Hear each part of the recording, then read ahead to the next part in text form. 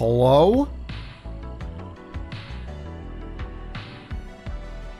Is this thing working? Hello? Hello? Can't hear you. Is it on? Hello?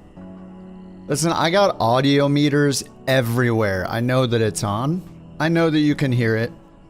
I cannot be lied to. Oh yeah, Bork VIP, there it is. Immediately stolen.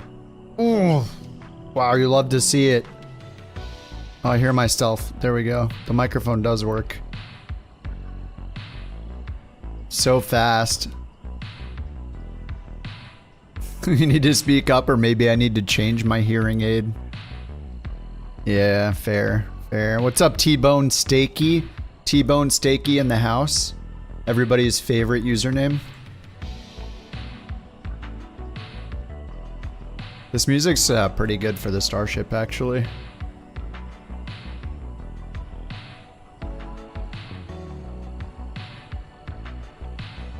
Hey, why did that just show up? What the heck? It's supposed to hide itself automatically. What the heck? Stupid script. Who wrote this script? Is it gonna hide itself again? Echo?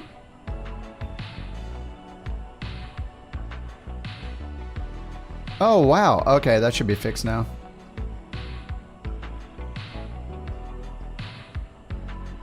Should be fixed now, my bad. I had to re-add the capture card. I deleted it by accident. I have a twin. That was pretty cool. Yeah, sorry, that was probably really loud too.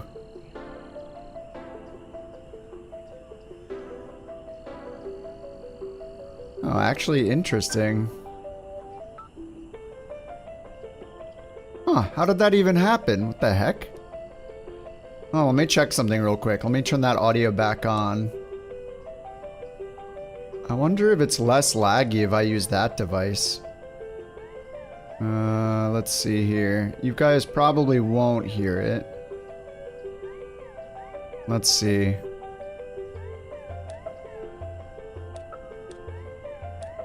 Huh. I don't even know how that's working. It doesn't make any sense. Oh well, I'll look at that later. Maybe I'll use that tomorrow. Alright, sound should be fine now. True simmer moment.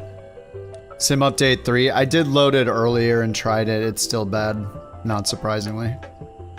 I don't know what they're doing. They borked it up a lot. They borked everything up. The thing is, the performance is still really bad. It's actually worse in the new build than the previous build by like 20%. They just keep making it worse and worse and worse. It's I don't know, maybe that's their goal. It almost seems deliberate at this point.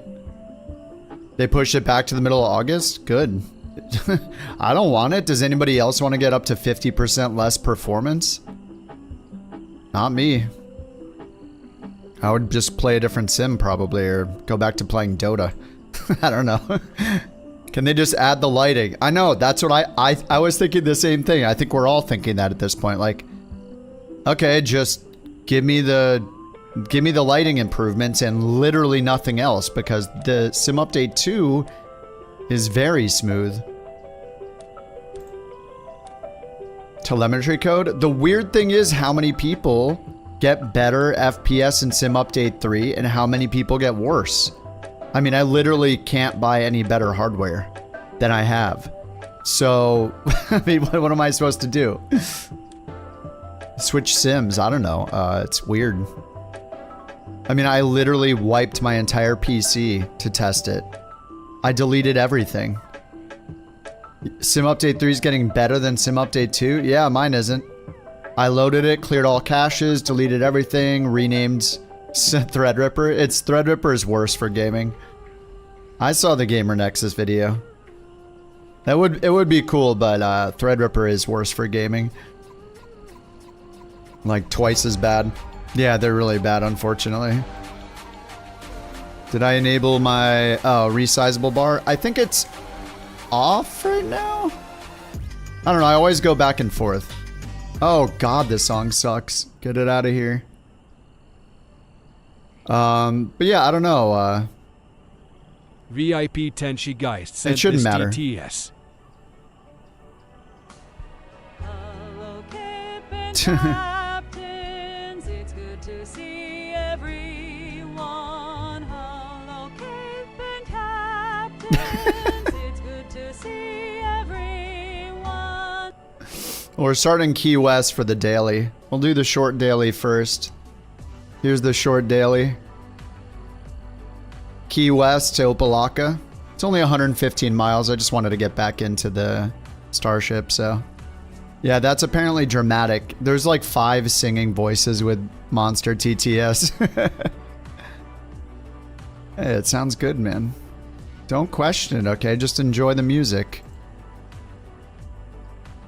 Will Flight Sim get better on console? Well, they are adding, I literally just before I started the stream, I watched Cowtown's video on because he does the Xbox stuff too, and there's a bunch of new sliders where people on Xbox can finally turn down certain graphic settings like airport traffic quality and density and all sorts of stuff. So, I mean, that's definitely going to make the performance better. There's a non-zero chance it's going to make the performance better. Yours is super laggy? What is laggy? The stream? Yeah, I have dropped 0 frames, and I have my own stream on, so unfortunately it's probably on your end.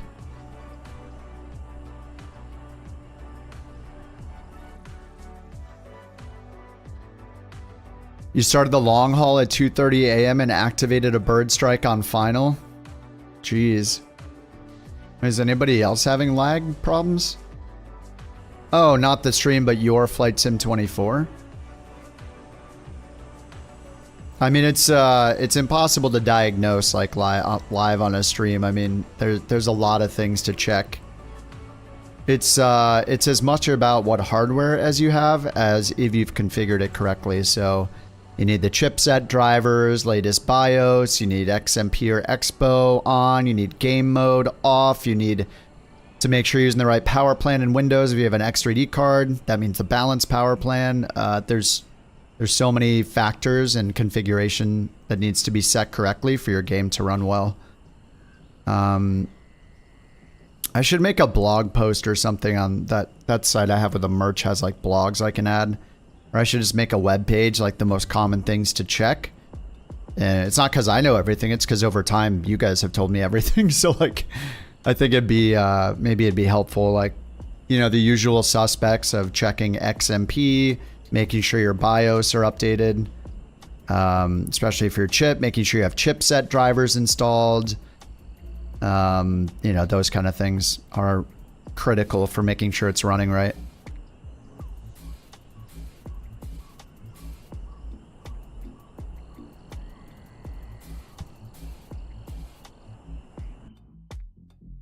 The LRM calculation, there's all sorts of landing rates over the course of a few seconds, and then it averages it. Oh. Interesting. Yeah, it seems like something like G-Force is way better to use in general. If it's a better calculation, I don't know.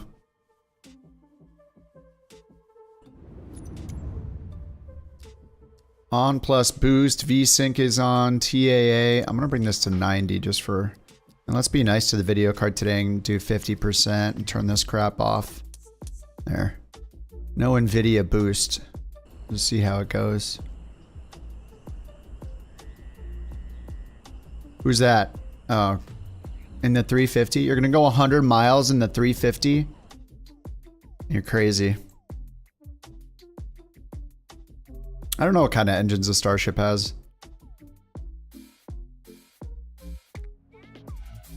Oh yeah, we need the tablet first. Alright, tablet, payload, external power.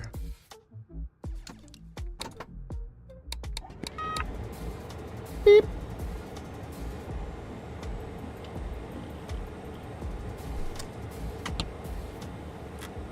There we go. You wrote a popular landing... Wait, which plugin did you write, Dan?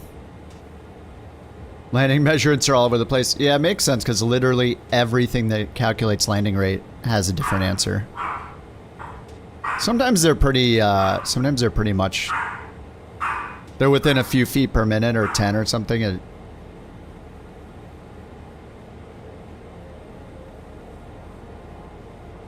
You know, when I'm not in the Phoenix, I can go here and turn the...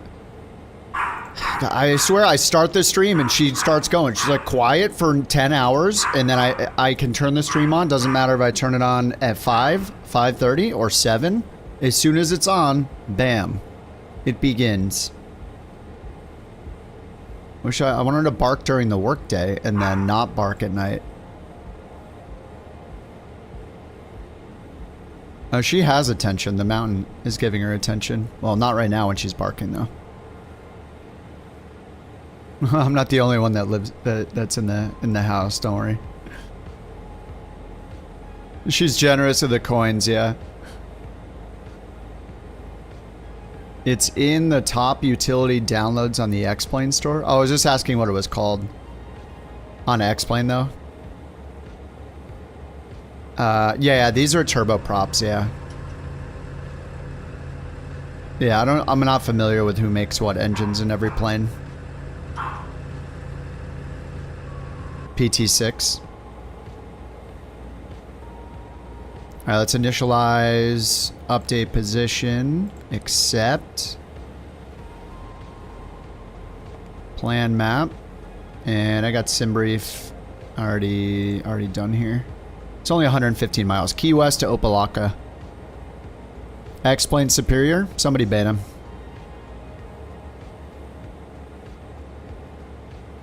What's up, Sid? How you doing? Yeah, the puppy hears you talking to us. Maybe. I don't know. What's up, William? How you doing? Okay, well, I'm going to import the route first before I put it in here because it'll mess it up if I don't. It's called a new landing rate display.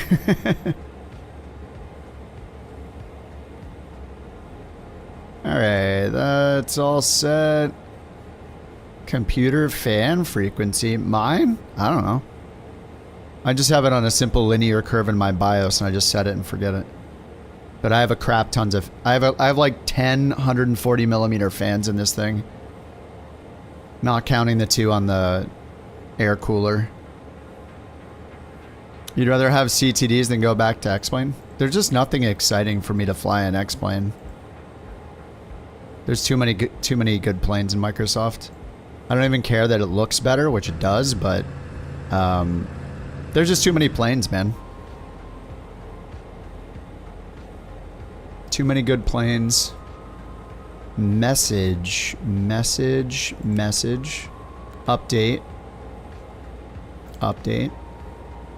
Alright, sensors. We'll use WAS on this one. So I'll go nav source, FMS1. And then let's get our flight plan in. Direct Carnu and the Deval arrival, the Deval 4. I guess I'll get Beyond ATC going, why not? It deserves to be loaded up. Yeah, the P180 is good. I haven't flown it as much as the Starship. I just like the Starship better. It just got more character. It's just cool, you know? I didn't get like hooked on the Piaggio the way I did the Starship. Yeah, the Vision Jet in X-Plane was super weird. It was a G1000, and it's not even a G1000 NXI because, as far as I know, the G1000 in X-Plane hasn't been updated for like 8 years or something, including the Reality XP mod, which I used to use before I played Flight Sim 2020. And I don't think it ever got updated. It's like, the avionics in Microsoft Flight Sim are so much better. More advanced, they're maintained, there are new avionics coming out regularly. Yeah, it's there's just not really any competition. Maybe there's a couple planes you really love, but it's really hard to compete. I wonder if I have a co-pilot now. I think I have to choose the co-pilot in my my identity thing, my profile. Alright, 17,000 feet, 1,600 on the fuel. We'll just ditch a little fuel. Alright, 1703 on the fuel. Oh, via the co-pilot here is... Nope, no co-pilot. Alright, stay out.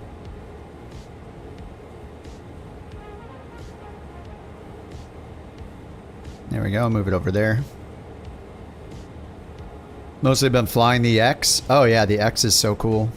The X, the Starship, the 777s, the Phoenix, now with the BFU update, and there's just so many things, dude. There's so many planes to fly.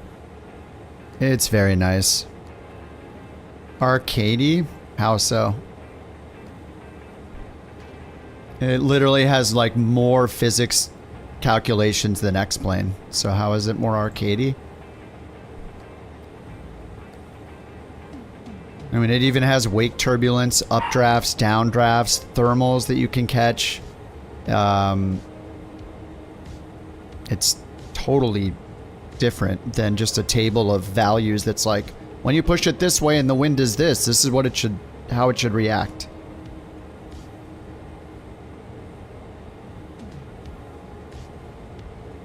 I still think that people think X-Plane is better because it's easier.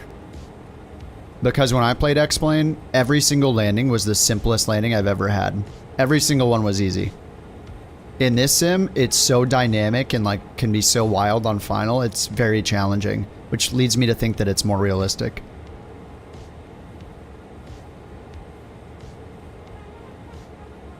Easier doesn't mean better. Let's get the engine started.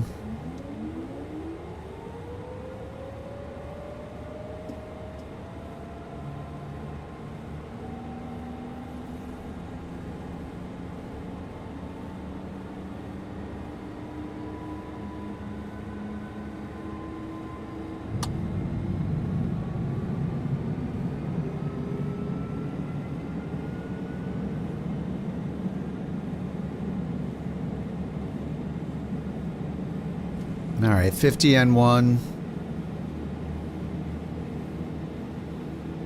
65.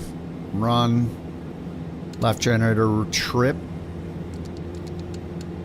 Right generator reset. And on. Good. External power off. Oxygen. Anti-skid. Bleeds. Alright, let's get rid of the GPU. Get rid of this.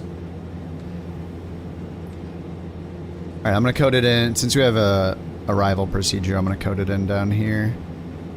So Key West is where we're leaving from. Oops.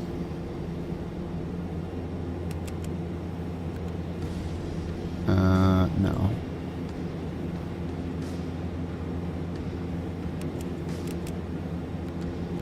Huh, how do I cancel picking one? Right, I don't want KE. Okay. Let's try this again. I messed up. Key W. Carnu. C-A-R-N-U. To Deval. D-V-A-L-L. To Weaver. To Famine. Ooh. To DHP.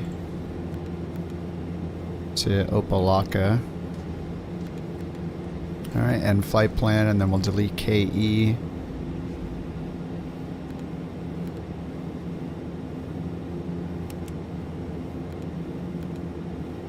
Alright, Key West to Deval, is that right? Oh, where'd Carnu go? Wait, how is Deval above Carnu? Carnu. I think there's some bugs with this FMS. Then Deval after this. Insert waypoint after. Deval. Carnu, Deval.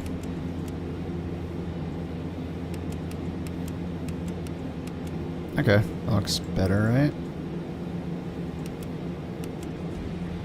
Carnu, Deval. What? How are Famine and Weaver swapped? Oh my god, they really need to fix this FMS. I love this plane, but this FMS is so wonky. Deval, Weaver, then Famine. It just like reorders everything for some reason. Duval. Weaver. Okay. Famine. DHP. And then KOPF. Okay, it like put in like a circle to land or something automatically.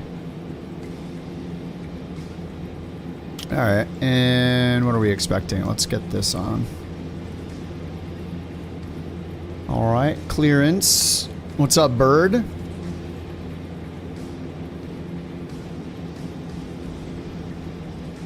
What's up, Sawyer? You're flying the Starship in Florida, in my neck of the woods. Of course, I'm not able to join. Hey, this is the daily, okay? I'm not flying because I want to, you know, interrupt your work. I'm just flying because that's what the daily is, alright?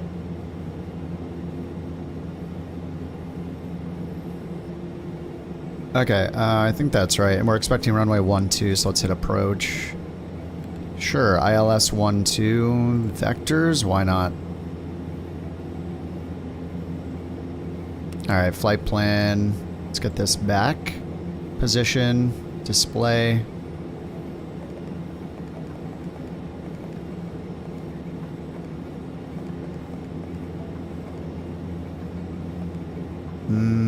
Position display. There we go. Zoom it in. Okay, I forgot the lights, so let's get these on. And we'll taxi. Seat belts and runway 09er.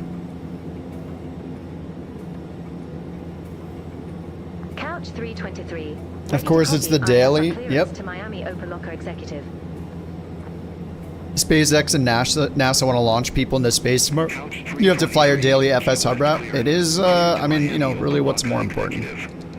Radar vectors Carnu, then as filed. Carnu as filed. 4,000 feet. 4,000. Expect 17,000, 10 minutes after departure. And 17,000. Frequency 124.7. Squawk 4150.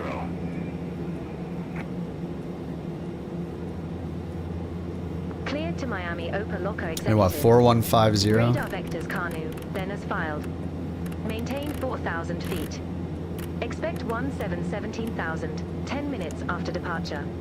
Departure frequency 124.7. Squawk 4150. Couch 323. Alright, 180. Couch 323, read back correct. Contact ground 130.875 when ready for start or taxi. We'll contact ground 130.875 when ready for start or taxi. Couch 323. Take care. Thanks. Take care.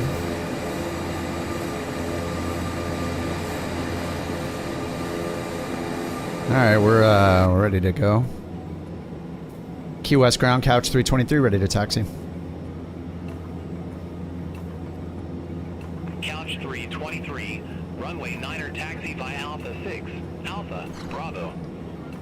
Alpha 6, Alpha Bravo, taxi lights on. Runway 9er taxi via Alpha 6, Alpha, Bravo, couch 323. It's Alpha 7. Alpha 6.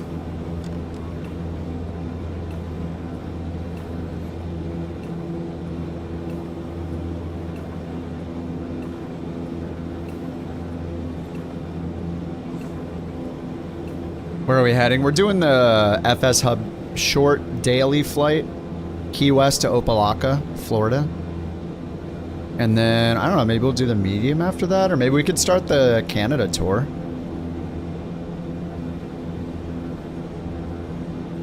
Or maybe one of the other achievements.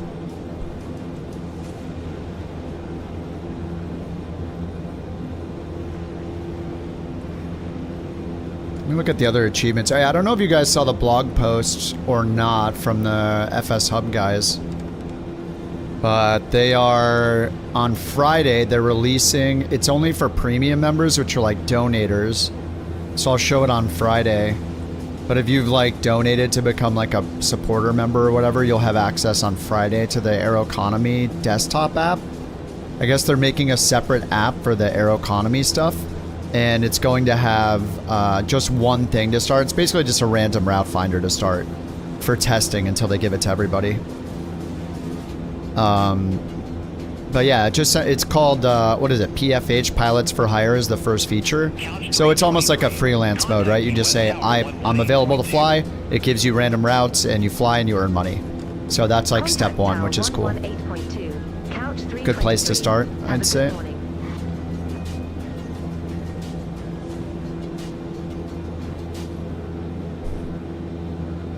We'll see how it goes.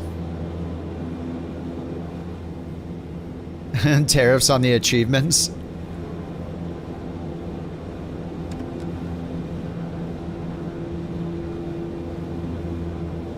QS Tower, Couch 323, ready to go runway 9er. Oh, I'm sure Q has that other livery on. I didn't reinstall it yet. Yeah, air economy close to features added. Yeah. I'm sure they're excited too. Alright, fly runway heading 9er cleared for takeoff. Fly runway heading, runway 9er, cleared for takeoff, couch 323. Alright, anti-collision, nav, and the other lights, no smoking yet. Soon though. I don't know what Maddie thinks he's doing, always flying this plane. But I am so glad I don't have it installed. I guess that's one way to get by it, is just never install the plane and then bam, you can't have bad performance because of it.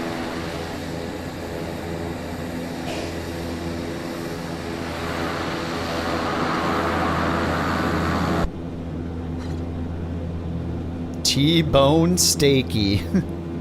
What is T-Bone Steaky's tail number? 17234? I thought it would just say steak on the back or something. Or like a shortening of medium rare.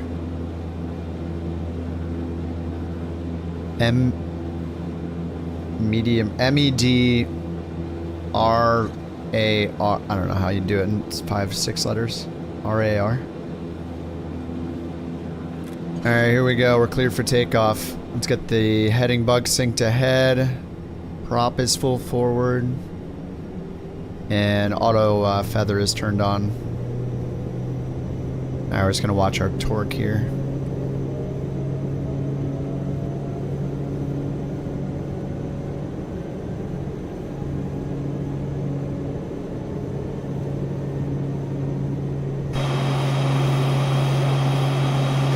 Takeoff. Clean for takeoff.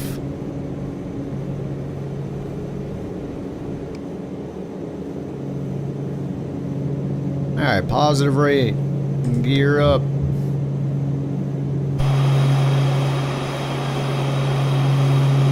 And they said fly runway heading, so we'll do that. Couch 323. Contact. Alright, 400 feet. Prop sync on. And we'll get yaw damper on. Contact Miami Center 124.7. Alright, over to Miami Center. Have a good one. And let's get the power back to 90. Miami Center. And let's call it 89. 323, 1,000 feet. And 1600 on the prop. Couch 323. Miami Center. Radar contact. Climb and maintain 17,000. Altimeter 3003. 17,3003. 17,000. Altimeter 3003. Couch 323. Alright, 17,000 IS profile and heading mode. Probably give us a turn now. Let's follow the flight director. Turn left, heading 035. 035. Turn left, heading 035. Couch 323. Miami Center. Sophia Oh, 035, not 305. Level 280. A little bit different. Sophia Jet 50. Alright, there we go, 035. Radar contact.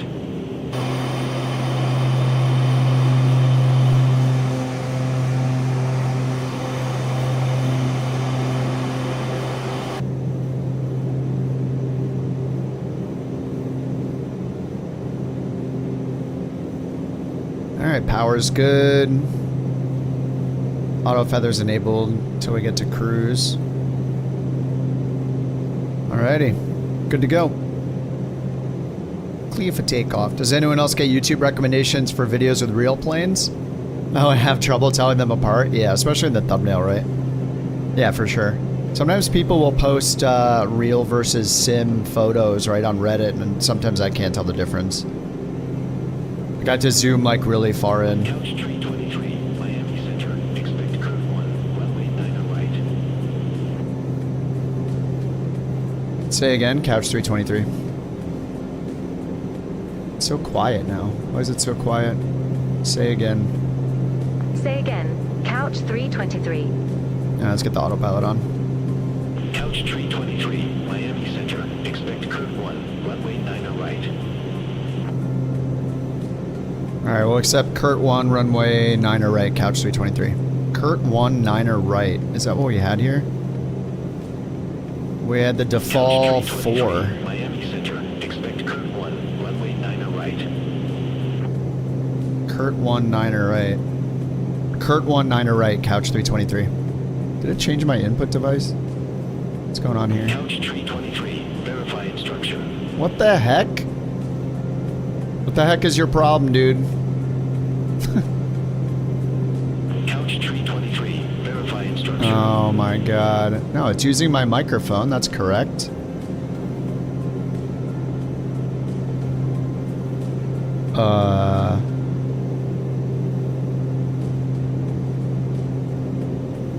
Let me test the mic. Start the test.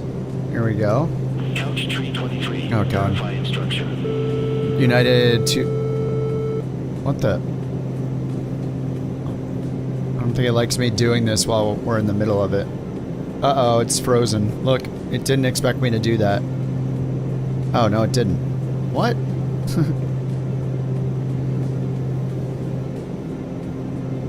Couch 323, Miami Center. Kurt 1, runway 9 right, Couch 323.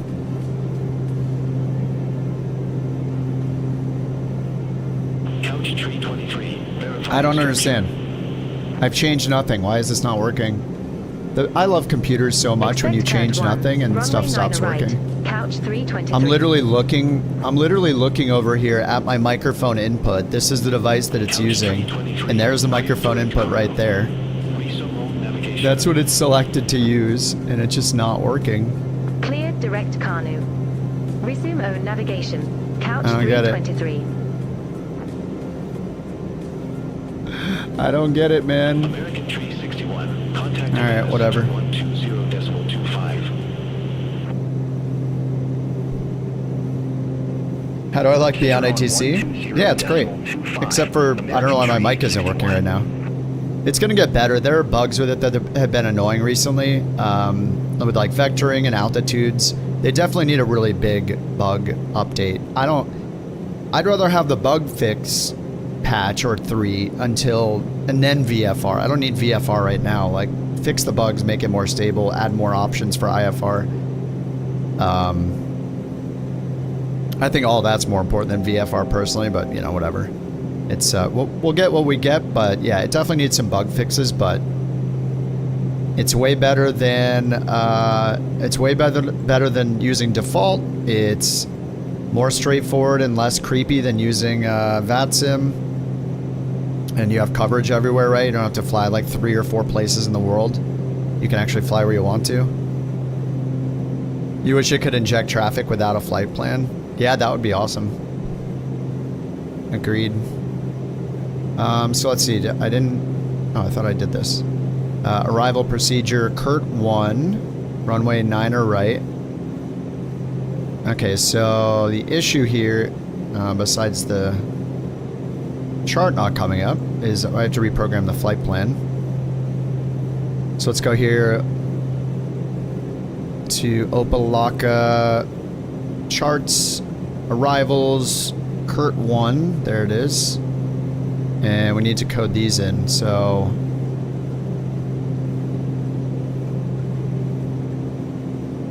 Kurt 1. He didn't give me a transition waypoint, so we just go direct to Kurt, I'm guessing. So instead of Deval, after Carnu, our flight plan was just Carnu and then the arrival. So now our flight plan is going to be Carnu, and then we're going to start this one. So we're just going to go Kurt. And then I'll delete the other ones after Kurt. So Deval, delete, Weaver, Famine, DHP, Jarno, deleting approach. Okay, there we go. So we're Carno to Kurt, and then after Kurt we have Razzly. So Kurt, insert waypoint, or Razzle, I guess. Razzle, and then after Razzle we have, they said runway 9er right, so that gives us Degenro, Dragon Row.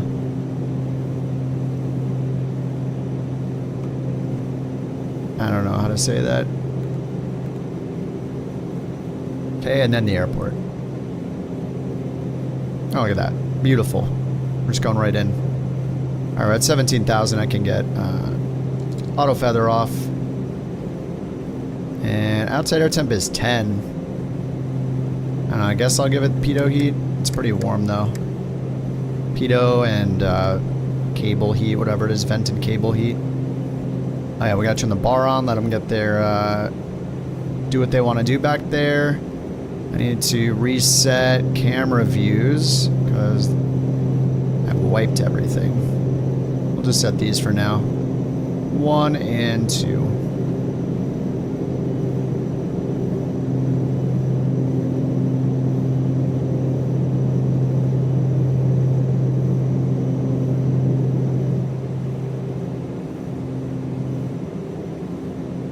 Hey Kip, why do you prefer the Starship over the Piaggio, even though they are similar aircraft? I don't know, this one just has like retro character, you know? Look at it. Look at all these awesome CRT screens, custom avionics.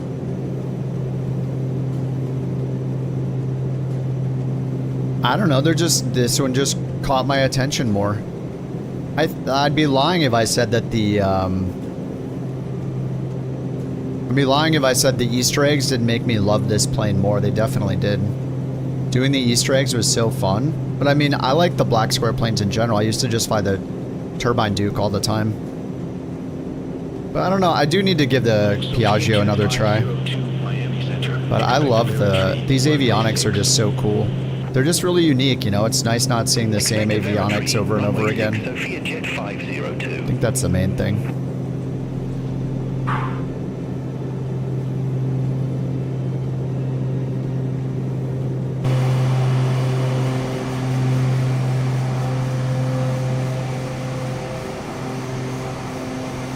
I mean, it's a weird looking plane, that's for sure. Looks like it has a giant mustache. It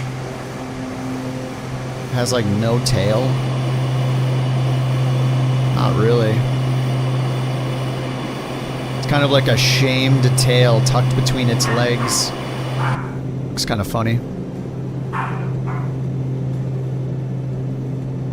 Uh-oh. Just going nuts. You know, it's not good for my sanity, but it's good for the Bork economy, I guess.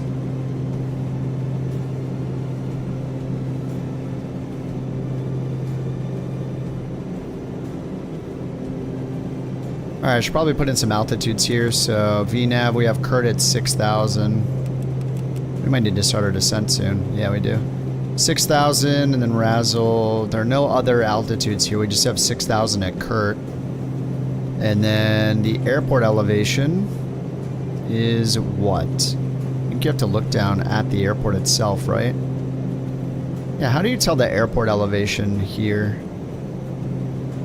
Landing east, use runway 9 left. Maybe it's not even on this chart. What's AD elevation? Aerodrome? Is that the airport? Elevation is 8? Let's check here. 10 feet. Yeah, it might be. It might just be that. Okay, so I'll put in like, I'm gonna put 1,000 here. That means right over the airport. So before the airport will be above 1,000. I'll just put that in for now. Just a quick guideline. Miami Center, couch 323, ready to descend. Alright, we're ready to go. You're hooked on career mode again? Wait, what career mode? Oh, in the sim? Descend via Curve 1 arrival. Miami Opa-lawka Executive Airport landing runway 9 right. Altimeter tree 006. Alright, 06 and descend via. Nice, good job. You should just do that every time you have a sit or a star. Just descend via, descend via, descend via every single time. Alright, 6,000, we need to go 1,100 feet per minute. We'll just hit vertical speed. And I'm going to use a shortcut to pull the vertical speed down, but it's right here, this guy. Go 1,200 feet per minute to match the VNAV screen. Pull some power back. Contact Miami approach. Couch 323. Have a good one. No, you have a... You're the one who has... You're the one Miami, that's going to have a good one. Couch 323. 16,700. We have whiskey. Excellent. Couch tree 23, Miami approach. Altimeter tree 006. Expect the visual approach runway 9 right. Altimeter 3006. Expect the visual approach runway 9 right. Couch 323. Visual 9er right.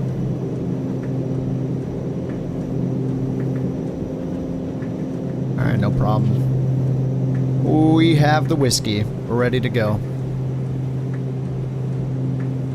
I actually have a little caffeine here.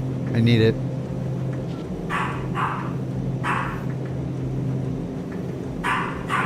Wonderful.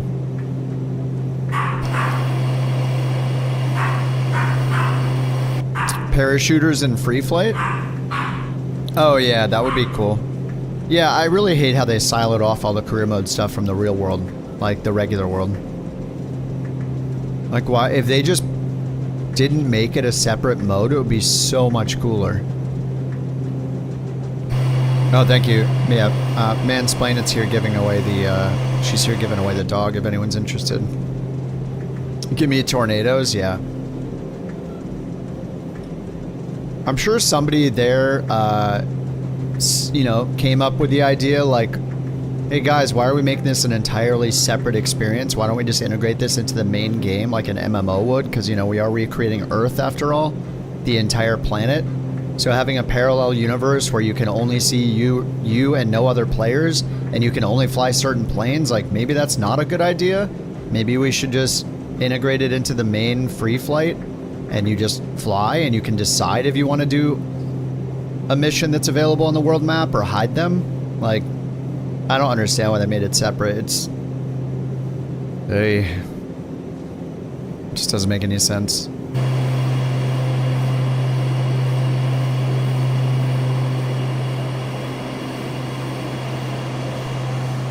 Like now you have to treat everything separately.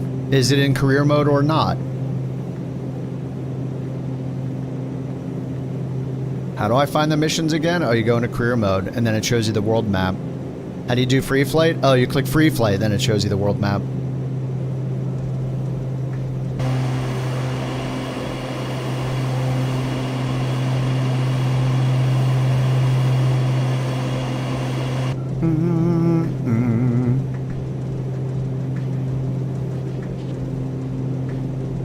Alright, I should probably get this. Oh, this is set already. This should be at 500 minimum, I guess. It's at sea level, so we'll do 500. Going 250 knots. Let's see. Yeah, we're like right on the profile. 1,200, 1,200. Down to 6,000 feet. Oh, I never turned on nav mode, did I? Did he ever give me direct? Anyway, we're kind of going the right way. We'll go direct Kurt, I guess. Probably a good idea. Birdstorm mod, yeah. You're slowly getting most of the career mode features dragged over. Oh my god. Bird is just single-handedly doing what Microsoft should have done with their team of however many hundreds of employees they have working on this. Yet he's just one man doing it all himself.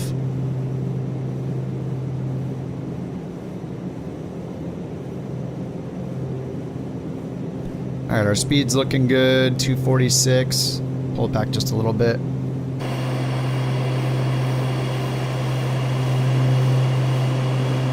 They might have cleared direct, but yeah, that does happen pretty often. I'm not sure if they ever told me to go direct. They said descend via the Kurt 1 arrival. Yeah, cleared direct, Carnu, resume on navigation. I forgot it. But it is true, yeah, that pretty often it will just not do it. Especially if you don't have a SID. But yeah, I don't I want Beyond ATC builds that are bug fixes right now, personally. I don't want VFR experimental yet. I want the bug fixes. They need... And I feel like they didn't do enough of IFR. Like, they could have kept going. Like, why not do diversions first? And then, I don't know. It just seems like it's... like, it needs to handle, like, knowing our altitude, telling us to expedite our descent, give us better vectors if we're too high or too low. There's just too many things that happen, that are bugs for months and months and months. So yeah, I wish they would prioritize the bug fixes that we see every single flight instead of working on new features. So hopefully we'll see more bug fixes and not VFR next, or maybe we'll see both. But yeah, the existing bugs are... It's frustrating how long they've been in there.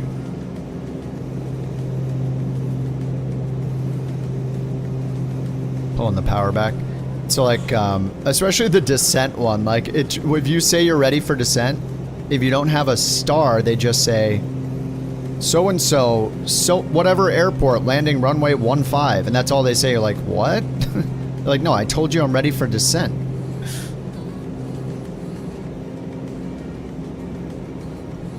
Rigidness of phrasing, yeah. That's why they're switching to SI. I mean, sure, but if you want to pay $25, $30 a month, whatever it is, and have to pay more for more access and pay more for all the, you know, I don't know. It's just,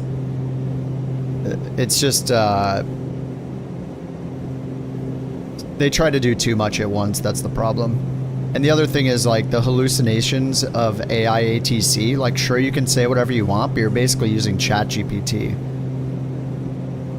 So it's going to do weird stuff too. It's not like one is perfect, but at least Beyond ATC is built up from the ground to be an ATC thing and not a generic thing being convinced to be ATC.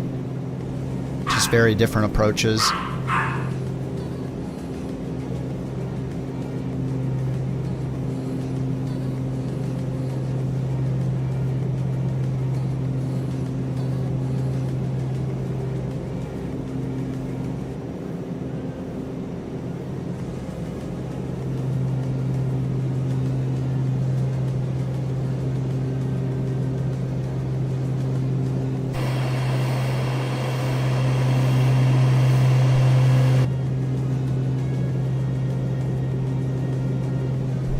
Gonna have to mute myself for the entire stream and do a no mic stream when she's so crazy. Alright, Kurt, right turn, Razzle, DGNRO.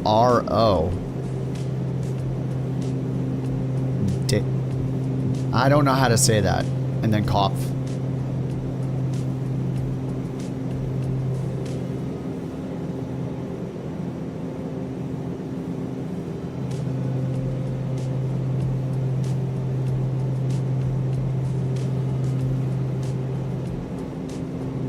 Face cam only, no microphone, and then you have to read lips.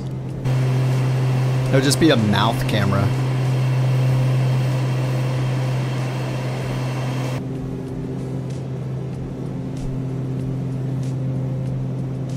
Alright, check VNav. Okay, 1,000. Slow the descent a little bit. We're 1,000 away from 6,000. And they said descend via, so we're gonna need them to give us another... Well, they haven't told us an approach yet, right? They just said, oh, visual approach 9, right? Okay, so there's, let's see. We got a flight plan approach. Is there an ILS? Oh, that's 9 left. That's not right.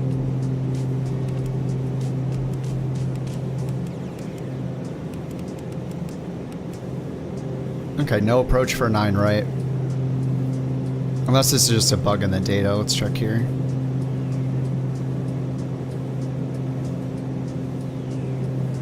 Nope, only approaches for 9 are left.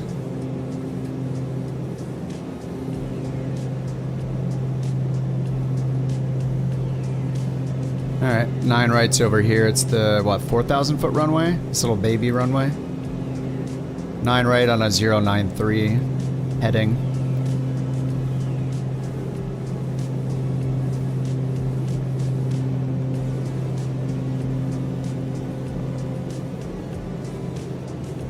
Alright, sync the heading bug. We're at 6,000 feet, so we need them to tell us to descend.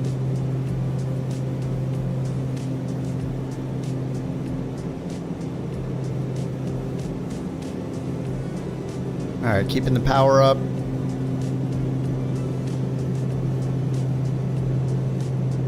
Bar is still open.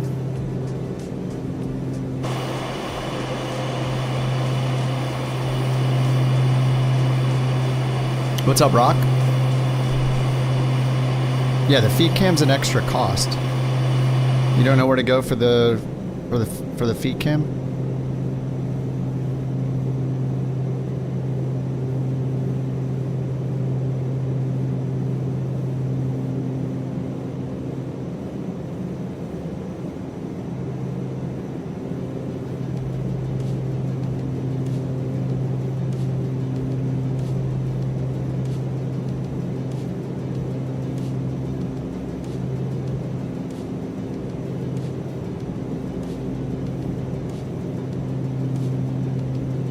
There we got Razzle, DGN row.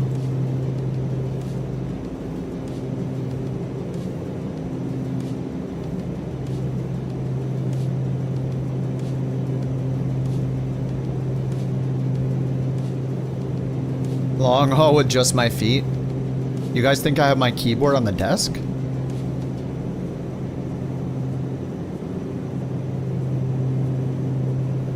Outside our temp's 27. I think we can probably get this off. It is quite warm. Oh, it's 60 degrees in here? Nice. It sounds horrible.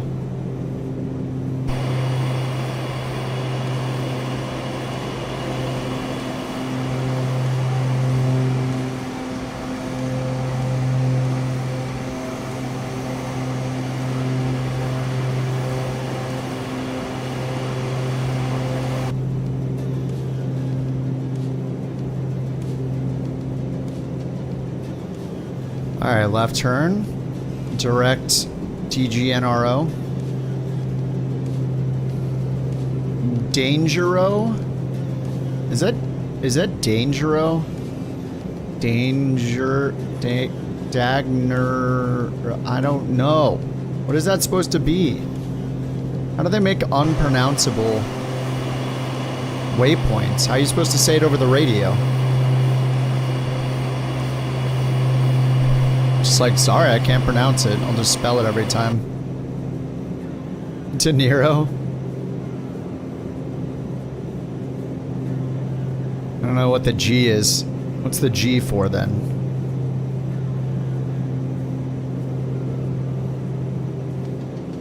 Plus De Niro, Florida.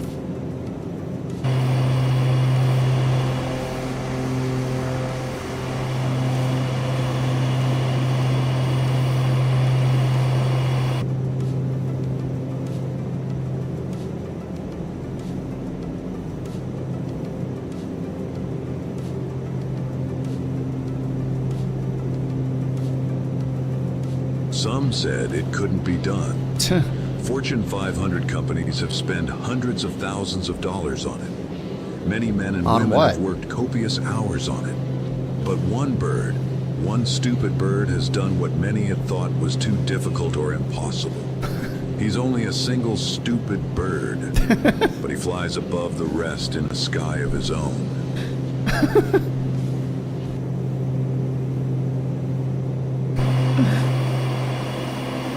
Yeah, yeah.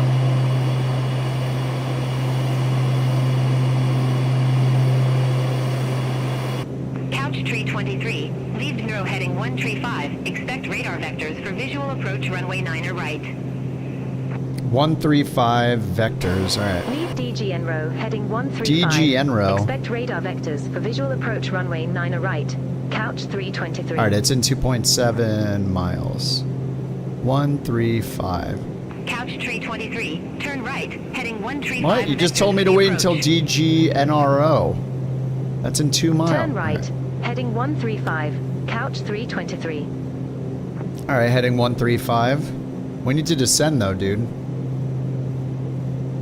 Like, we need to descend right now. I swear, it just doesn't look at my altitude. Couch 323. There we go, there we go. Descend, maintain Okay. 4000. Altimeter 3006. Okay, it's doing it. Nice, nice. Vertical Descend, speed. maintain 4000. Altimeter What's our ground speed? 3006. Couch 323. 260, 1300 feet per minute. I'll do 14. All right, I spoke too soon. Couch 323. Airport is at your 11 o'clock, 17 miles. 17 Report the field miles. in sight. Oh yeah, I definitely have the field in sight. Couch 323. Oh god. Couch 323. Cleared visual approach runway 9 right. Cleared visual approach 9 right. Couch 323. Starship alarm is scary. Wee, wee, wee, wee, wee, wee, wee, wee. Stupid Bird, thank you for all your contributions.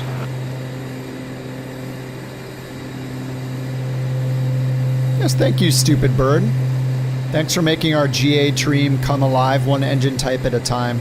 You know, it's been a while since I've flown it. Maybe, yeah, you know, I should do a single engine cross Canada, like maybe do the Centurion or the F-33A when we do the Canada tour to dust off the old bird mod there. It's been a while. It's been kind of a really long while. F-33A is.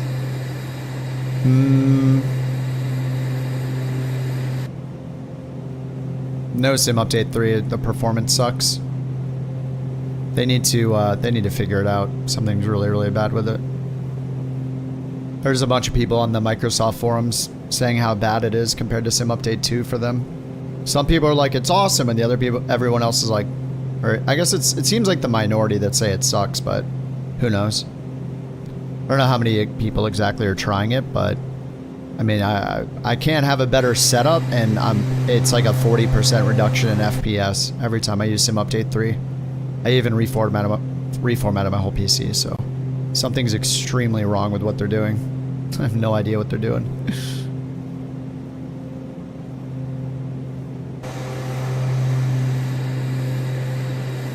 I don't know what full frames means. Full frames? Couch 323. Contact open. You mean you're getting the same frames as SU2? I reinstalled Windows. I did. Over to tower 134. There's nothing wrong with reinstalling Windows, but I'm not going to do it unless I have to. If you have like one piece of software that's not working, you do not reinstall Windows. It's not that reinstalling Windows is bad. It's just not the first thing you do. Yeah, it didn't even help me. And I mean, I've reinstalled Windows every time I've got a new hard drive. The point was never, I never said don't reinstall Windows. I said the first thing you shouldn't, like, that's not the first reaction. It's like hacking off a part of your body because you got a scratch on it. You know, it's a little drastic.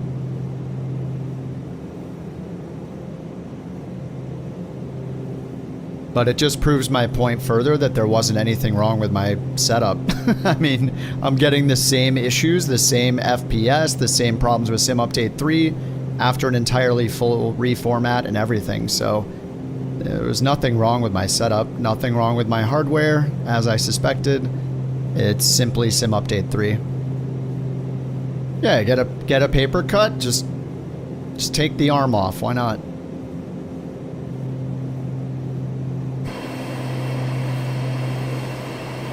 AMD? Well, I switched though. I've been on 2 different video cards. And the 9950X3D is a beast. They said runway 9 right, clear to land. Did I fly past the airport? Wait, they didn't give me another vector. And they didn't give me a descent. I don't even know where it is now. Wait, they didn't tell me to descend anymore? They didn't tell me to turn? It's to my left somewhere. I guess I did tell them that I had it in view, so... Alright, it's behind me now. Let's turn around. I was waiting for it to tell me something else and wasn't really paying attention. I guess it's my fault. Alright, let's turn it around. Let's go back to that last waypoint. True in every other application on the planet? Yeah. When you're the exception to the rule, you're the problem, you know? If literally every game runs great, but your game doesn't run great, it's your fault.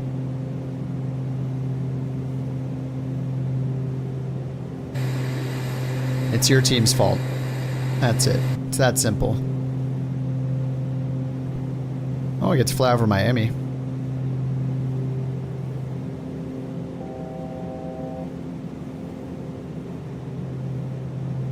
Vectored you into a mountain? Yeah, I mean, no ATC vectors people well. Literally none of them. They should all rely on SARs and approaches and just clear people for the approach. That's it. Like, clearly vectoring is such a big problem that not one software that's existed can get it right. And get altitudes right either. So, like, either it's a lack of data or, like, who knows what. But it seems like nobody can ever consistently get it right. So... you just need to rely on the approaches. Just clear people for an initial approach fix every single time. Like, that's it. Start there. Once you get extremely high confidence in being able to vector and give altitude changes without the needs for the instrument approach or the star, then go ahead. But you got to start with the surefire thing. Like, do they not have the MVAs or something? Like, they must not have MVA, the minimum vectoring altitude data for each area either.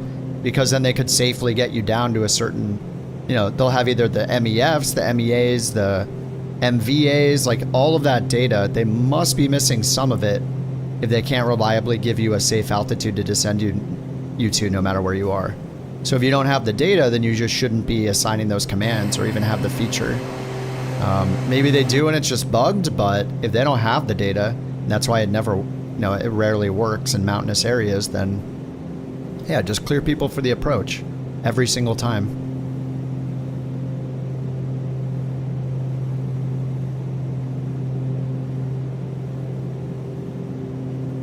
Alright, let's get the prop sync off, the auto feather on, prop is full forward. I'll wait till I get on final. Alright, landing predictions, here we go. How far out are we? 6 miles out to the right.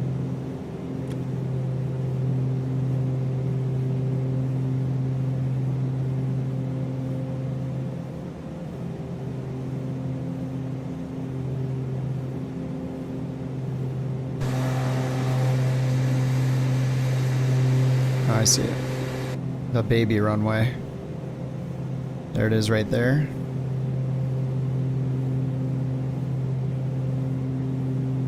Alright, get your landing rates in.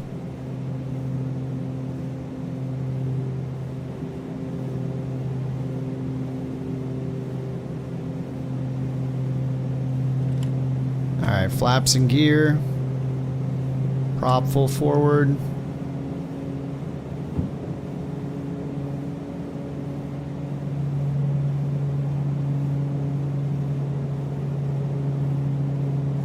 Give it a little slip.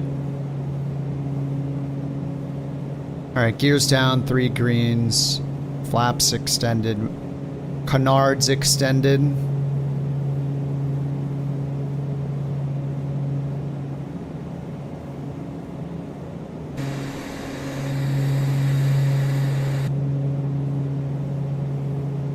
Going on nice 2,000 feet per minute.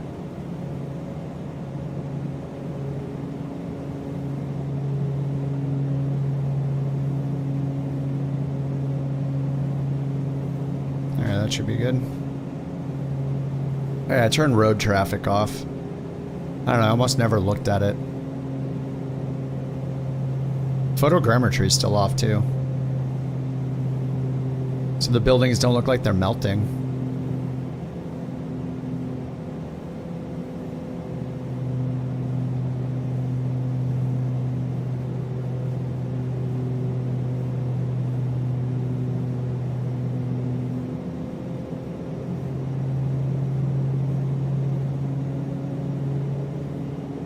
Alright, baby, runway 9 right.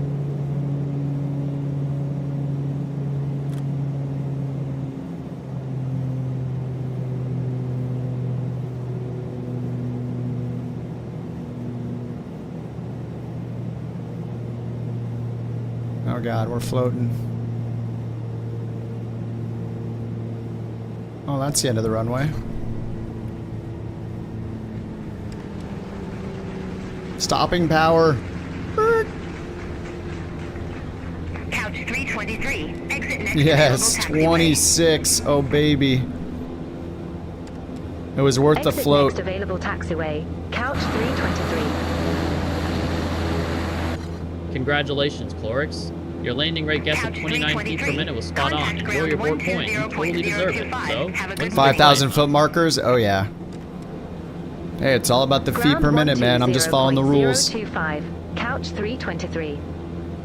Clorix in the house. Dude. Hey, Clorix, on Friday, I assume there's no policy against streaming the, like, early, supporter access to the air economy stuff, right? I didn't see any mention of that. I just assume it's fine. I mean, anybody can be a premium member, right? So I guess there's no restrictions. Since anybody can just donate, become a premium member, and then have it. The interface looks good. It reminds me a lot of that Next Flight Sim, or Next Sim Flight website. Looks good.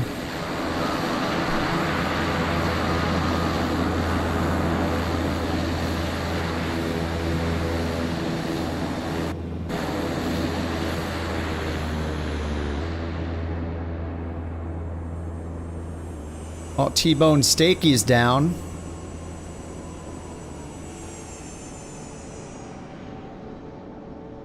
Captain Hook's here.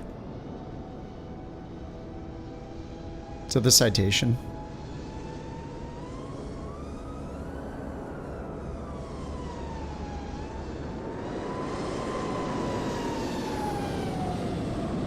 You know it's the Citation X.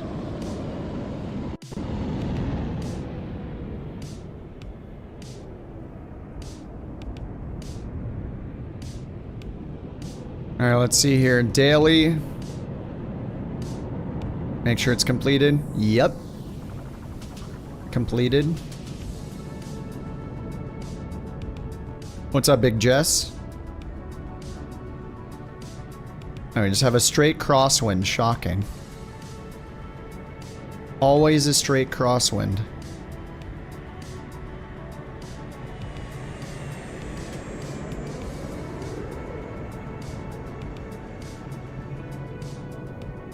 The King Air. Whoa, that crab. Super crab. That was quite the crab. What's up, Ren?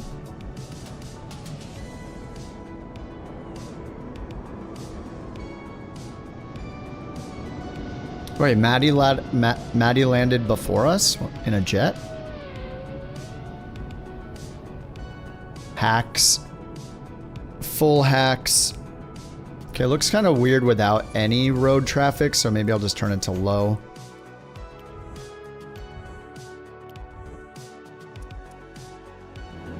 Looks a little weird.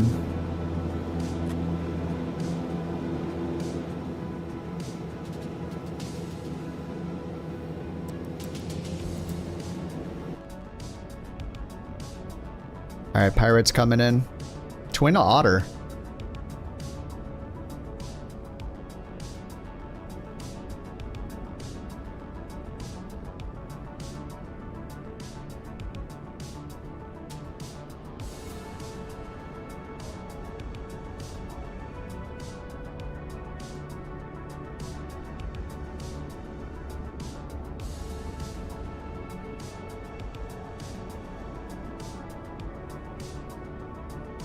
Alright, here comes Jimbo. Oh god, what are you doing? What just happened? He looked like he was fine. What is he doing? Sidestepping to another runway? Oh god.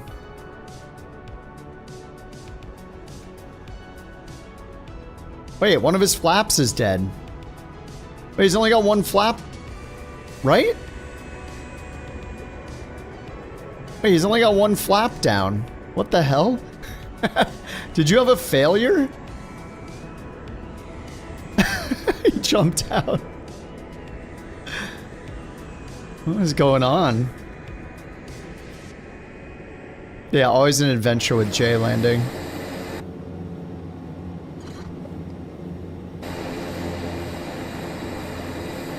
I had my button on ready, ready to call the trucks just in case. They're all down?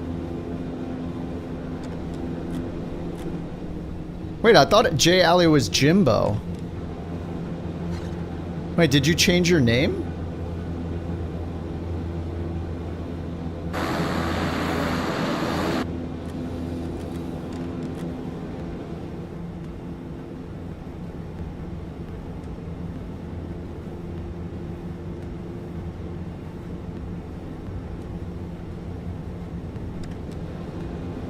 Yes, Peeve, that's fine. Might be a little hard to manage, but yeah.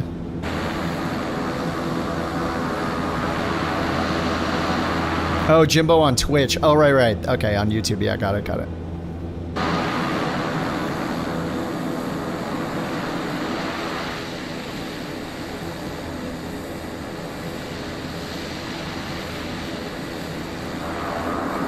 Okay, so we start another achievement then?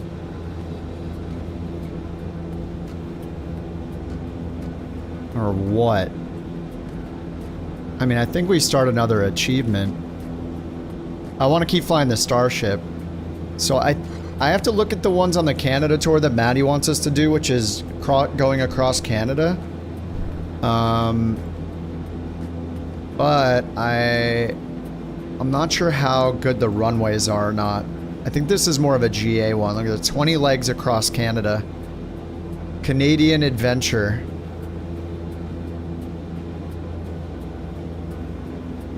Bird might make a better one. Well, I mean, we still have to do this one though, right? 101 miles. I mean, these seem like they might be okay. Runways. All right, 3,700 feet. Hard surface. Okay, 4,000 feet. I think the Starship needs like 5,000 or 6,000 feet, but maybe I can do it. Maybe I can do it with flaps down. I think we need a lot of distance for the Starship. It seems to take a... If I do a hot start, I mean, it's worth trying. I mean, we could look at the other ones that are available too. Did we finish? We didn't finish UK Cities 2, but these are longer routes. These are like 250 miles plus. Yeah, more than 250 for each one, so I'd rather do ones more like 100, 150 max. I think that would be good. Appalachian Trail, we've done that before on our own. Oh, the Cannonball Run? Oh, I have a friend that did this. Wait, is this all... Manhattan to Redondo Beach? Oh, these are probably pretty long then. 277, yeah. Okay, that's a longer one. That would be fun too, though.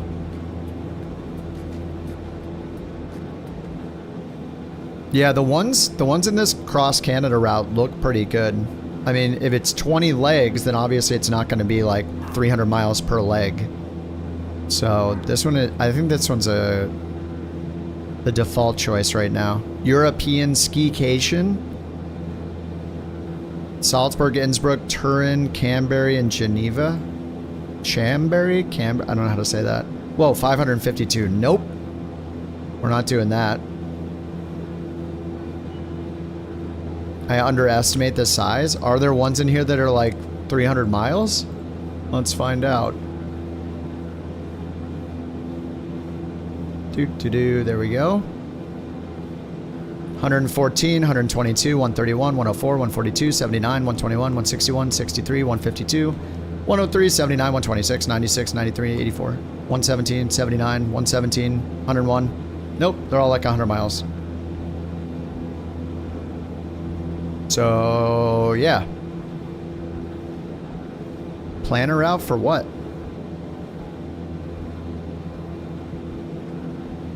I just want to work on an achievement. Princess Juliana, Euro Cities, earn your salt. It's just a salt canister. Oh, a map? Oh, okay. I just looked up the numbers. It's east to west across Canada. That's what it said, east to west. Continue Amelia. I don't know if that's a Starship style one or not. I feel like I'd want to dust off a really old school plane for that and learn something else, like a DC-3 or something older school. Just to learn a new plane and have it be more old-timey, you know, for the Amelia one. Because she flew the Electra, right? So something in that vein would be pretty cool to do and to learn another plane without just flying the Starship or something modern on it. All right, let's just do this cross Canada one. I mean, we can start it and see if we hate it, we can try something else. But at least we won't be sitting here just yapping. Okay, so this is cross Canada, west to east. And let me paste that in. This is the FS Hub link. But I mean, as long as you fly the same flights I'm doing, then it'll count. If you're tracking on FS Hub. Alright, CZZB, CYDC. 101 miles, sim brief it.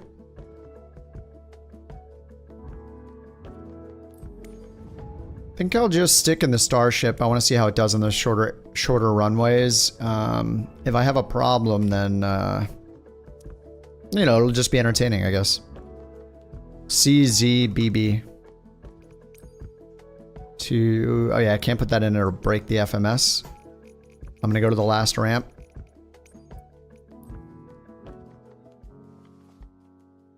$7 a.m. Starship. Alright, we'll just get rid of... I'm not gonna do Beyond ATC. Actually, let's not do Beyond ATC. I'm gonna go and inject the live traffic just for some extra things to look at. So, preset, all players, and live traffic injection. Why not? Just so it's a little busier. Starship with VORs. Oh yeah, that could be fun too. I'm down to do VORs. So let's see. I wish I could set it as like VOR default. I mean, maybe it is going to be a VOR thing. Let's see. Sensa T800 YDC. So I have to go all the way down here, right? Route calculator, legacy VOR. Legacy VOR, generate flight. Or do I have to click something down here?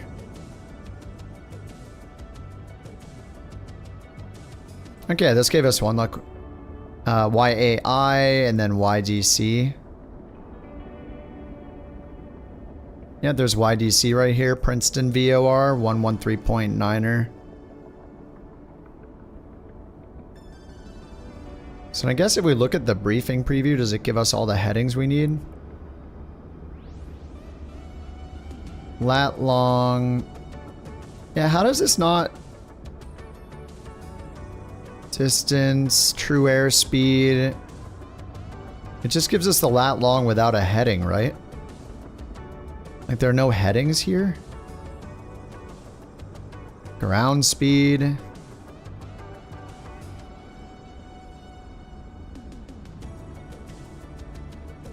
He did a flight plan with VORs? I'm gonna have to find, if I'm gonna do VORs, I'm gonna have to find each one individually anyway. If we're gonna do it with just VORs. And like turn off the GNSS. Which we can do, that would be fun. Payload, external power.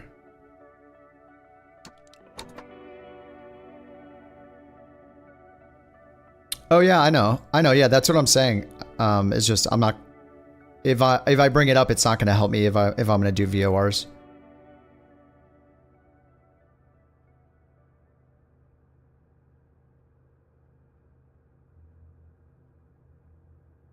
But if you guys want to do VORs, I'm down. It's fun. This thing is a VOR powerhouse too. This thing is great. We got DME, we got 2 radios. It's easy to flip-flop between them. You get a whole page on the nav screen of like 4 or like 8 different VORs you can toss in on memory. It's awesome.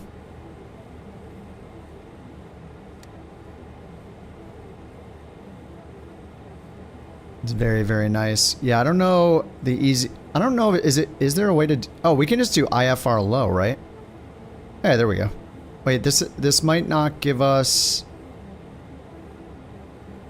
Okay, it does give us the radial. I wish I could get... How do I get rid of the route that's drawn on it? Because then I might actually be able to see the radials without having to do this. Like what it... It's not even connecting to another VOR, right? Yeah, shouldn't it be going up to here?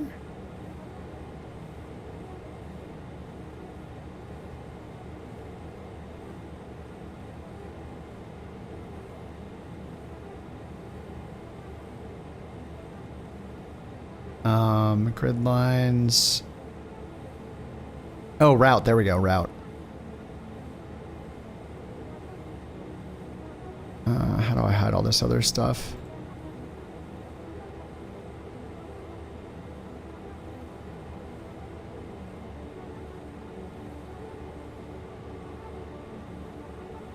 It's like too detailed.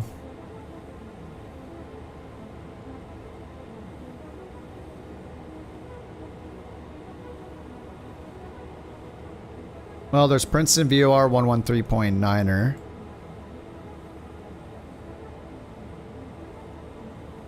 I mean, it seems like we would go down here. Like, we should follow one of the Victor Airways.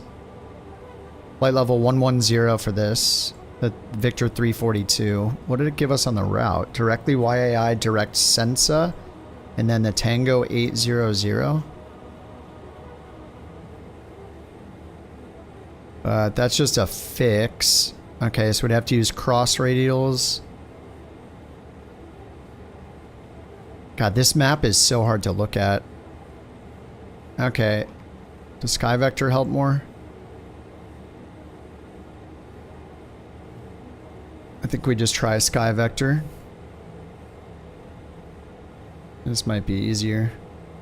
CZBB to CYDC.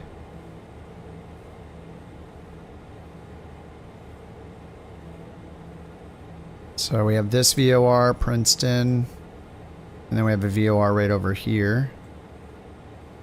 Pitt Meadows, but they're not connected by an airway.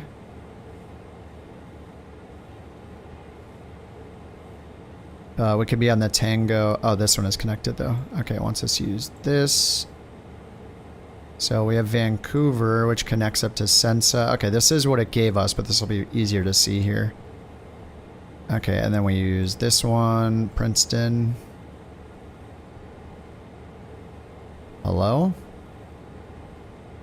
What the? No. Connect this. It's even there. YVRT. Okay, it just wants us to go and go directly to that waypoint, I guess. 10,100 feet, 9,000 feet. And then on the T800, yeah, we're at 9,000 feet. Alright, so we're going from Princeton to Vancouver. Or no, it's Boundary Bay. We'll probably use this VOR to get there, because once we get here, we can turn off, we can use this one. And then go to the airport like that. They both work, I guess.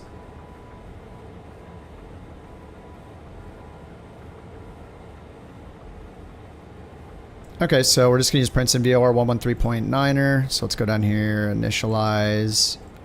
Let's go to system control, and I'm going to go to sensors and just turn off both of these, Omega and GNSS, so we're not going to get our positional map at all. And over here, we'll just leave this on like performance or something, and we're just going to use the HSI.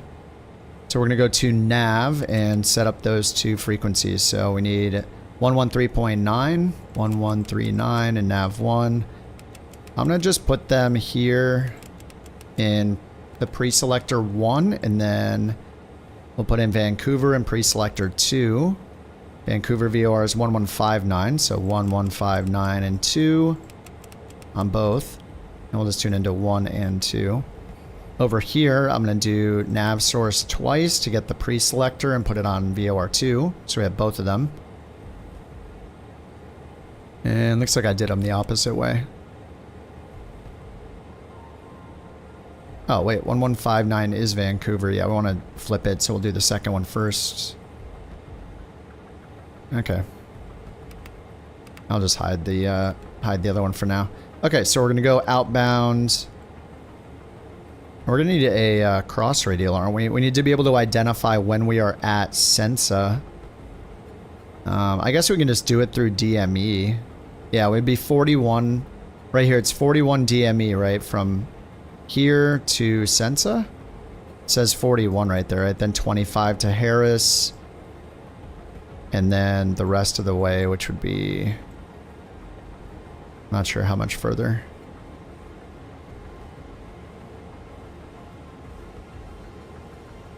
Okay, so yeah, we just use DME to know when we're at Sensa, and then we switch over to go inbound on the Tango 800 airway directly to Vancouver VOR. And then we'll break off at some point to just go to the airport.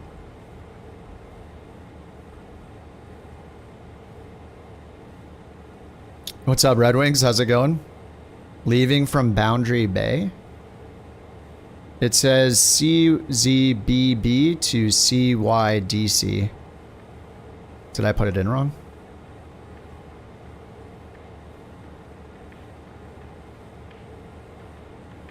Oh, wait, we're going... oh, yeah, sorry, we're going east. Oh, yeah, I'm looking at the opposite way. Smart, smart. Yeah, we're way closer to Vancouver. Okay, yeah, we're going east. For some reason, I thought we were going west to east. Okay, so let's... so I did have it... 115 and then 113. YVR 5 miles. Okay, so then we just go outbound on this radial, which it's not showing us. Doesn't it show the radial? This is an airway. It should have the radial right here, so we know exactly what radial to use. It doesn't have any of the radials, right? VIP Tenshi Geist sent this TTS.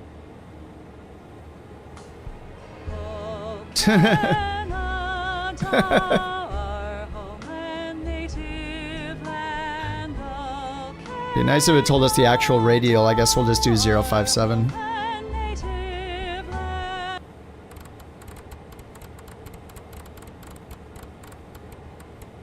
Alright, 057 outbound, so we're going east, and then eventually when we're at DME, who knows what, because I don't know the... oh, it says 70 miles here, but on the actual chart it doesn't really help us. We need to be at least 9,000 feet here, and then over 10,000 here, so let's just do... east is odd anyway, right? So let's do 11.5. Alright, 11.5, and then on nav 2 we have this guy, the Princeton VOR 113.9. Okay, and then we got both the DMEs over here. We got 100 miles to go. Let's get the engine started. 1 and 2.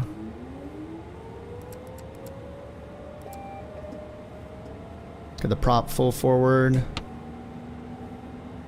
Alright, waiting for 17-ish. Okay, introduce fuel. And we got prop full forward. Get that in idle. Alright, waiting for green.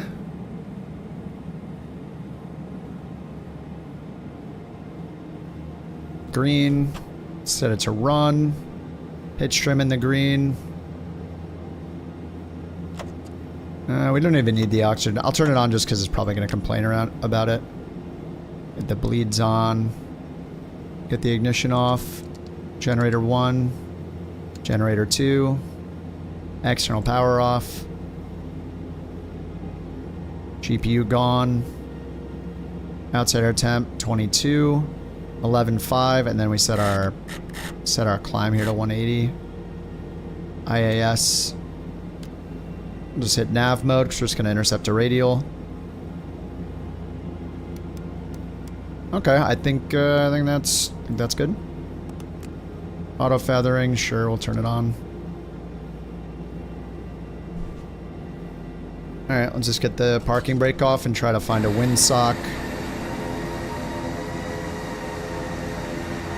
Windsock, windsock. Where's the windsock? My favorite game. The where's the windsock game. Oh, there it is. Alright, it's kind of pointing that way. No, is it pointing towards us a little bit? I think it's pointing towards us a little bit.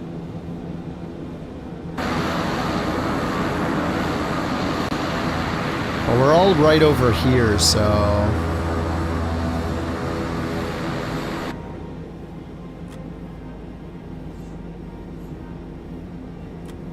we'll see how it looks. You're all leaving on 2.5. Speed running again? I feel like it took me way too long to dial in the frequencies. I feel like we're slow running right now.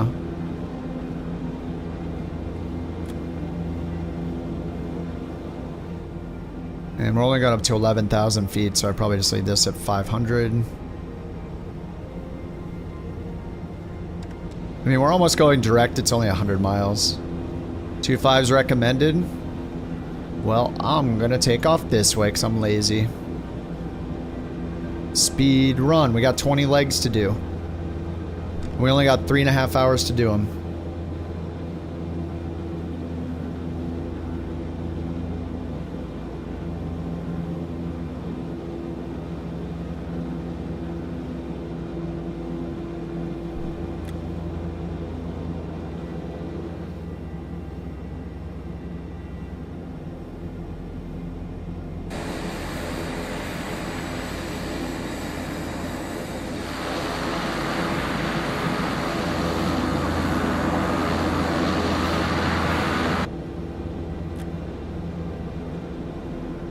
Alright, I'm gonna get flaps down for this takeoff.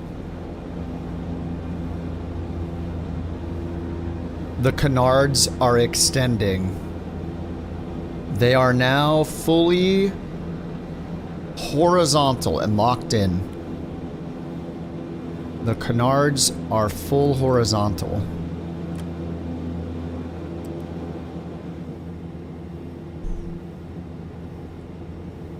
Alright, cast messages are good.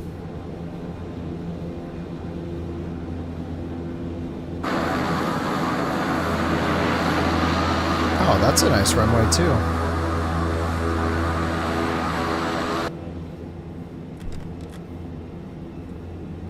Alright, we might have a little tailwind, but you know, it's okay. It's called a Starship. It'll be alright. First frequency is 115.9. And we're gonna fly outbound on that one. 057 on the course. 115.9er, and then put in a course of 057. We'll be on that for a while. Bird has been spotted? Where? Bird is in Sim Update 2? Where is he? Oops, I just wasted some runway.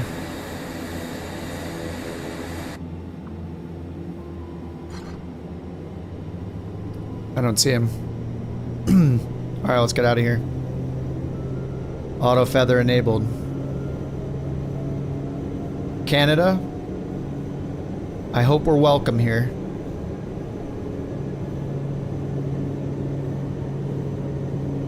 Be good to us, Canada. 89, 90 knots. 103. Rotate. Alright, gear up. Oh yeah, this thing easily got up. No problem. Alright, 200 AGL.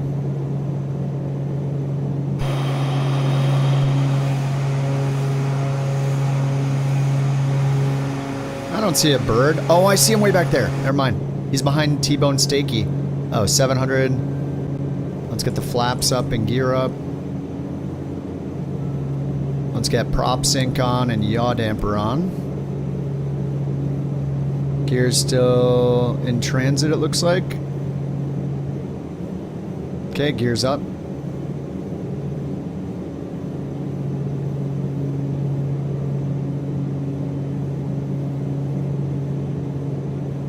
Now we're going to intercept the radial.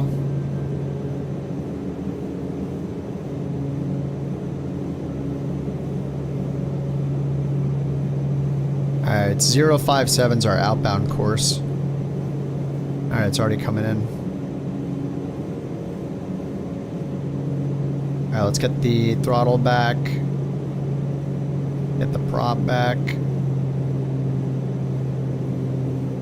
1600 and nice, 87, that's good on the power.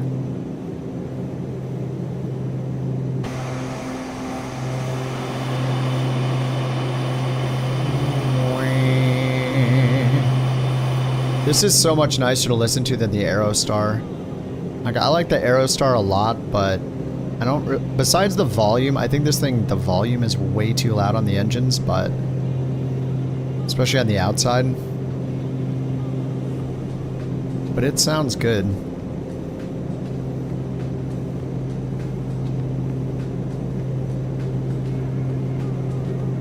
Alright, 180. Wants us to go to 170 now. Alright, I'll throw the autopilot on, as I do. DME, we're 99.4 away from the Princeton VOR. So we're gonna need to figure out how to get to this how to get to the airport using the Princeton VOR. So if we click on the airport, we can just go to the information page. Here's Princeton, 1139 on a 297 radial, 7.5 miles off the 297 radial. So if we just go to our nav source 2, we can just put that in already. Preset on VOR2, and then we'll put in that radial, 297. And then as soon as we intercept that radial, we'll know that we're over the airport. Right, so we're going to be flying on the magenta line.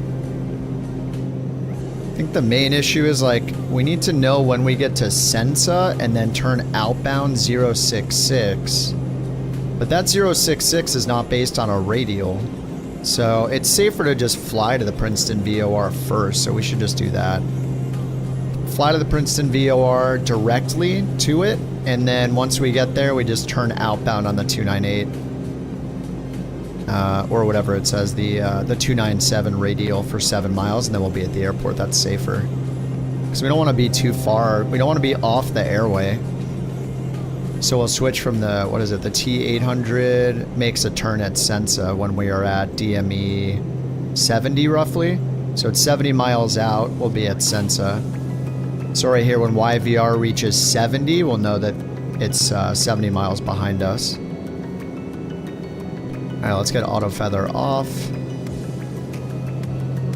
And then we're going to just fly to Princeton VOR 1139, just fly directly to it. And then once we get there, we'll turn northwest, go outbound for 7 point whatever miles, and the airport will be right there. No, no, not this song. Skip.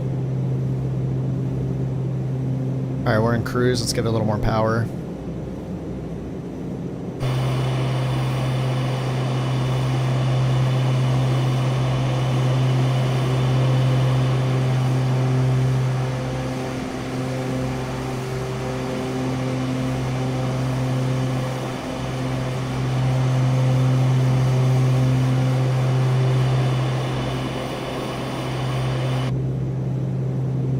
Definitely got some mountains coming up, and then once we're ready, like, I can just set the pre-selector course to just go directly to it. This will change as we get closer, but we'll just keep an eye on it, and then eventually just go directly to that VOR. And then once we're over it, we'll fly outbound. Easy peasy. And we're just keeping this on HSI and nav, I guess. We don't need anything else. And we got our track, our ground speed, we got wind data. I turned off the GPS so we can't even use it.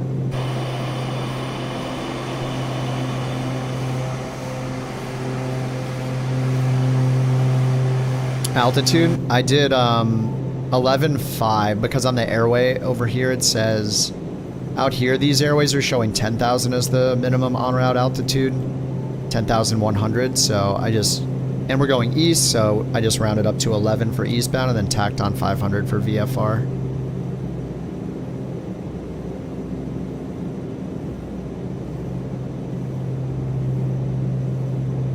There's an NDB at the airport? At this airport? Oh, there is, you're right. Oh, hey, nice. It's so weird that that's not here on the map. Yeah, there is right here. Princeton on 326. Nice. Yeah, let's tune that in. ADF1, is it 326?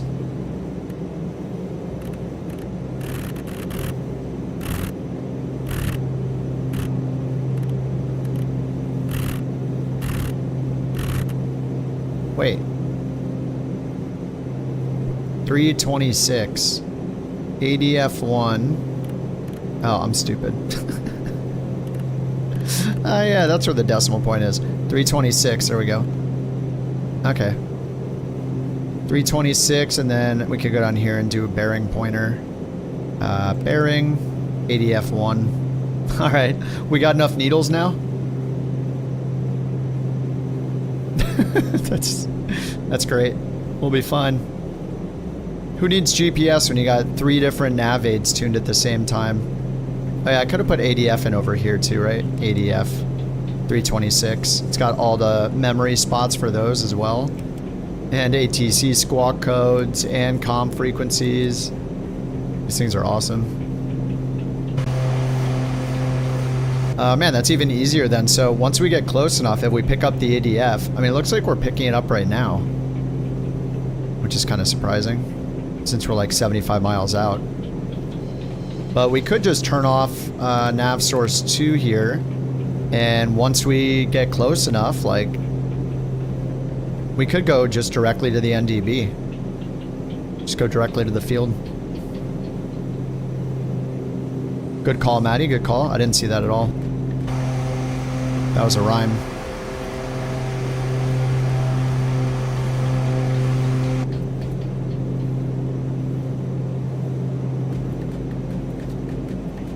And outside airtime's 15, so anti-ice is off. And we're just cruising. Alright, let me reset the outside cameras as usual. So I deleted everything. Distance, you don't. You don't get a distance from the NDB. Some fields will have a DME only like nav aid on them, so you can tune into it. I don't know if this one does. There's Princeton VOR, so we would use that, I guess. So we would know we're at the airport if you tune in this radial on Princeton VOR. We tune in 29 or 7. So if we're crossing that radial, needle's wobbling. Oh yeah, yeah, it's wobbling here too. I'm surprised it shows that at all, because in like some of the other planes I tried to use NDBs in, like I was trying them in the Aerostar and we weren't getting the NDB signal until like 10 miles out. So maybe it's, I don't know, I guess it has something custom. I'm not sure.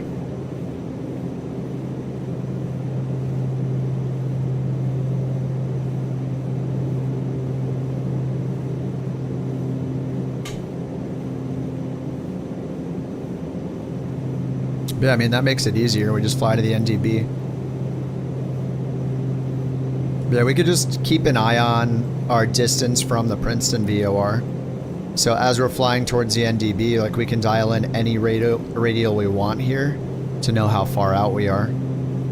So I guess if we wanted, we could, I don't know, we'd have to do some math and like draw some lines and like get a ruler probably, but I bet you could figure out the distance, right? Like if you wanted to put yourself on a certain mile final, you could do some trigonometry or whatever.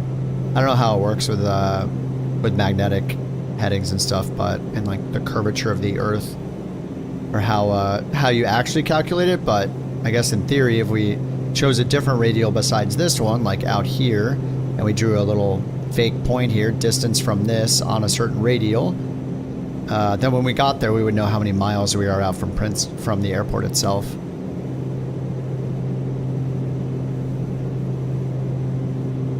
If we had that like RNAV, some of the black squares have that RNAV computer in them, right? The it's like a predecessor to. It's like a way to use VORs to set a virtual waypoint. So you set a bearing and a distance, and it makes a virtual waypoint there, and then you know when you're at that waypoint. So from any radio nav aid, you can set a waypoint and just say like this, like draw a point right here. You know, this radial, this distance, that's my waypoint. Then I know I'm, you know, 3 miles or 6 miles out from the airport, whatever. Hopefully the weather's okay. We should probably check the weather. What's the ATIS here? There's probably an AWOS nearby, hopefully. AWOS? AWOS? No. Weather, METAR.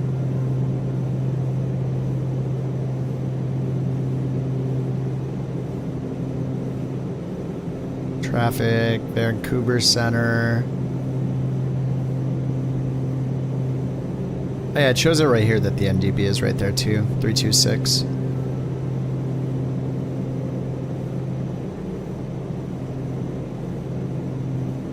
Alright, so airport elevation's 2,300 feet and the longest runway is 3,900 feet. Now we're getting bumped around here.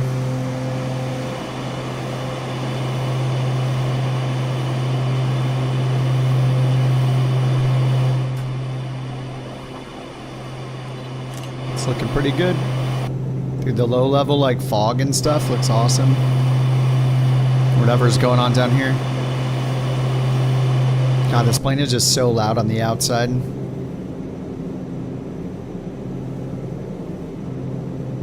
Oh, the KNS-81, that's it, yep.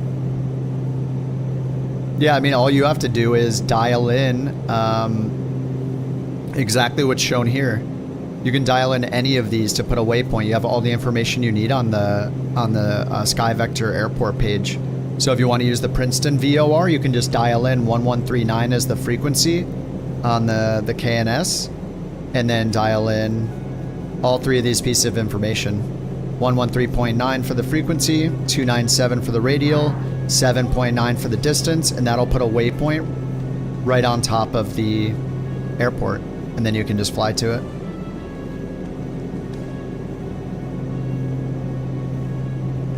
Garmin's telling a distance from the NDB. It could be doing it through GPS, I guess. I haven't really used NDBs that much, so I'm not 100% sure. Yeah, I don't think this has any way to do a waypoint off of a nav aid like that. Map, range, route, or waypoint. This is just GPS, I think.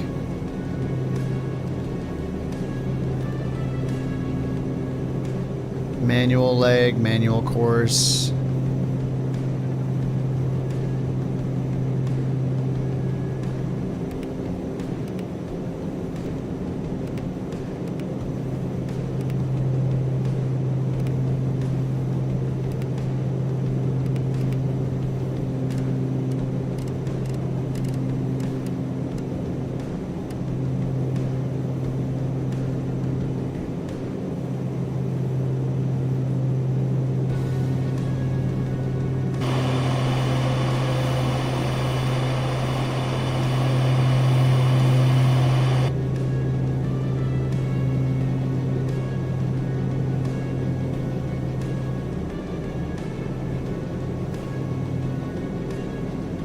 Alright, let me set the camera so we can go outside without the crazy outside volume. Alright, showcase, fix, or sorry, Cockpit. Co-pilot.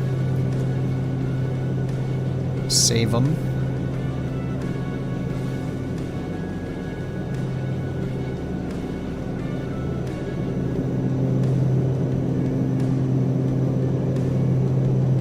What the heck is going on with my Starship? What is that? What the heck? Is that always there? What is that? That doesn't look right.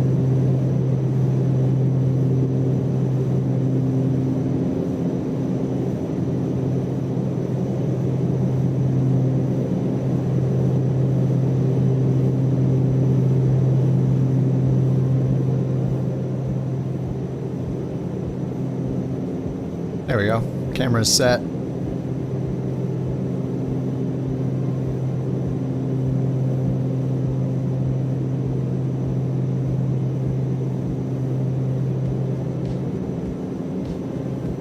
Oh, I thought you guys were saying I was going the wrong way. I was like, oh no.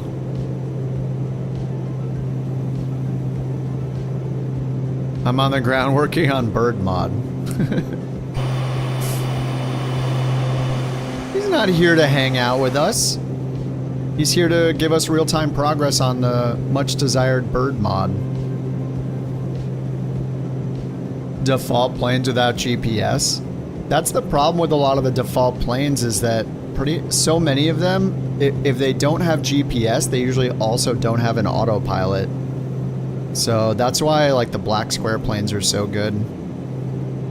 Is because so many of them have the option to remove, like they either don't have a GPS or they have the option to remove the GPS. I'm trying to think of what default planes don't. I think like the Beaver maybe, but I don't like flying the Beaver. The Diamonds all have G1000s or 430s in them. The Cows ones have G1000s. DC-3 variants with a gyro pilot. Yeah, that's true. Trying to think for like the light, like just trainers. I mean, I think they're mostly going to be payware, like the Just Flight Arrows, the black square planes, the Tomahawk. That one's pretty slow though. I mean, I don't know, dude. I mean, the Starships, bro. Actually, the Comanche is great if you want a single engine, or the new Aerostar if you want a twin engine. Those are both amazing, dude. They have all the wear and tear you could ask for. You can turn the wear and tear off too and not worry about it. You can use no GPS, 530, 430, both of those, or the GTN 750. What's up, Bab? 8 a.m. Good morning. Wakey, T-bone steaky for breakfast. Bird Island? Oh no. Maybe no Bird Islands right now. If I was to choose only one payware plane, what would I buy? For a GA plane or a jet? For a GA plane, I'd buy the Starship or the Aerostar. They're incredible. I love both of those planes so much right now. I still really like the Meridian, the M500, if you want something a little more modern, but if you want something that does like, that has more old school avionics, Starship, this plane is awesome. I think it needs like, it's a little harder to land and it's not as useful on shorter runways as the Aerostar. Aerostar's awesome, or the Comanche, I guess, just got updated too. Either of the A2A planes are gonna be some of the best GA planes you can buy. For like a jet, the Citation X is incredible. That just came out. It's only $30 in the marketplace. I haven't really heard anybody that dislikes it. If you want an airliner, I would go with the 777s. If you want like a big airliner, PMDG definitely would be my choice. Or the Phoenix, of course, if you want something smaller. There's so many good planes to pick from. It actually just comes down to personal preferences on what you want for your avionics, what kind of realism you want in it, how much you want to spend. But I mean, in my opinion, you can't go wrong with A2A, Black Square, Just Flight, Phoenix, PMDG. The Turbine Duke is good. It works well in Flight Sim 24. It's been a while since I've used it, but I used to fly that one a lot in Flight Sim 24. It's got a tablet that looks just like this one with all the wear and tear in it. It models the engines. You have to use like anti-ice, or you can destroy the engine. If you over torque it, you can destroy the engine. It's got like the full electrical system. It's got, who knows, hundreds of failures if you have failures on. Yes, every black square plane is incredible. I've personally used the Turbine Duke and now the Starship in Flight Sim 24, and both of those work great. I don't know about the Piston Dukes. They probably work great too. The TBM 850 by Black Square, I think you have to hack it into 24 still. I don't think it's gotten an update. So yeah, I would, if you want a turboprop, I would either pick this, which is the Starship, or the Turbine Duke. And then if you want a piston, get the A2A. Get the Comanche for a single engine, get the Aerostar for a twin. Yeah, it works okay. I flew it like right when 24 came out, and I don't know if it's gotten an update since then. This plane was built for 24 though, so I mean, it's for both sims, but I would I mean, it's newer. This plane is so fun to fly if you like the custom avionics.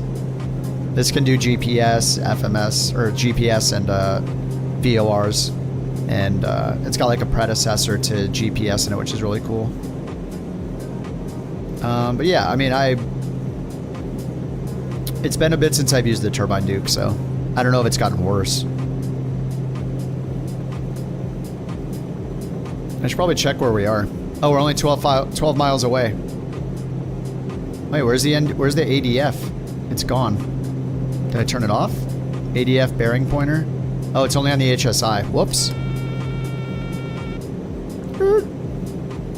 Alright, let's turn around.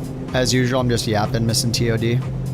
Alright, the airport's at like 2,000 feet. I'm just gonna go straight to the NDB here. NDB is on 326 kilohertz. And then if I go to nav2, or just go to nav source and switch to VOR2, I could also go dial in this radial right here, 298. Actually, they said it's the 297. But I'll want to fly inbound, so 297 becomes what? 107? 117. So we could dial in 117.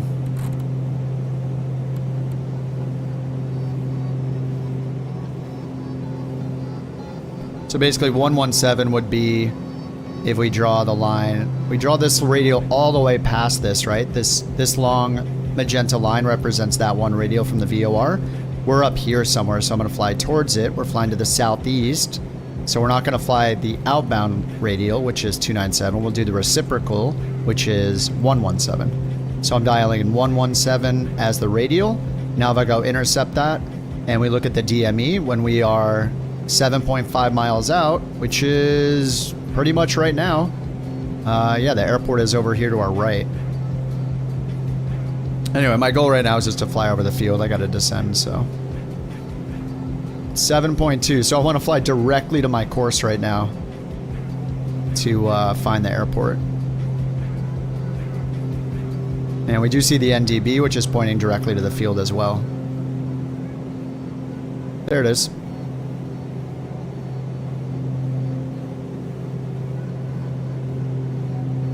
Alright, wind is 283 at 6 knots, and they have runways 038 and 218, so we'll land on 22. 218 should be 22. Let's put in 218. Whoops, this was 117. Let's put in 218 on our heading, just so we know what direction the runway is. And actually 218 is the true heading, I believe. It says 038. That might be magnetic. I think it says true if it is true instead of magnetic. But anyway, we can see it. It's right below us. So we're gonna want to land on this runway right here. So I'll just get down and do a pattern around. Let's go around to the left.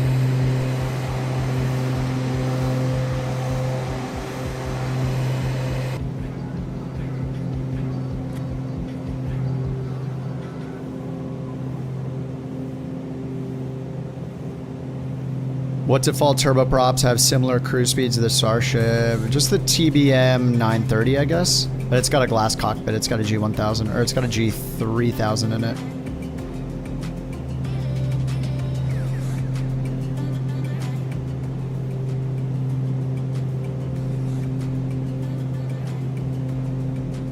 Other channels? I've played on this channel. I've played other games before, but I only play other games when I'm bored of flight sim, and that hasn't been happening a lot recently. But I'll just play it on here. I don't have like other channels I do it on.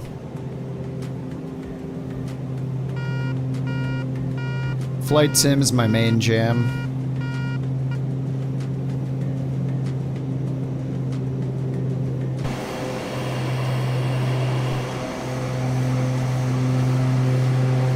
Alright, there's the runway right down there. Seem to descend.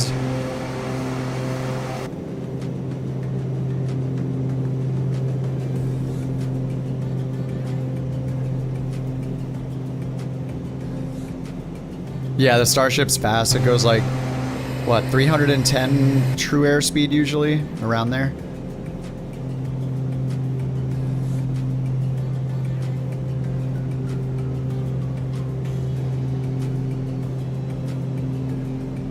Yeah, it's fast. It's just really fun. I love this plane.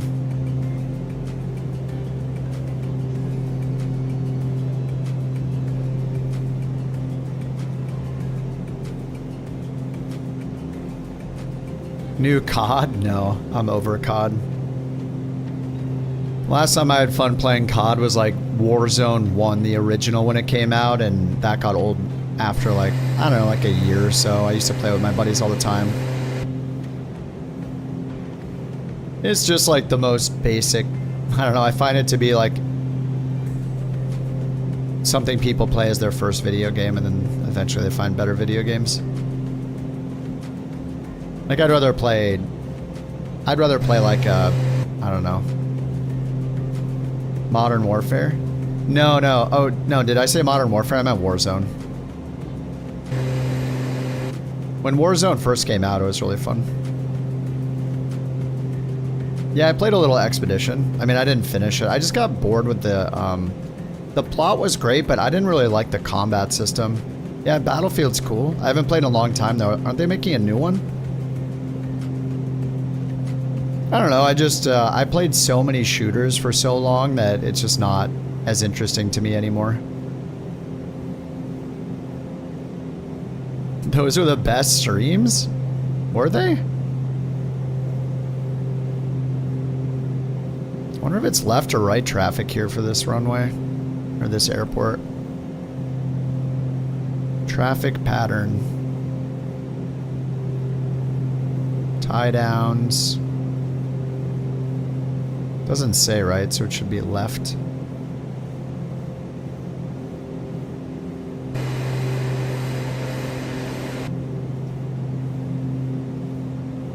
Alright, 2500 AGL.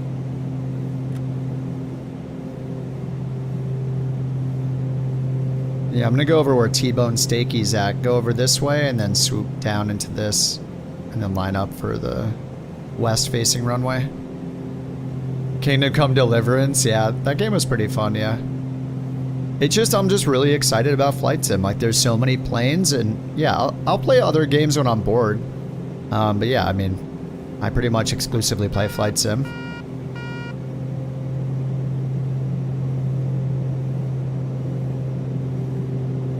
Kingdom Come was a good time, though.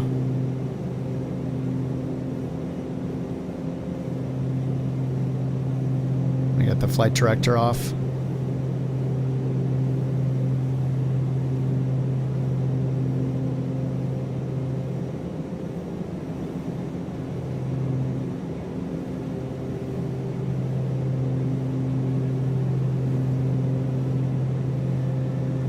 Alright, I'll get get the flaps out.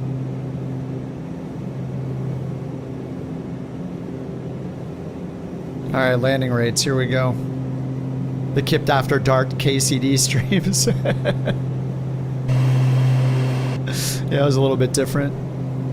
Alright, we'll get the gear down, prop full forward.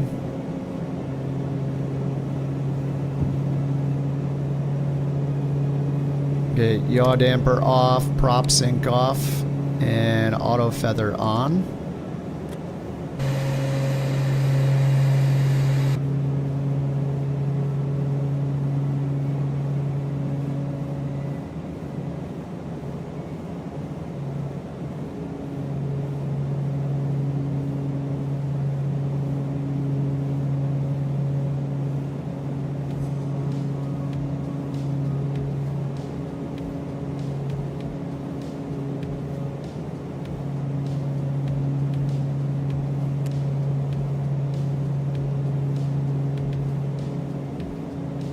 Alright.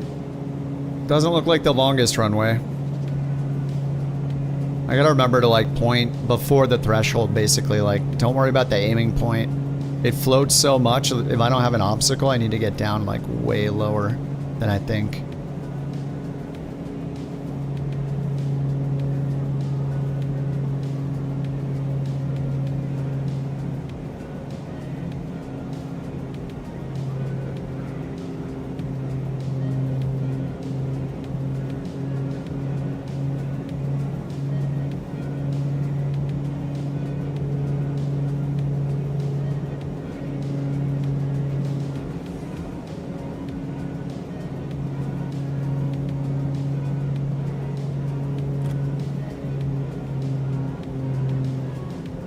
Idle very early.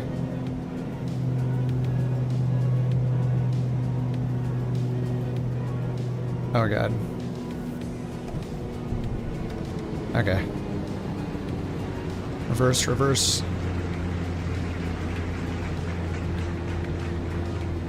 10? No way it was 10. That sounds like a lie. I feel like I touched one wheel. Congratulations, stupid bird 26. You guessed the plane's landing rate perfectly at 26 feet per minute. Why is my Here's your well-deserved Dude, why is my reverser not working? Keep up the great work. Why am I not stopping? I'm in reverse. What is happening? What the heck? What was that? It wouldn't stop. Yeah, a little off-road excursion. I have no idea why it wouldn't stop. I was in reverse that whole time.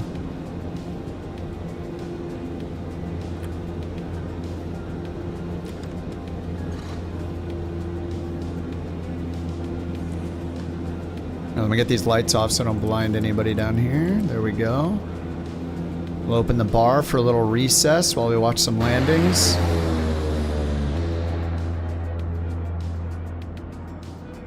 First Starship landing.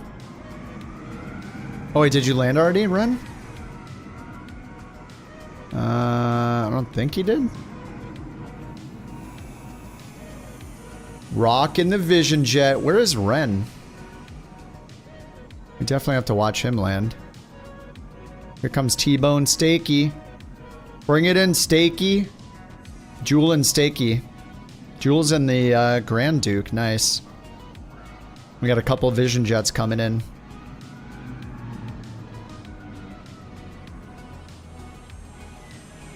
Yes, it says Stakey. You changed it. It just says Stakey on the side. Can you imagine what a T-Bone Stakey livery would look like?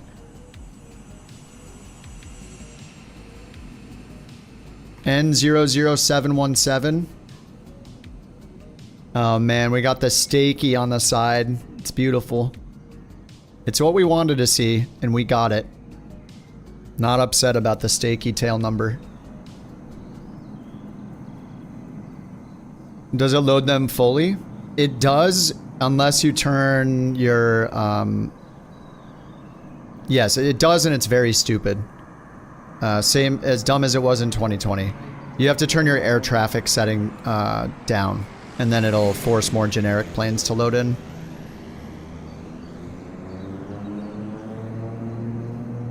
But yes, it does load. It had to be done. Oh yeah, it did, of course. Dude, it looks so good on the side of that Vision Jet. It looks glorious. Oh, you know what's weird is it says Maddie right there, but I don't see a 777, so that can't be him. I mean the A350, so it's obviously not him. We have an imposter. DA62, yeah, right. Somebody stole his username.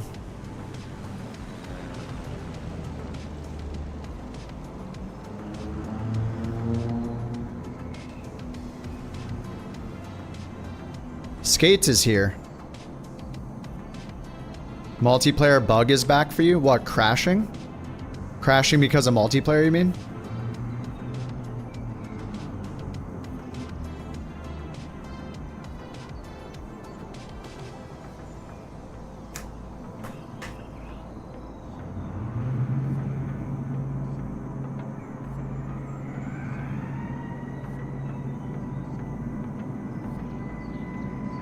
You can't see half of the people here? Did they like reintroduce the stupid like live versus non-live thing?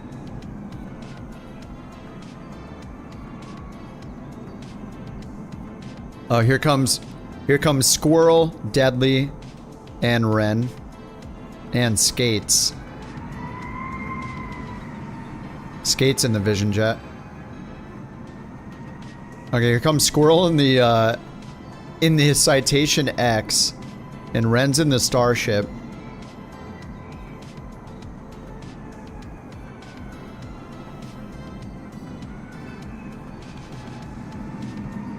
Yeah, with the Starship, just get down way lower than you think you need to be. Like, try to touch down on the numbers, not the aiming point, and you'll end up floating halfway down the runway anyway. And pull it to idle, like, even before the threshold. Try to aim for, like, the blue line.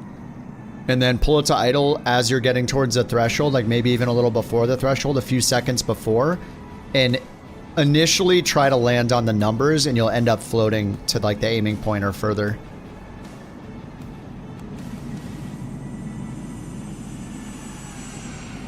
CCX 565. You love to see it. Dude, Squirrel's got the Citation X in here. Uh-oh. He's got reversers. Oh yeah, he's good. Here's Ren's first Starship landing. Oh my god, is he on the ground already? Or maybe he just touched down, that's why we see the gear. Dude, that looked good. He was super low. I swear, if I don't aim to, like, land on the numbers, then I will float, like, more than halfway down the runway. Cold and Dark startup? I do it every time. If you rewind, Johnny, on the VOD, you can see it. It's already started now, though, because because we're just going to the next leg. But if you rewind the YouTube video or go to the Twitch VOD and rewind it, you can watch me do it. Or just use the checklist. I mean, the checklists are built in. Oh, I should probably refuel this too.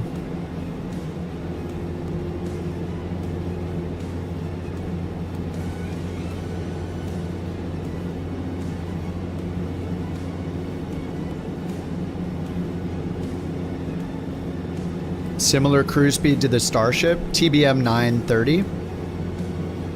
That's a default plane, it's really fast. It's got a G3000 in it though.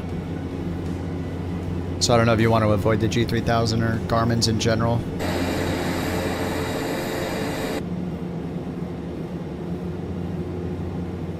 Alright, west to east leg 1 should be completed. Bam. Alright, west to east leg dose. CYDC to CAD 4.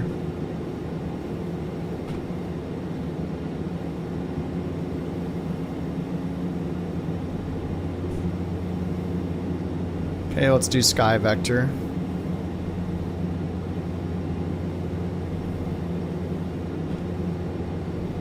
We've been to CAD 4, haven't we? I think we've been here. Alright, it's 117 miles. And what's the closest nav aid? Trail. Open to the public. 1,400 feet. It's got a 4,000 foot runway. It's like nestled in a valley. That's going to be fun. Cranbrook VOR is 66 miles away. Or the nearest NDB is 62 miles away. Alright. Cranbrook VOR. So how the heck do we get out there? I mean, we have Princeton VOR. So we can start with that one, I guess.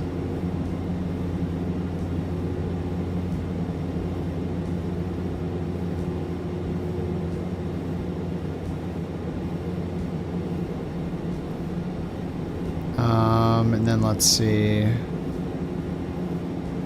Yeah, this is Cranbrook way up there. Holy crap.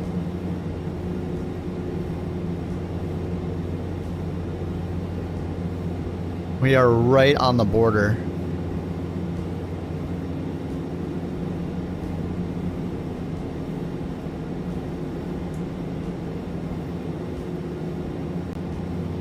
I mean, all we really have are those two VORs, so...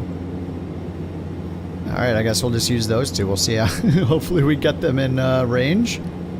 If we took the airway up here, then... Like, so let's say we took the airway up to this intersection. At Boxon. Or actually this one up here. Locan. Yeah, that's probably our best bet, and then so once we get there, we head outbound to the south and then try to just use cross radials between the two, or through any of these nav aids that are available.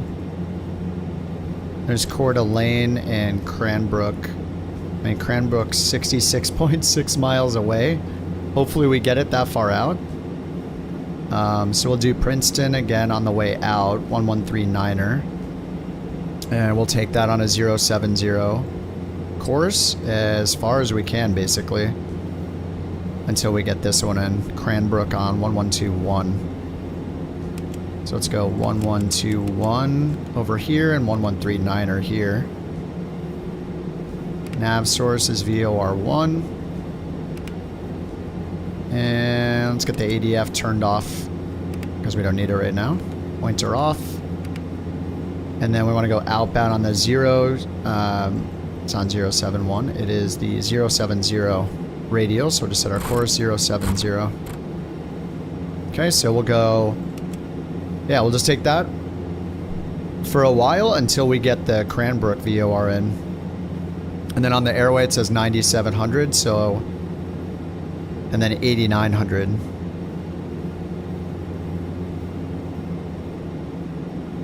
And then if we add these up, we can see how far it'll be till Locan, but...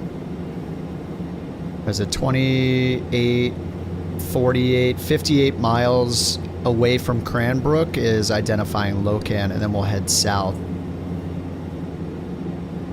Actually, maybe there's an NDB here? At CYCG? Nope. No nav aids here. Alright, we might need VFR mapping to follow valleys or something, I don't know.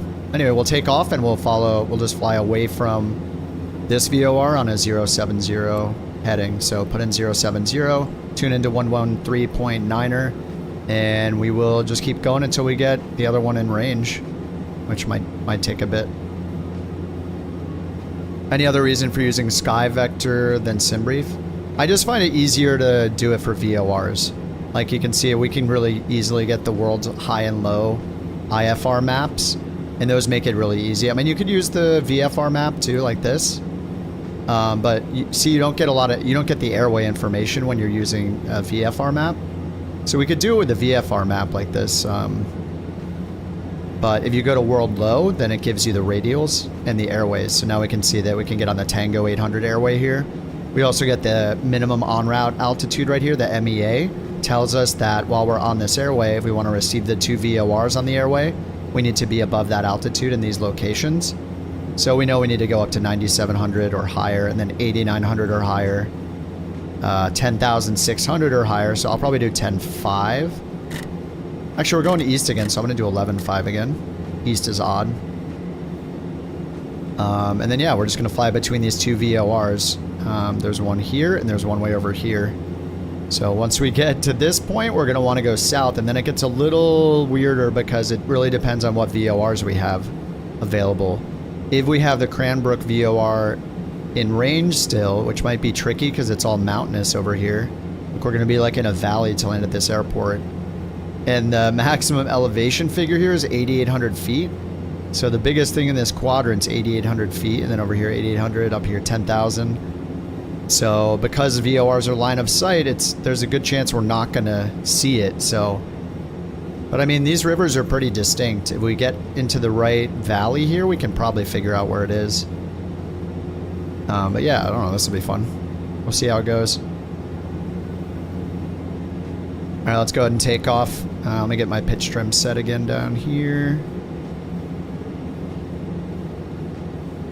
Okay, I refueled it, and we're going up to 11,000 feet again, so I'll leave that at 500. Just want to tell you both good luck. We're all counting on you. Thank you.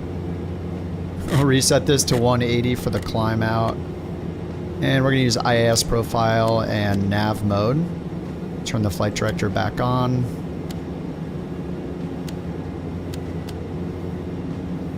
Alright, so it's off until I activate it. Oh, it says flight director off, but I see the flight director, so.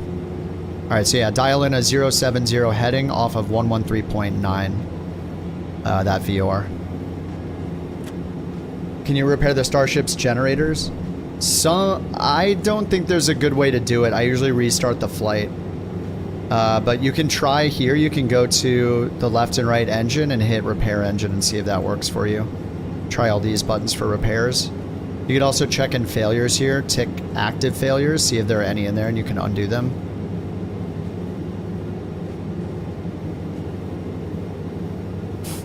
If you're killing the generators, it's probably because the ITT is going too high on startup. So what I would do, even though the checklist says to start, to move the engines to the start fuel condition position, when you're starting it up at 15 N1, I would wait until 17 N1. Ever since I waited longer and let it get up to like 17, I've never destroyed the engines.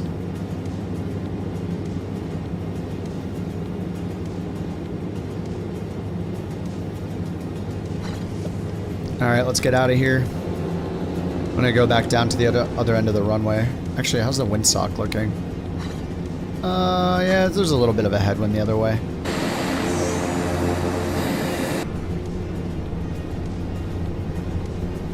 In-op message comes up when you start it. In-op. The engine says in-op, or the generator? Wait, did you get the engine started or not? Once you get the engine started, turn off the starters and turn on both the generator switches. You just flip them both all the way up to reset, and then they'll flick back to on automatically. And then you should have the generators on.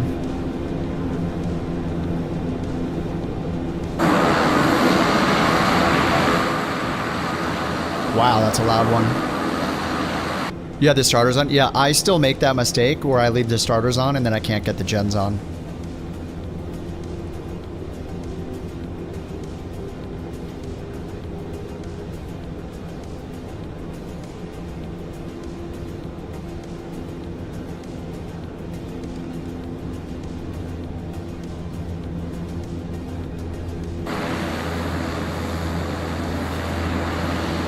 Alright, I got the flaps down still.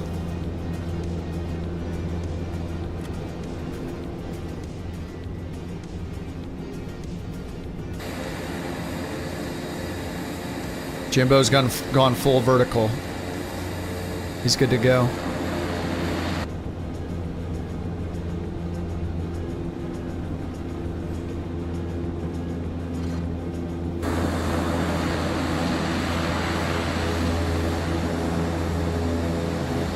You got it figured out, Johnny? You good to go?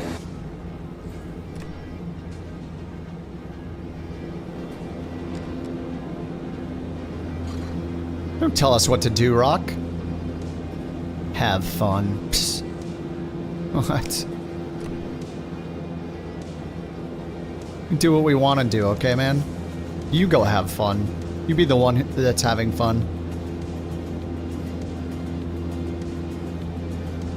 Is Johnny on the move? I see his props moving. It's probably a good sign. He'll catch up to us. He's in the Starship. Alright, I'm gonna give it a hot start. Give it the hot rod start. Prop full forward. Power up to 99.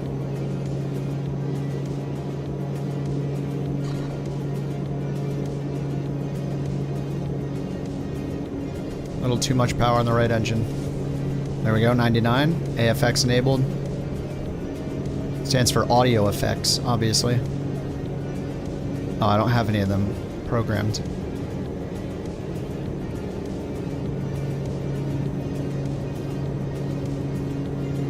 $80.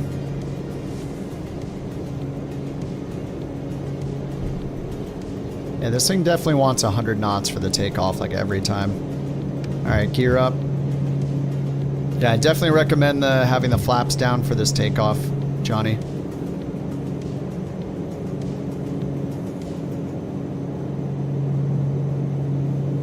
Alright, gears up. Over 400 AGL, left turn.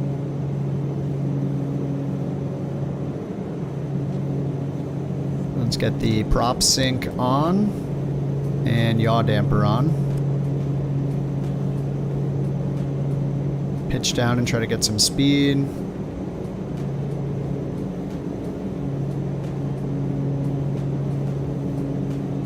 And we'll get the flaps up.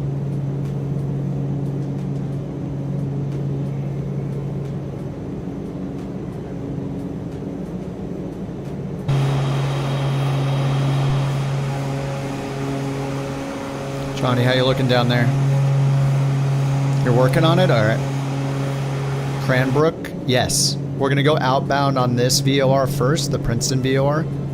Outbound 070. And then we're going to wait till we pick up Cranbrook. And we're going to see if we can get to the airport with Cranbrook in range. I don't know if we'll have it in range. It needs to be, it's going to be 66 miles away from the airport, so this might be, we might get lost. Alright, 1600 on the prop speed in the green, and max of 89 on the torque. There we go, looking good. Outside air temps 23. Everything else looking pretty good. Nice, 89 exactly. Alright, we're at 7,000 feet already. Got the autopilot on. Alright, intercepting the 070 radial outbound. Time to figure out the navigation. You can just do VOR right now if you want. Well, if you want to do GPS, just click on click on nav source. That's where you can pick between FMS, so that'll be your GPS, or VOR1. If you want to use FMS, you can just click FMS and then click flight plan and then dial in your route. So you can just put in the two airports. You can click the screen to do keyboard mode, like you can click, type CYDC, and then click again to turn off keyboard mode. Then hit enter, and then click again, and then put CAD4, click to turn off keyboard mode, and then click the enter button twice again. And then you can hit end flight plan. And then that'll give you a direct route to CAD4 from this airport to CAD4. And then you should have white needles over here, and those are the ones you can use with nav mode. And yeah, just fly it direct. If you want to use the VORs instead, then leave nav source on VOR1. Oh, and if you're using GPS and you want your map, just hit this arc map button twice to get the map over here. And then you can use the range like this to zoom in and out. Or you can use this screen and go index, present position map, display, and get it over here.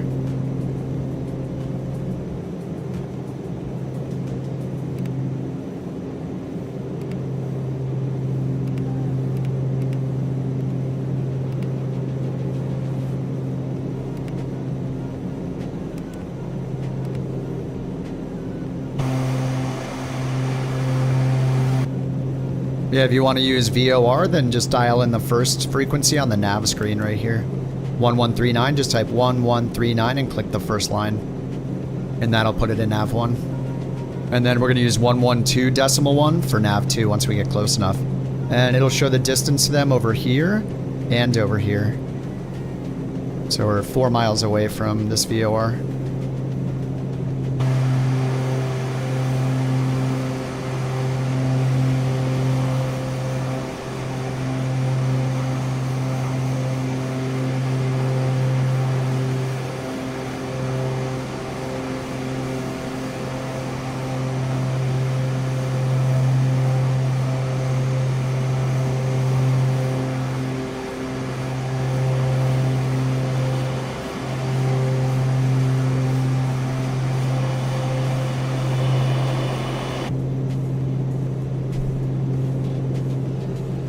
Because I got turned off nav mode. You know what's actually really nice about this? What course? 070. So use the course 1 knob right down here. And then turn it until you see 070 up here. And you should see YDC as the VOR identifier.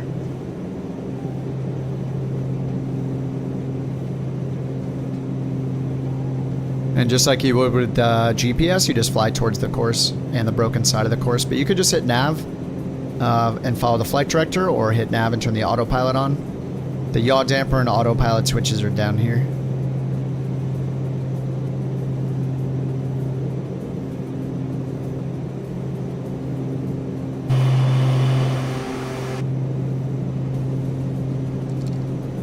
Alright, auto feathers disabled. How's our fuel balance? Not bad, not bad.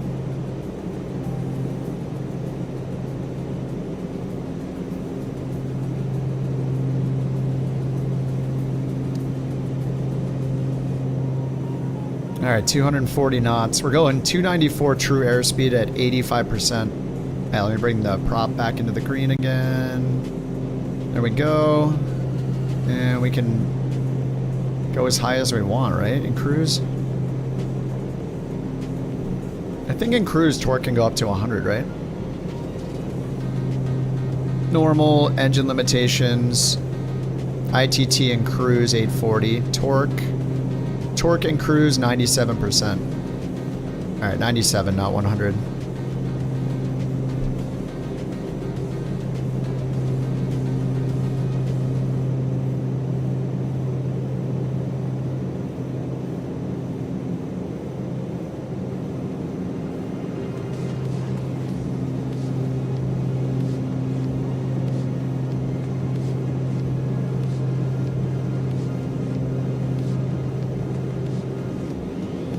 We'll do 96 to be safe.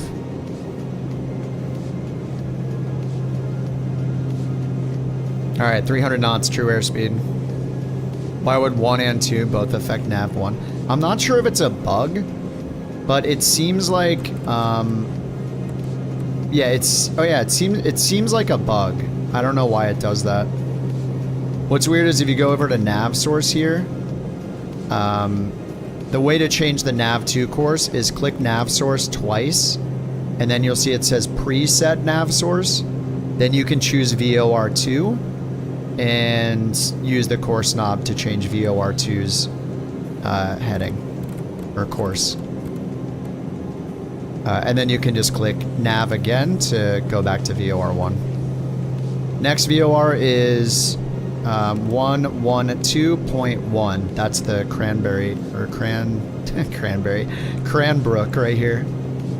We're not going to go to it. We're going to try to use that as a cross radial to draw a line here between the airport and here, but it's 66 miles out, so it might be a little weird. Like, we'll be lucky if we even have it in range. We'll see what happens. Because if we look at the CAD 4 page, it's the closest nav aid we can use to get to the airport. So, not sure. Yeah, it probably is a bug that Course 2 doesn't change this. Maybe Course 2 is for over here? Oh no, because it changes it here, right? Yeah, I don't know why. It just must be a bug.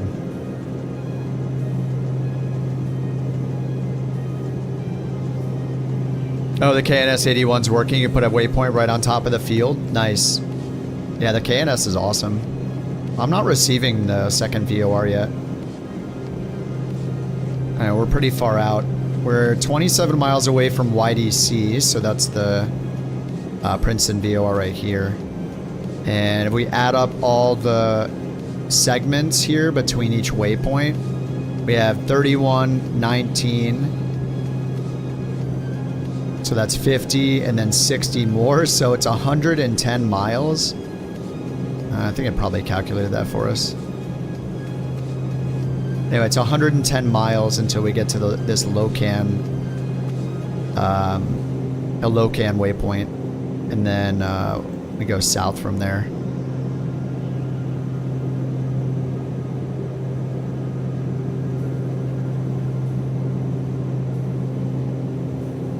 $111, yeah. From ground, maybe ground miles, it's 111, and in the air, it's 110.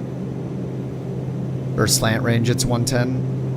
I don't know. Actually, how do they calculate the distance? Is that ground distance between the VORs, or is that slant? Is that going to be distance? It's going to be DME distance, right? It's got to be total DME distance, I'm guessing. And I would guess it's based on being at that altitude. I don't know. Maybe it is just ground because... No, it's got to be DME.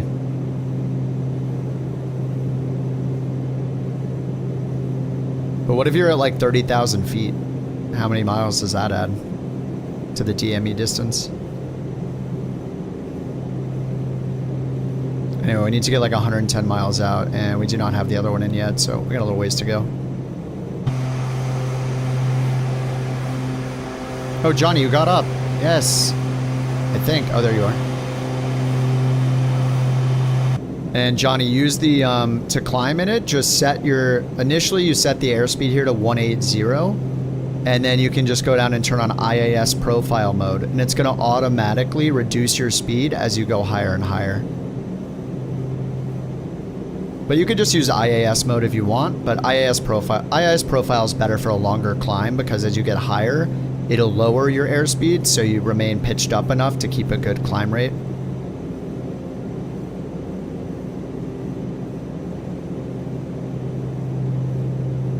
You know, as long as you're not stalling, you're good. And then also, if you've already since you've taken off, make sure to turn on prop sync right here. This little sync switch next to the auto feather.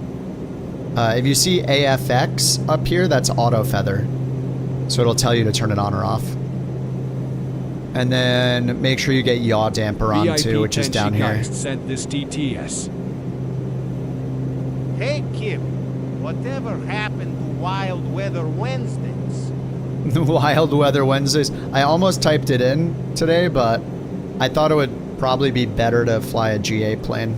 And it's actually a www.wednesdayworstweatherwednesdays.w/? That's the title of the Wednesday Worst Weather Wednesdays www./ is the official title.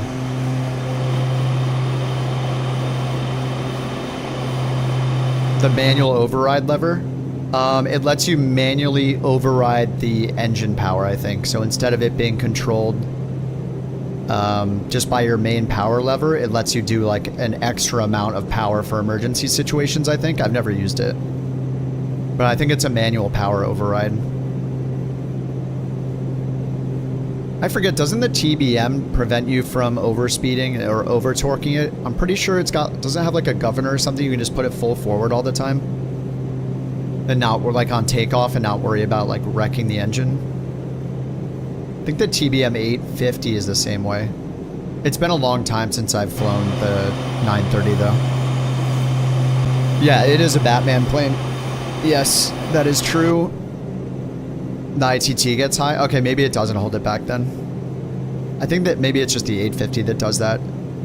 Oh yes, okay, we got it in range already.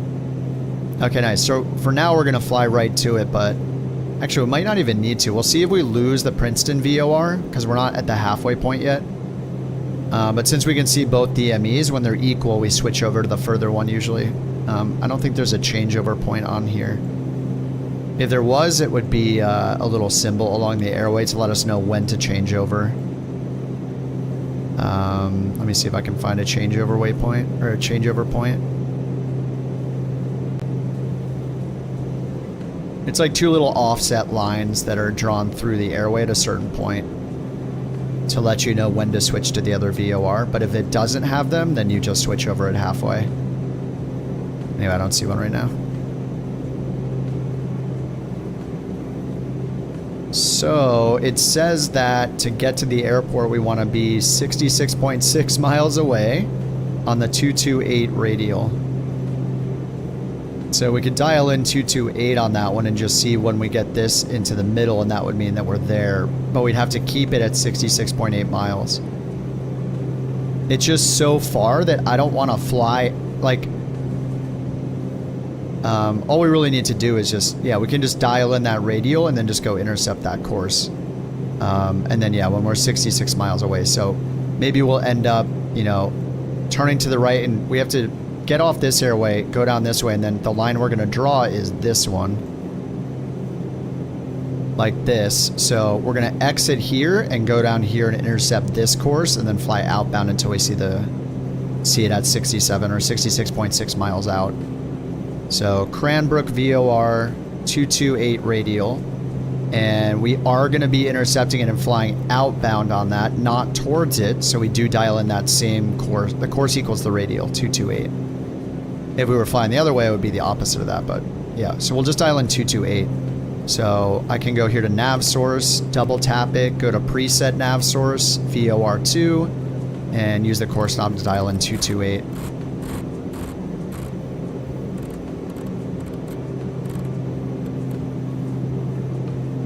So we are, this is like representing, we're on the green one, which is this part of the magenta line right now.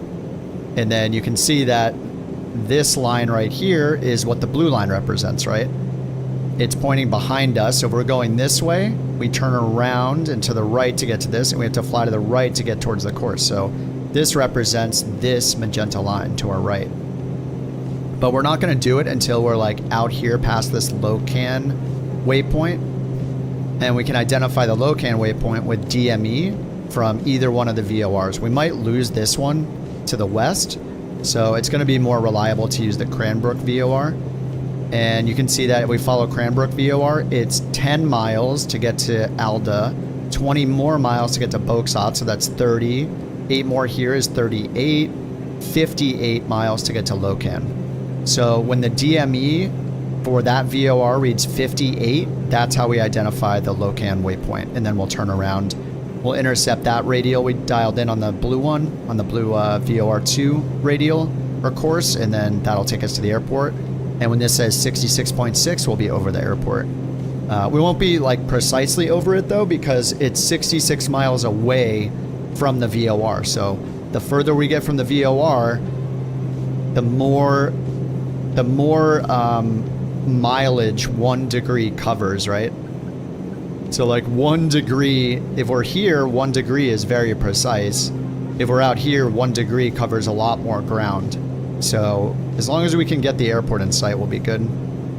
Yeah, Cranbrook 112.1. And you'll want to dial in the 228 radial. So if you want to copy what I have here, I have 113.9 on VOR1, 112.1 on NAV2 or VOR2.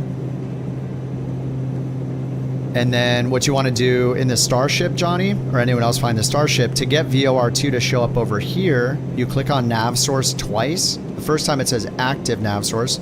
Click it again and it says preset nav source. So that's going to be the second nav source here. Choose VOR2. And when you're on this preset nav source page, you can use the course knob to dial in 228. And then once you're done with that, if you want to go back to the other one, you can click nav source again. Now, if you want to just switch these, VOR 1 and 2 or nav 1 and 2, you want to switch your autopilot and your navigation to use the other one, all you have to do is hit this course transfer button and it'll flip-flop them. So then we'll use the other one.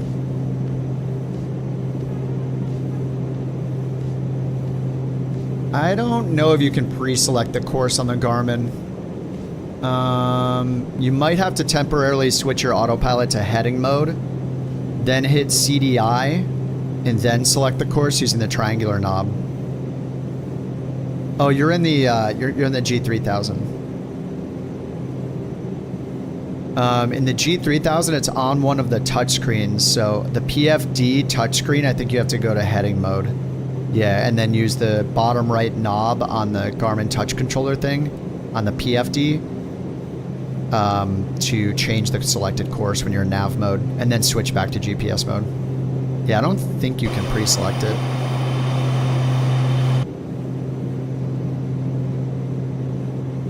Nice. Speeve, Q, Johnny, and me all in the Starships. Oh yeah. That's right. You're now in US airspace? Oh, you guys are really far south. Well, probably because you're going... Are you guys going direct? Actually, if you're going direct, you won't end up in US airspace, will you? Yeah, if you're going direct, you're just going right down here. Unless you fly over the... and then turn back around, I guess. Oh, the RNAV goes into US airspace. Okay. Oh, there's an RNAV? Jealous. I'm not going to use GPS.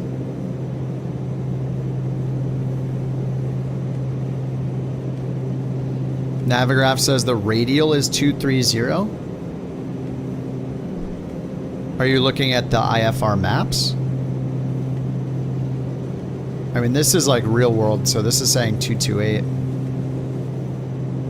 Are you sure it's the radial or it's just a magnetic course that they're estimating? Because if it's a magnetic course they're estimating, then that's different than using a radial, because the magnetic north is decided by the VOR, and it can be wrong. It's usually wrong. So it will be off by a few degrees. But one could be outdated and one could not. Like, I don't know. It actually depends on, like, what is magnetic north for this VOR in the simulator specifically. As long as we get close enough, hopefully we can find the airport. It is kind of sketchy to be following it out 66 miles out, though. 112.1 is correct. It's not showing up. How high are you? I mean, I'm at 11,000 and I'm getting it. Right here. 112.1. Nav 2. Are you seeing it over here? YXC? On this instrument, Johnny? You should see YXC right here. Nothing?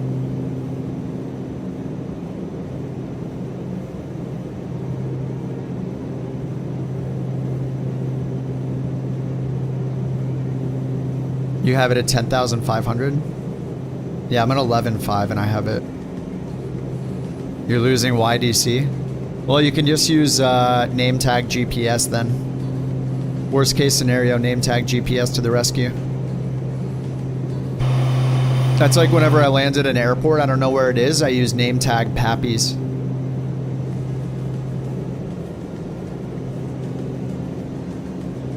Name tag Pappies, really nice.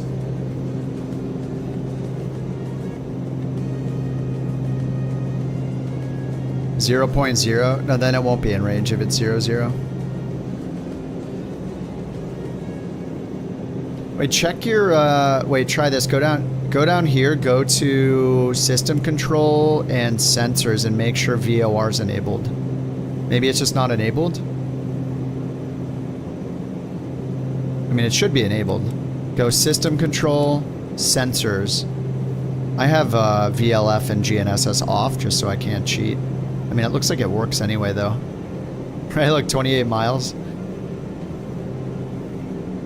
Yeah, how is this working? I turned them off. Anyway, just make sure VOR DME is on. I don't know. VOR is enabled. That's weird. Maybe you need Navigraph? Maybe it's not in the default database for some reason? You could try using one of the other ones that it says is nearby, so... the next closest one is Coeur d'Alene. Try 108.8 and then dial in the radial of 319. 108.8 for Coeur d'Alene. And where is that? Gonna be over here. Where's Coeur d'Alene VOR? Coeur d'Alene. Is it COR? COE.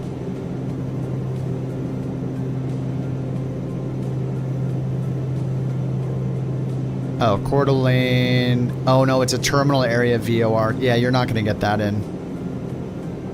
Those things only go like, is it like 40 miles or something? So that's probably not gonna work. Is this one your next best bet? This one's very high. Try 113.2. Oh wait, no, this one, here's another one. Here's Fairchild. Okay, try 111.4. It's 87 miles out. The identifiers show up. Huh. Oh, we're at 60 miles. I'm going to turn right soon. I think 60 miles was the distance. Well, you can just follow our name tags for now, or you can just use GPS and go direct. So let's see. It was 20, 30, 58 miles out is the Locan. Is Locan. So we're pretty much crossing that waypoint right now. 57 miles out. I'm gonna go to nav source and I'm just gonna hit course transfer. That's gonna happen. And then nav mode is on, so it's automatically gonna turn around and try to intercept that. But I'm gonna turn off nav mode because it's gonna be too sharp to intercept it. So I'm just gonna go heading mode and fly it a more steep angle to it. I don't want to fly it this way. I want to fly directly towards the course more because we're like up here. So if I fly directly towards it, it's going to try to go down here and then intercept it on a 45-degree angle like that or something. I'm going to fly towards it like this first, so then we have time. And then we're going to end up needing to find the valley. Like we have to get into this valley here.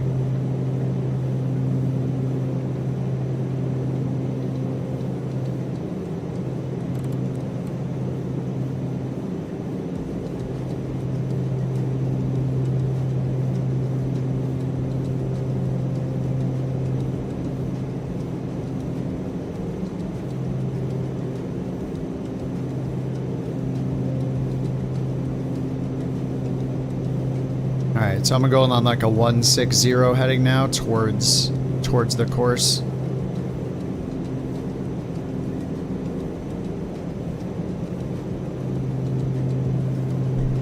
And it says that we'll be 66.6 nautical miles away from the YXC VOR, that Cranbrook VOR.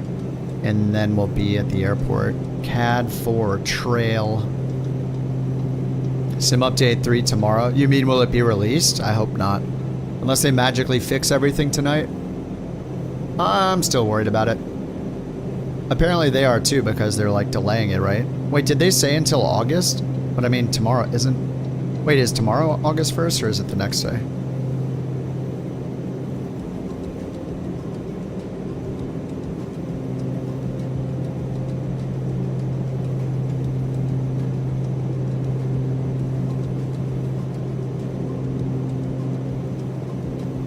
Oh, Friday.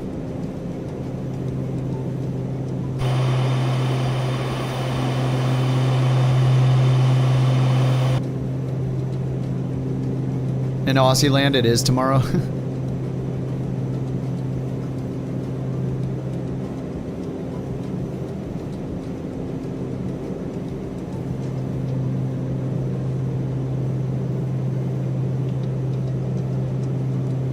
Alright, so we're 55.2 miles away.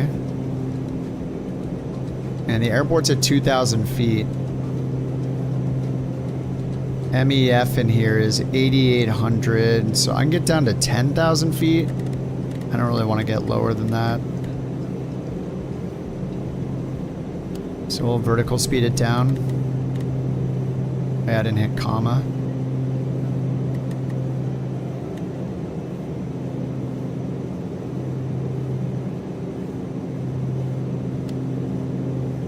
Alright, going down 800 feet per minute. I'll do...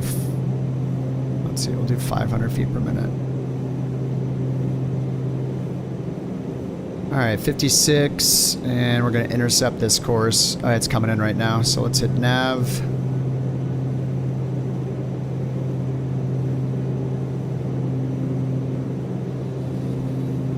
And the runway is 4,000 feet long, it said. Is this it down here? I saw some of your guys' names down here. There's an airport right here. That's probably it.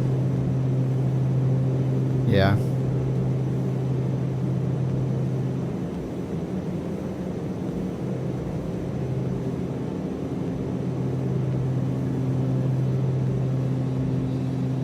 Is it wood paneling? No, I don't think it's wood.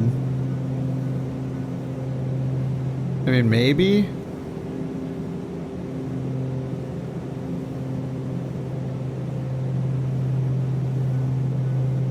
I don't know, maybe? It doesn't look as retro as like the V-tail Bonanza. Alright, I'm just gonna pull it to idle and try to get down there now that we can see it.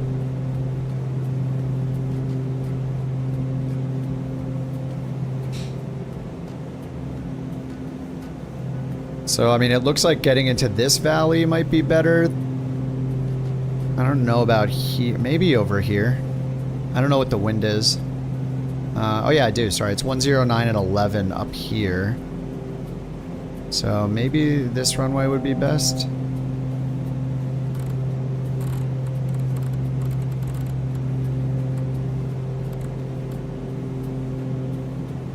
Okay, wind's 104. Yeah, we're gonna have a crosswind either way, I think.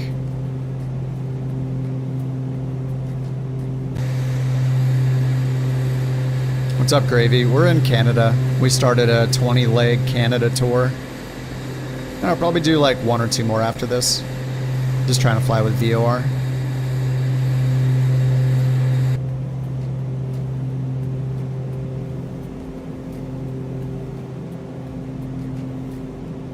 King Air, it might be a little faster than the Starship. I don't know, I haven't flown it very much.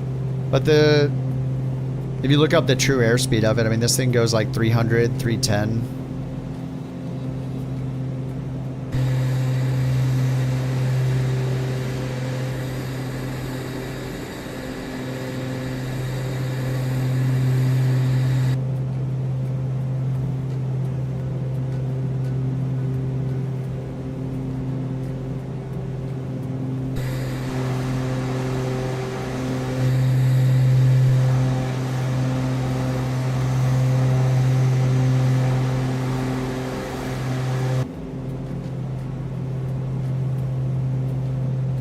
I'm just gonna get down in this valley.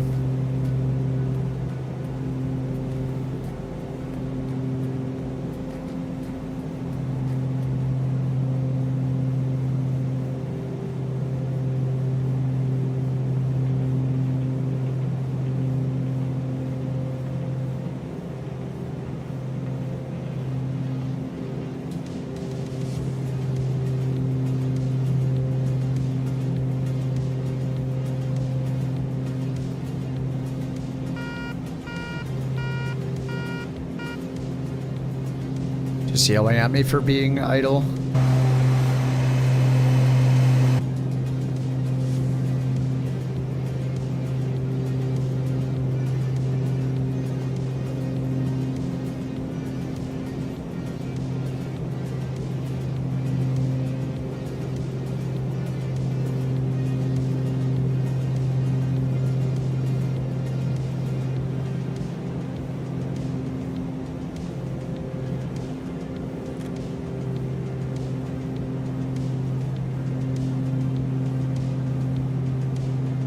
The FMS, you can do approaches, yeah.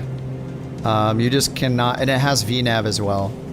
Not on the autopilot, but it has VNAV here, and you can put in the altitudes, and it's like a multi-waypoint advisory VNAV. So it'll tell you your vertical speed required from one waypoint to the next. All right, let's get 200 knots and get the gear down. Under 200 knots, we can do gear. Oh yeah, landing rate. Oh, I'm coming in hot too. Oh, there's the runway threshold right there. Uh-oh. Alright, this is gonna be spicy. We'll get the prop full forward, sync off, auto feather on, yaw damper is already off.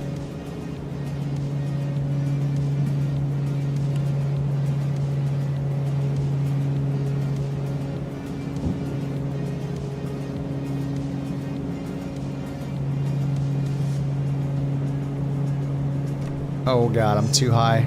Alright, I might need to turn around. Yeah, alright, let's get the flaps up.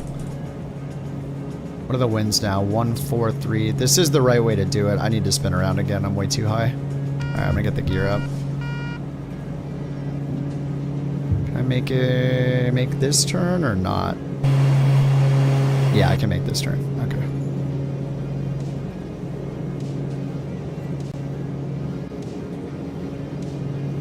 A little steep turn practice. It's cool.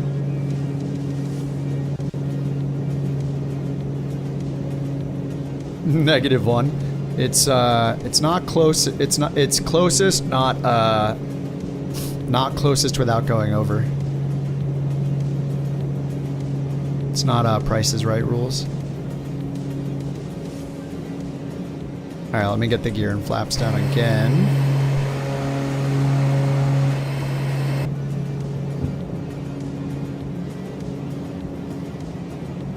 Alright, gear in transit. Oh no, gear's down. Flaps in transit. Okay, flaps are good.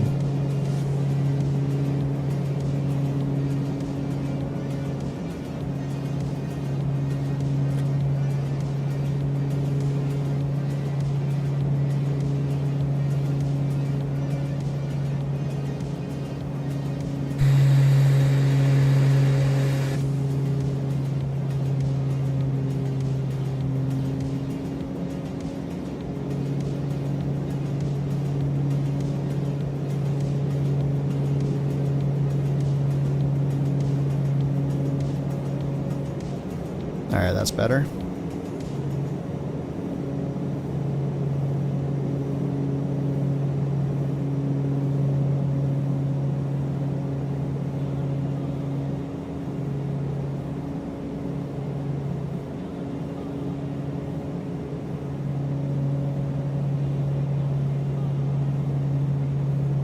Alright, we're going for 69 feet per minute.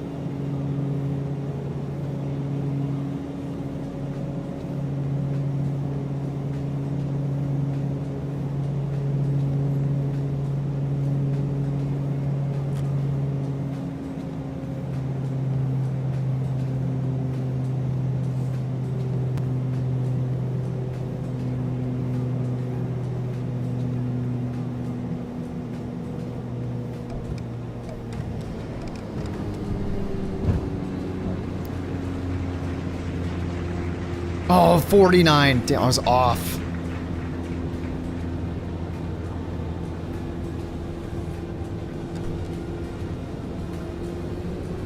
Congratulations, Kajak. You nailed the landing rate with 50 feet per minute. Here's 2 Bork coins to celebrate your victory. Keep those predictions coming. Ooh, we got a double Bork coin because he was only off by 1.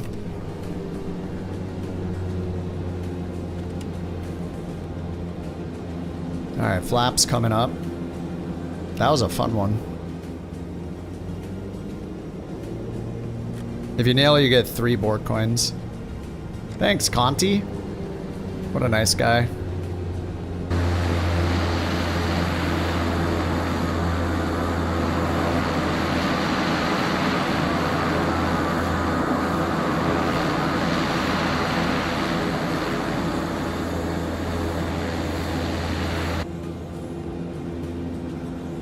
Oh, I didn't turn my landing lights on. Nice, problem solved. Lights are already good.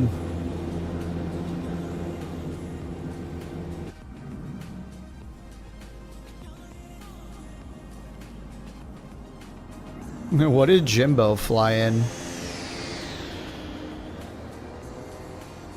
A generic with no name.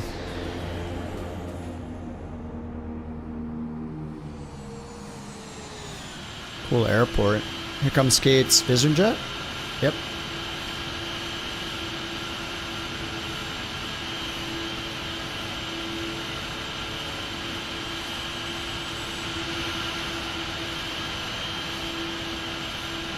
That looked pro. Oh, PC 12? Alright, good luck, Johnny. Remember, try to land on the numbers, because then you'll float halfway down the runway anyway. Try to land on the numbers if you can. And pull out idle before the threshold. And don't know, if you flare up too much, you'll stall and slam it, so kind of keep the nose like more neutral. Nice, nice.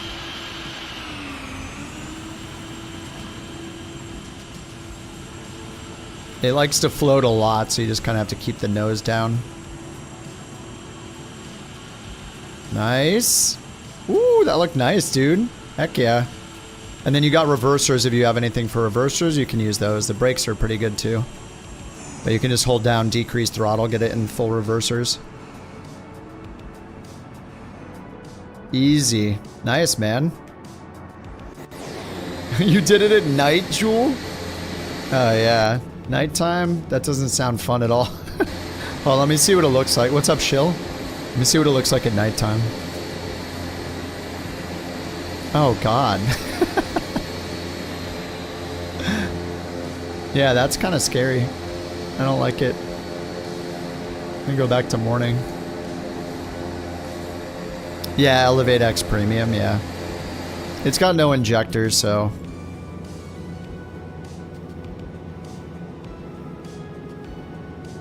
Hopefully they do an injector.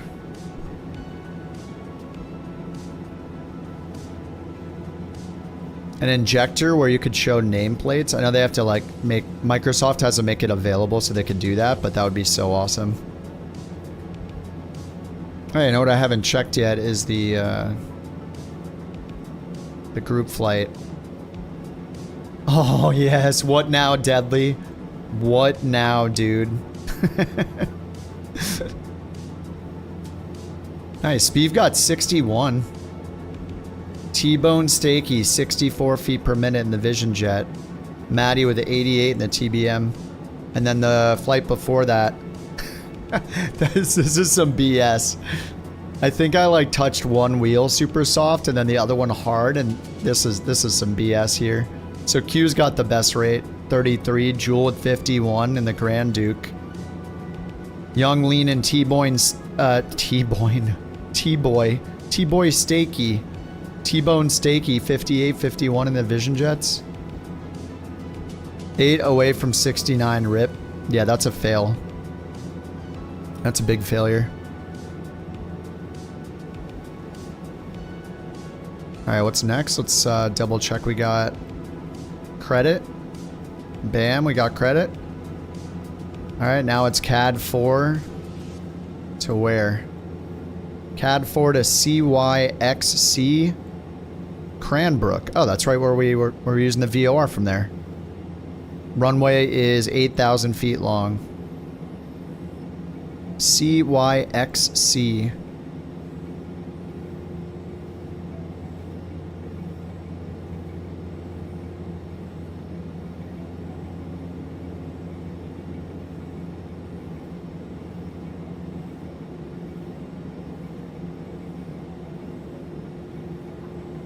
Oh, we know we have a VOR. I mean, that's the one we were just using.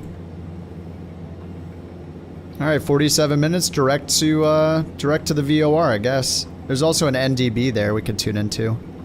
Okay, Cranbrook VOR is actually off of the field here. And it's Canadian Rockies at 3,000 feet of elevation. Looks like we got some nice terrain east and west of it. So maximum elevation figures over here, 10,800, 10,200. And the airport's at 3,000. Then we got the VOR right here, so we'll just fly direct to the VOR and then outbound. I mean, we'll just see the airport there. But if we want to know, it's on the 057 radial. So if we want, we could just go intercept the 057 radial right away. So we'd be flying like, go up here and just intercept this basically.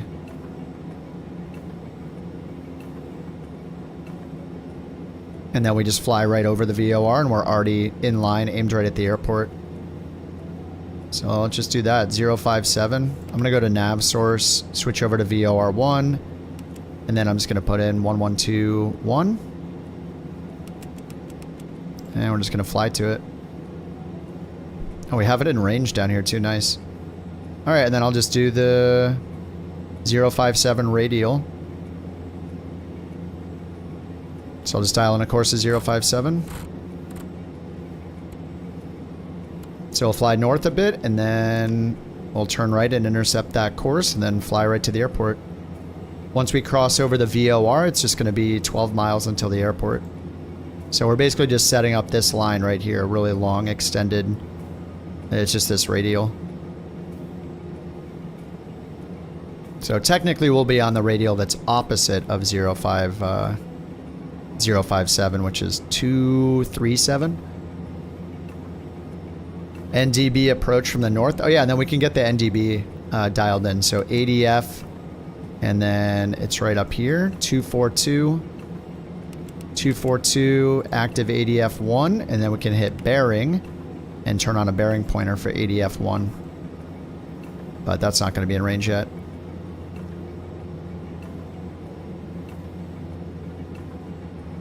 Why are we flying so far north? We don't have to. We could fly directly from where we are to the VOR and then turn outbound on that radial 057, or we could just dial in the 057 like this and just go north a little and then just fly that radial all the way through the VOR so we don't have to change it. I'm just being lazy. And then yeah, Q says there's an NDB approach. So we could use this NDB right here, Cranbrook NDB, to line up with the runway if we come from the north on the right heading. You see YXC on the radar, but not on the top left of your main screen. Click on nav source and make sure VOR1 is your active nav source instead of FMS. FMS is for GPS. So this is like the difference with, it's like your CDI button on the Garmin. So instead of GPS or FMS, you use VOR. VOR is set. VOR1. And then on the nav radio, you have 1121 in the active field. Yeah, I don't know. That's so weird. Why wouldn't you be picking it up? I mean, see, yeah, I don't know. Maybe it's a nav. Is it Navigraph? I don't know. Loke disagree.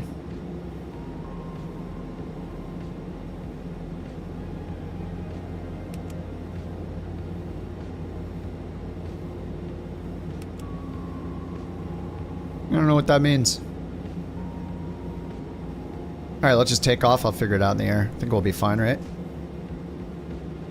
Alright, parking brake off.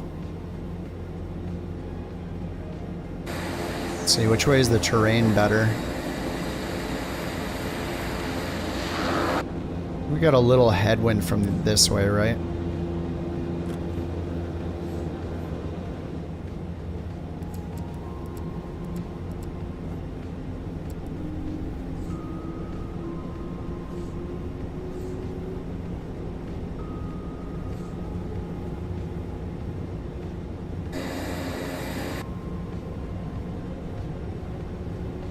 It's kind of a crosswind. Alright, I'm gonna get the flaps down.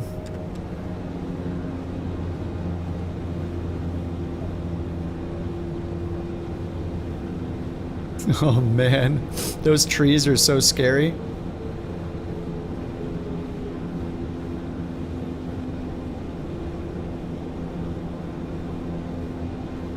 VOR should all be sim data. Yeah, I don't understand why they wouldn't get it. Two of them aren't getting it, even though they're tuned into 112.1 and they're on VOR1. It just doesn't show the DME.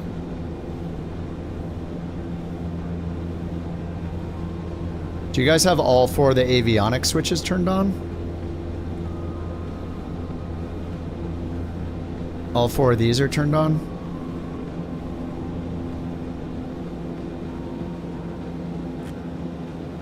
Not sure why it wouldn't work. It's so weird.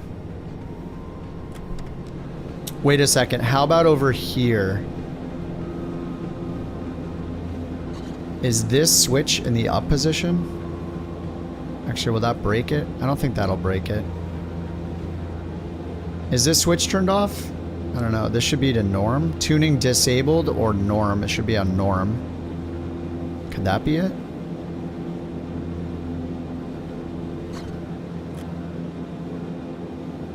For some reason, I think maybe that switched by default. Was it? No, I mean, I just reinstalled the whole plane. It's on norm. God, that's so... Yeah, I don't know.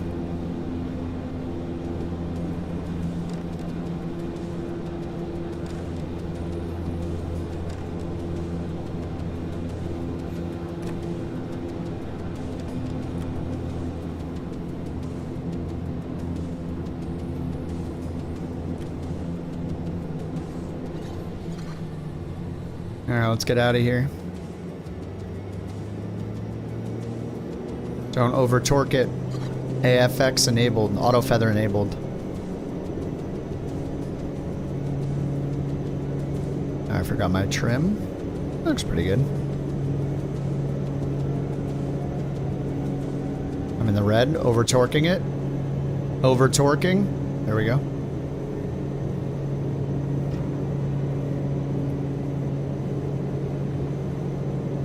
Trying to see if I can get it up before 100.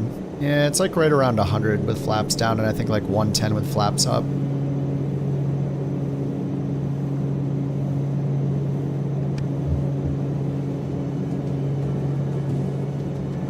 You lost brakes in your 727? I haven't flown the 727. You weren't worried about the trees on takeoff as much as the mountains? Yeah. Yeah, neither direction's that great. I feel like this was the better direction. These aren't as close. Yeah, those are like right there, but at least you have the valley to go through.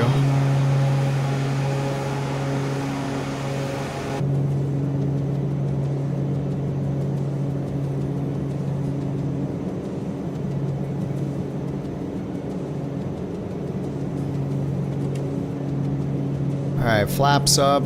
Yaw damper on right here. Prop sync on.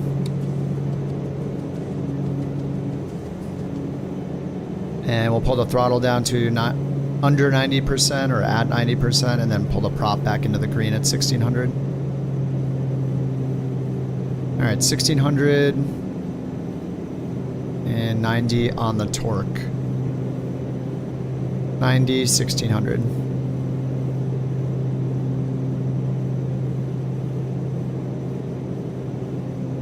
right, I'm gonna get the flight director on. Set this to 180 on the speed, IAS profile, and nav mode, and then follow the flight director. Or you just turn the autopilot on.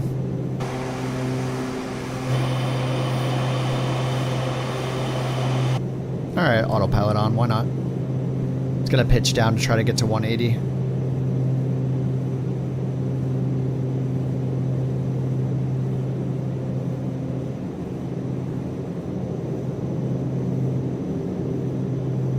Yeah, it takes off like a rocket. Yeah, I feel like it just needs a lot of speed. Like 100 knots, 110 knots. But then it just like pops right off the ground.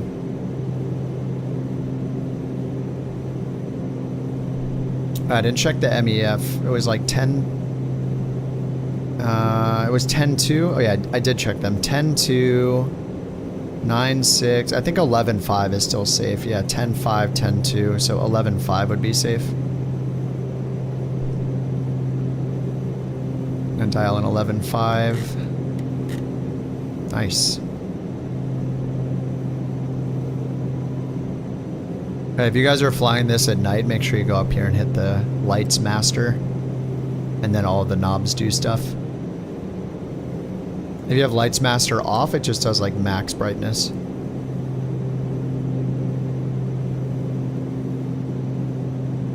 Outside air temp 17.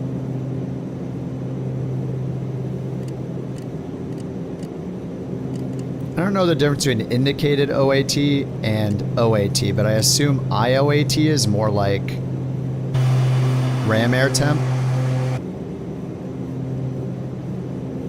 Or total air temp? I'm not sure. I don't know if the manual said anything.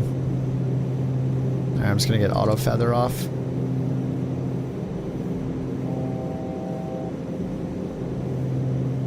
Yeah, and cruise, turn auto feather off, then you'll have no cast messages. can always get to the checklist in here. Normal, climb, cruise. Cruise up to 97%, 1600 RPM, or 97%. Auto feather off, that's done. Lights as required, engine display monitor, checklist complete. And then to switch the checklist, you grab this little joystick, little Atari joystick, move it to the right, and that'll move to the next checklist. Oh, we have the ADF already.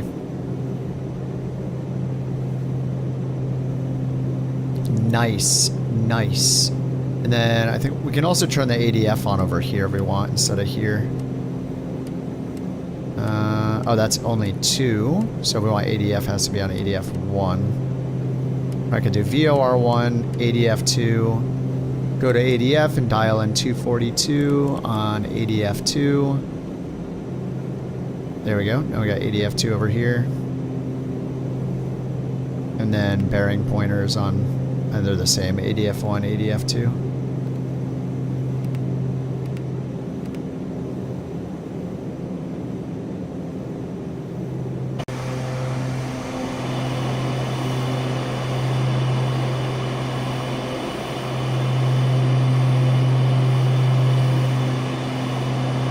Canada west to east.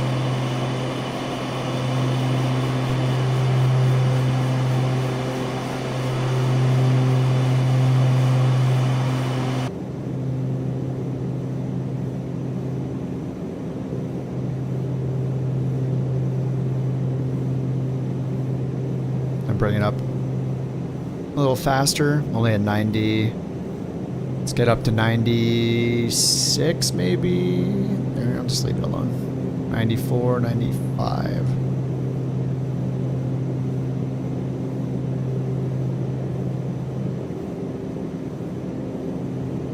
Alright, sweet.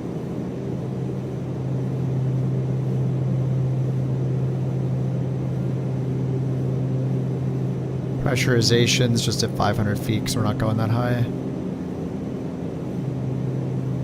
Actually, the airport is at 3,000 feet, right? So we should really bring this to like 3,500.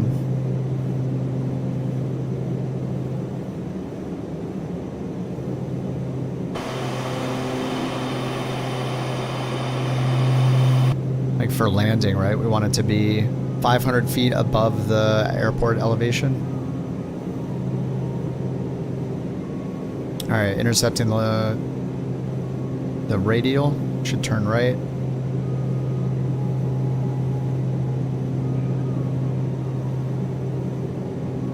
Yeah, nav mode is on.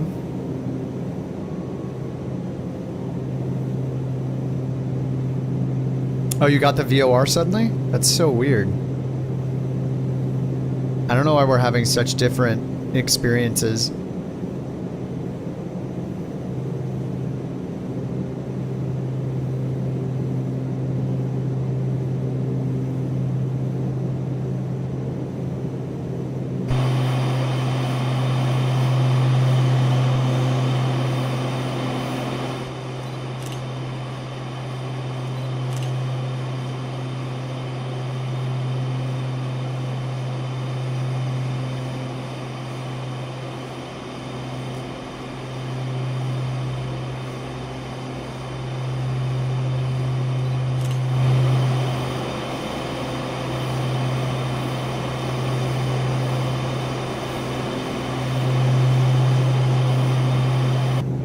The ship of stars. Alright, we are on the radial now. So 45 miles until we cross over the radial, and then cross over the VOR, and then on the same radial outbound, 057 outbound. Well, technically we're on the opposite. We're on 237 right now, flying towards it. Once we cross over, we'll technically then be on the 057 radial outbound. 12 miles after that, we'll be over the airport. And I guess there's an NDB approach. Who was saying that? Q said that? CYXC. I've never really done one. Cranbrook. Charts. Approach. These are not the charts. We have to refresh it. Always bugs. NDB Alpha. It's a circling approach. And it's just a 165 course. And then you cross over, so 165 course, cross over the NDB, and then continue on that course for the runway.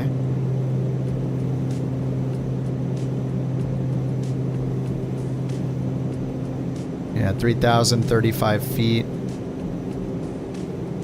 And then we can take it down to, it just says MDA, so circling MDA 5340. We could put that in. Whoops. Up here, MDA.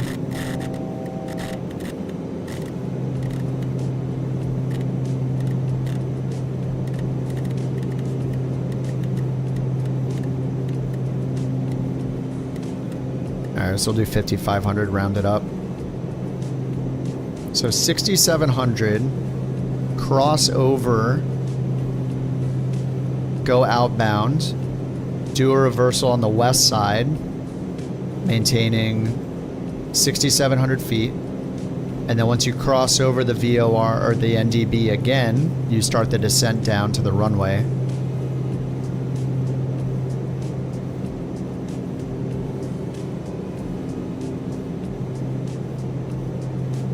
Pappies are on a 3-degree glide slope.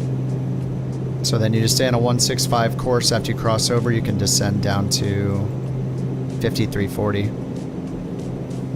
The audio speaker fixed it? Audio speaker.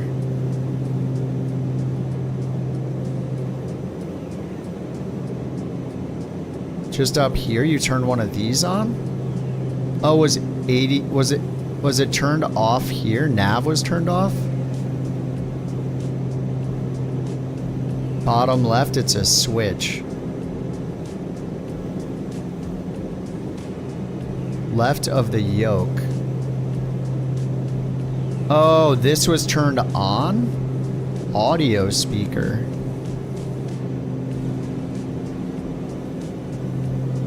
Wait, what?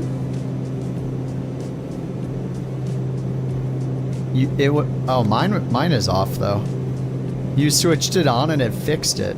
Mine's been off the whole time, and I reinstalled the whole plane recently. That's weird. Very weird. And it worked for both of you? You flipped them all on and then off. What the heck? Alright, that's super random. It's so weird that that worked. Oh, there's an ILS. I'll try the NDB. But that's cool, yeah.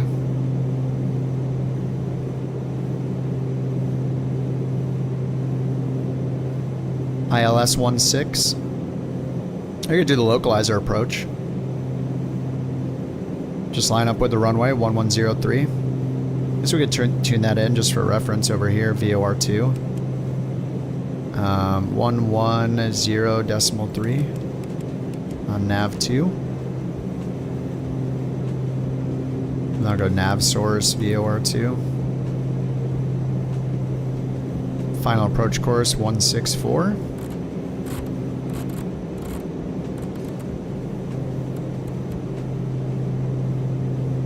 And we got all the pointers again. Sync the heading bug. Every pointer that we can have, we do have. I think.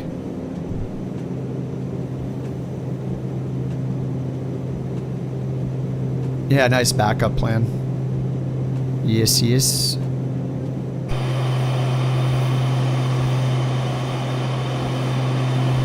No, I have photogrammetry off. I don't know how much better it'll look by turning it on. Let's turn it back on. This shouldn't take it. Turning it off takes the longest. Yeah, see, turning it on's fast. See if the mountains suddenly get better.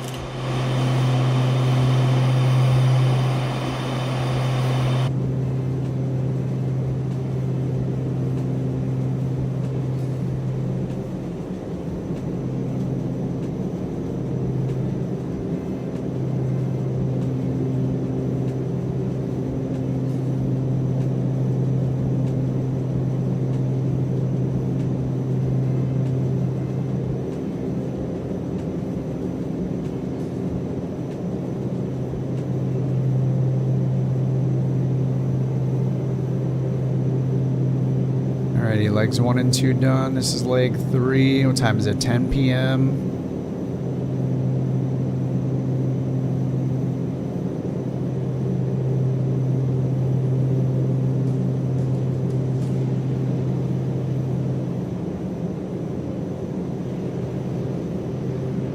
Oh, it says operation information for the airport.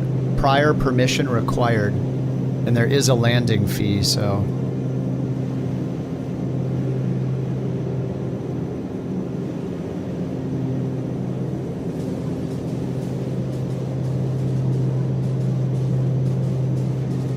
Chart for the Yankee.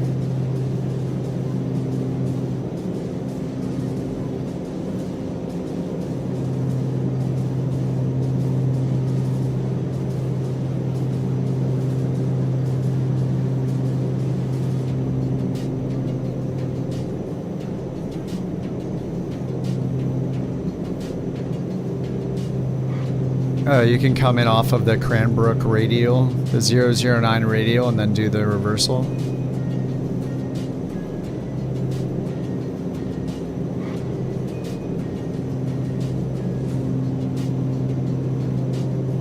Just go around, turn around, fly over the inbound course again, but then go out and shuttle climb as required. What's a shuttle climb? Like space shuttle? Like maximum climb? Is that what shuttle climb means?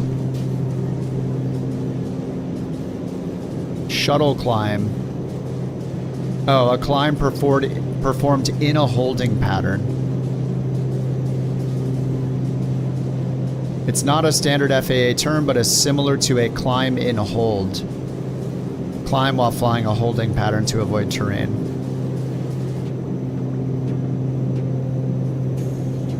Afterburner. Shuttle climb. So it's like a box climb. Spiraling climb. Racetrack climb. Alright, we're only 2 miles away from the VOR. So I should probably start descending. We already have, it's about 12 miles out, we're at 11,000 feet. I can safely, on the NDB approach. NDB Alpha, we need to go down to 6,700 feet at the NDB, so I gotta go down. 6,700, and then I'm gonna put it in heading mode and go directly to the NDB and vertical speed it down. Ground speed is 297, so we'll do 1,500 feet per minute. Pull the throttle back, and then use heading mode to go directly to the NDB. So I'm just gonna fly towards the pink needle. The magenta needle. Alright, it says we can get down to 67, fly over it, then do a reversal. And then once we cross over it again, we can start our descent down to the runway with the MDA of 5,500.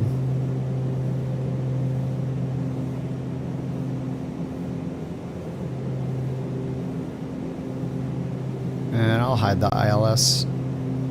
Yeah, you can just do the ILS. 110.3 for the ILS. For the localizer.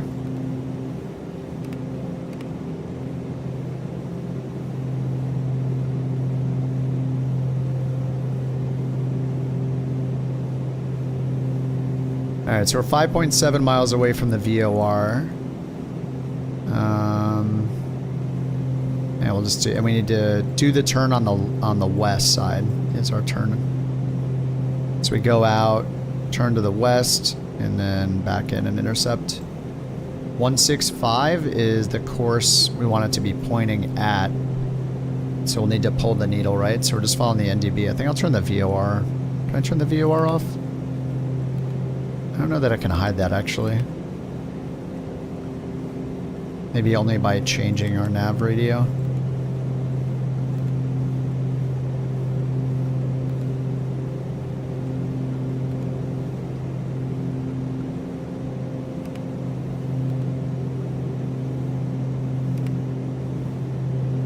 I don't think I could turn it off. I'll just put 112 on again.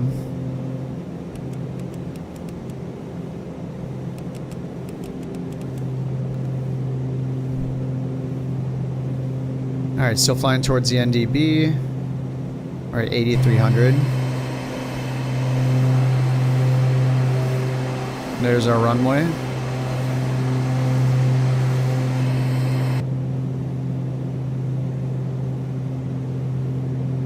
So as we cross over this, I want to leave it on a 1. I want this to be pointing at 167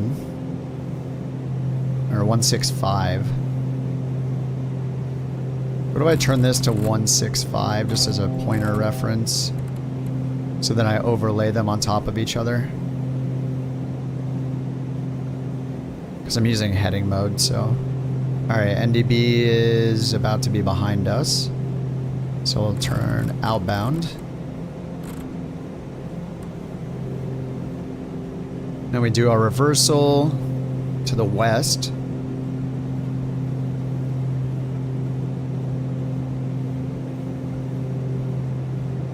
And we need to pull the tail around so the magenta line, so the NDB points at that course right there. And then just keep that behind us, 165. So I need to fly towards the arrowhead.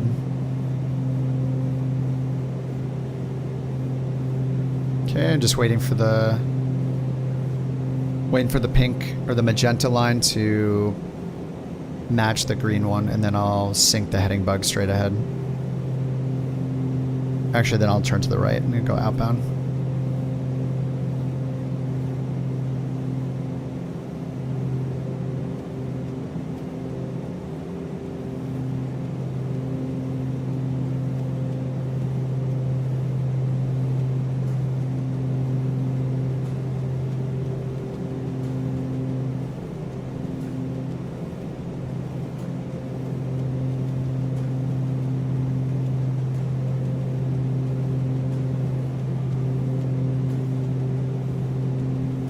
Alright, I was going to do the turn.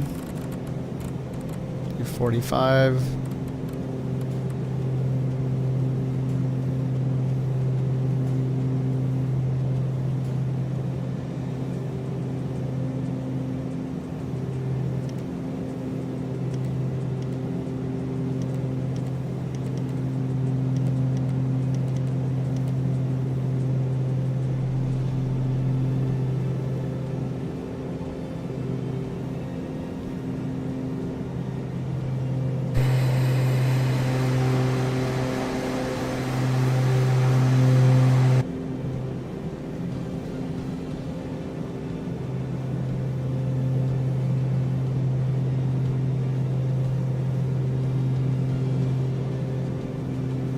Yeah, 30 seconds, that's fine, right?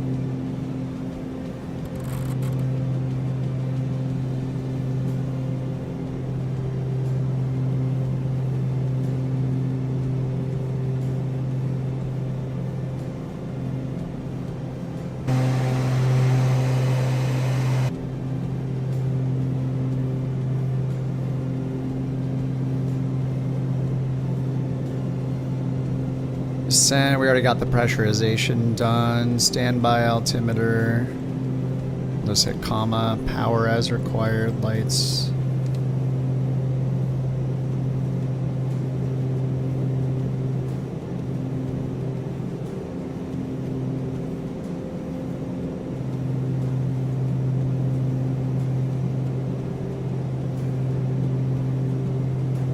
Alright, so we need to go left of the arrow so we can get the arrow pointed towards the green one and then fly towards the green one. So we're on the right course. And once we cross over the NDB, we can start our descent down to 5,500.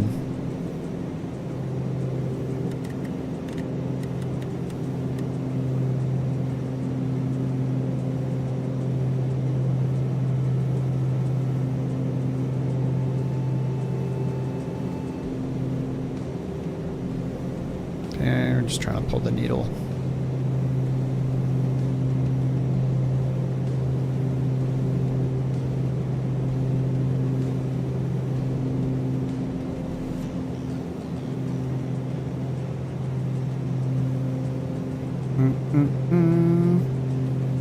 The final approach course 165.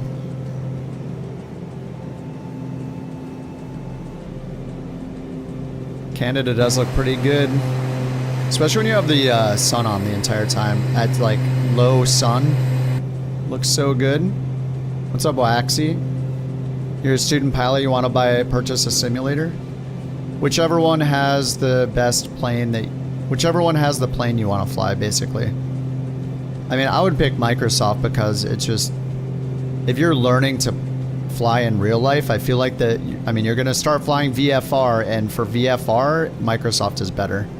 Not even just because of the avionics and the plane selection, but yeah, I would get Microsoft Flight Sim on Game Pass for the $1 trial for a week or whatever it is, and see what you think. I overflew the NDB. Yeah, there's just so many more planes to pick from, but really, like, you may need a certain simulator to get the exact plane with the exact avionics you want. I always use the example of, oh my god, there's the airport right there. I always use the example when my girlfriend she was thinking about like using Avidyne avionics in one of the planes at one point. And the only way to get anything like that in the sim was X-Plane, so we had used it briefly for that. But if it's the Garmin stuff or just simple nav radios and flying with VORs, like, I don't know.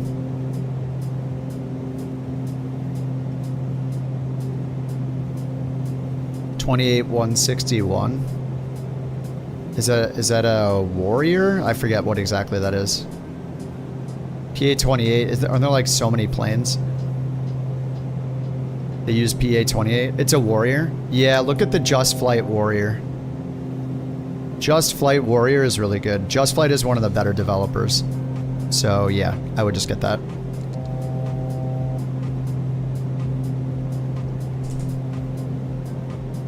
I forget how much it costs. I think it's also in the in-sim marketplace. But you know, you also want to figure out like your peripherals and stuff, your stick, your yoke, you know, whatever you want to use. Stick, yoke, rudder pedals.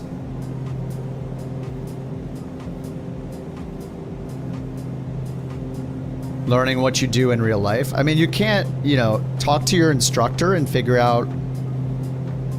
The answer is always talk to your real world instructor to figure out what they want you to do in the sim. Like, hopefully they're open to you using the sim to learn certain things, but they're going to want to make sure you don't get any bad habits. Like, I don't fly in real life at all, so, you know, I don't have any advice about flying in real life other than talk to your instructor and, like, here's what's available in the sim. So I would ask them, like, say, like, hey, I want to play the sim for fun, but, you know, but also is wondering what I can do to learn things that are valuable outside of the sim. I mean, I've heard real pilots say that doing IFR stuff is really useful. Navigation stuff is really useful, you know, like using VORs and stuff like that. But I mean, you can also just get, like, because Microsoft Flight Sim is so detailed, it really depends on where you're flying in the world, but there could be custom scenery for the airport you're flying out from, so it's extremely realistic. There could be really good terrain data around the area that you're flying in. So yeah, check the marketplace, check sites like flightsim.to has lots of free resources for, like, there could be, somebody may have, for fun, made the airport that you're flying out of, and there's free scenery that'll improve how it looks in the sim. 1 feet per minute. Enjoy your well-deserved 1 BorkCoin. Keep killing it in those predictions. But yeah, the Piper Warrior, there's a Piper Dakota in the sim for free. But the Piper Warrior's a little simpler, right? It's not complex. So you might want to buy the Just Flight Piper Warrior.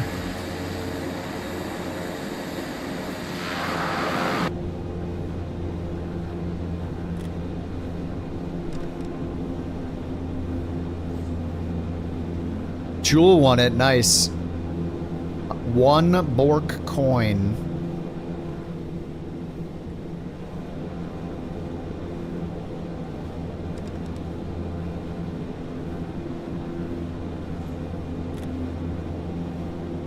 Man, what a treat. Look at this giant runway.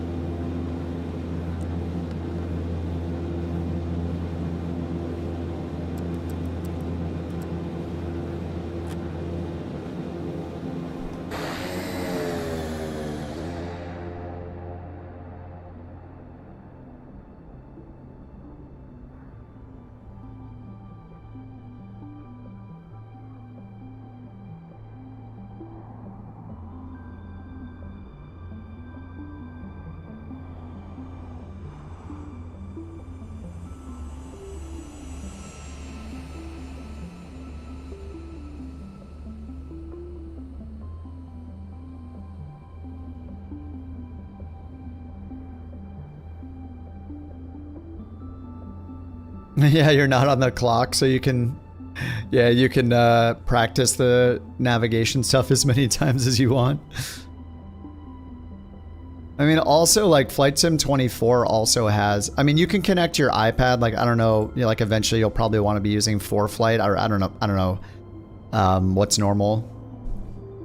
Maybe it's 4Flight, maybe it's another app. I don't know how you get the charts or whatever when you get into that, or even just the airport diagrams, but it's cool to have that stuff available in Flight Sim 24. But you can connect 4Flight to it. There's an app called, like, I think it's FF2FS, like FF and then the number 2 and then FS, or maybe the other way, like FF. Yeah, I think that's what it is. And you just download that and it'll let you connect your iPad and connect it to the sim and get all the data. So you can use your iPad and use 4Flight.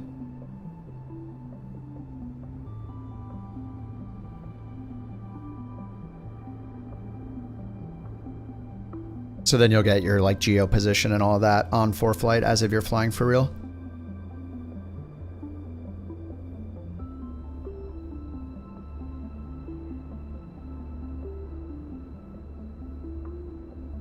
All right, leg 3, bam, completed.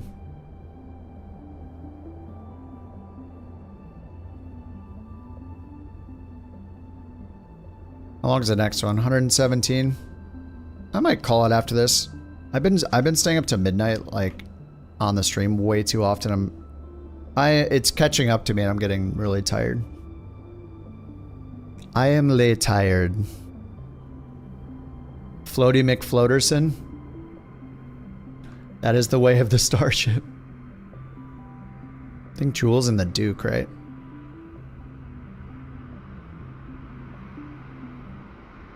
That is not a CJ4.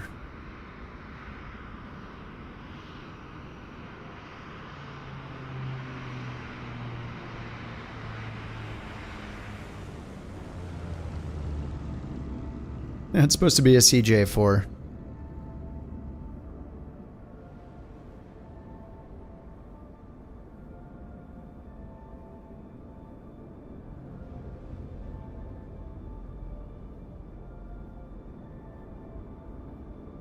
Uh-oh. Oh my god. Oh no, not again. Jimbo, what's going on over there, dude?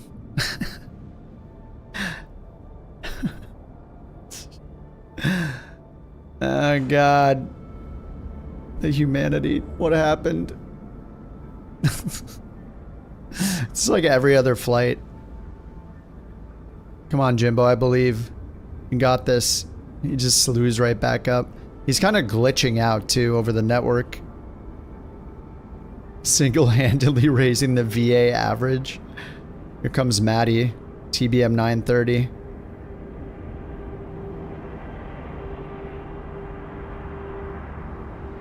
Oh god, it's terrifying. It's like Jurassic Park.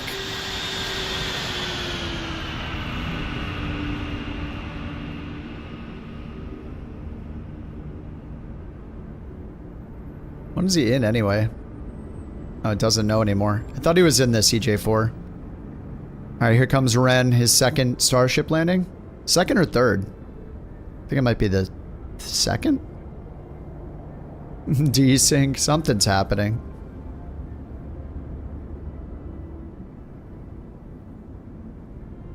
Ooh. Oh, I think he stalled it. I've done that like 100 times.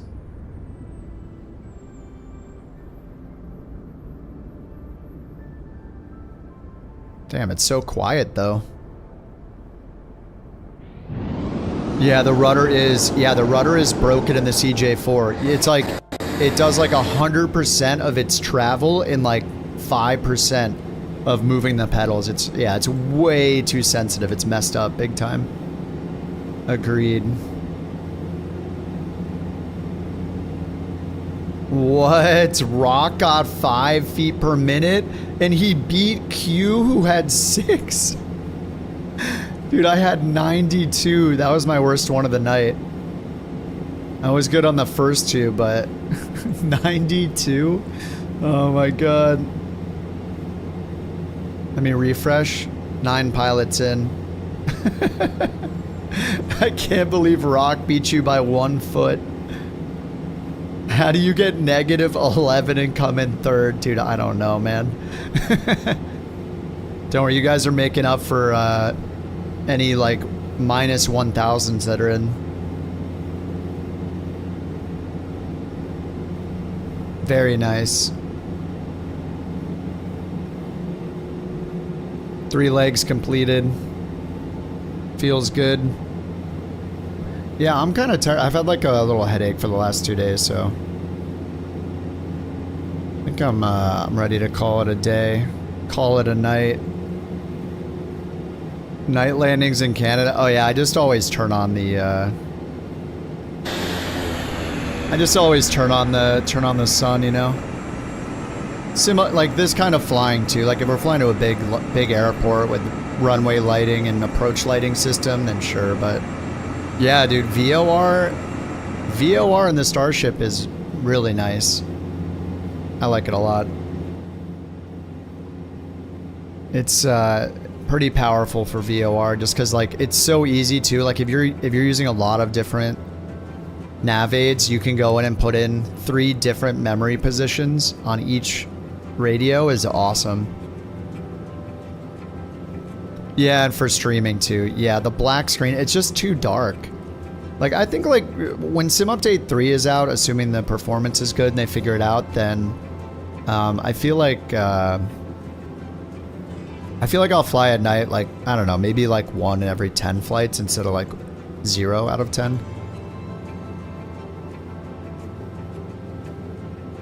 Yeah. The tour reinforces the misconception that Canada is empty and we all live in huts in the middle of the forest.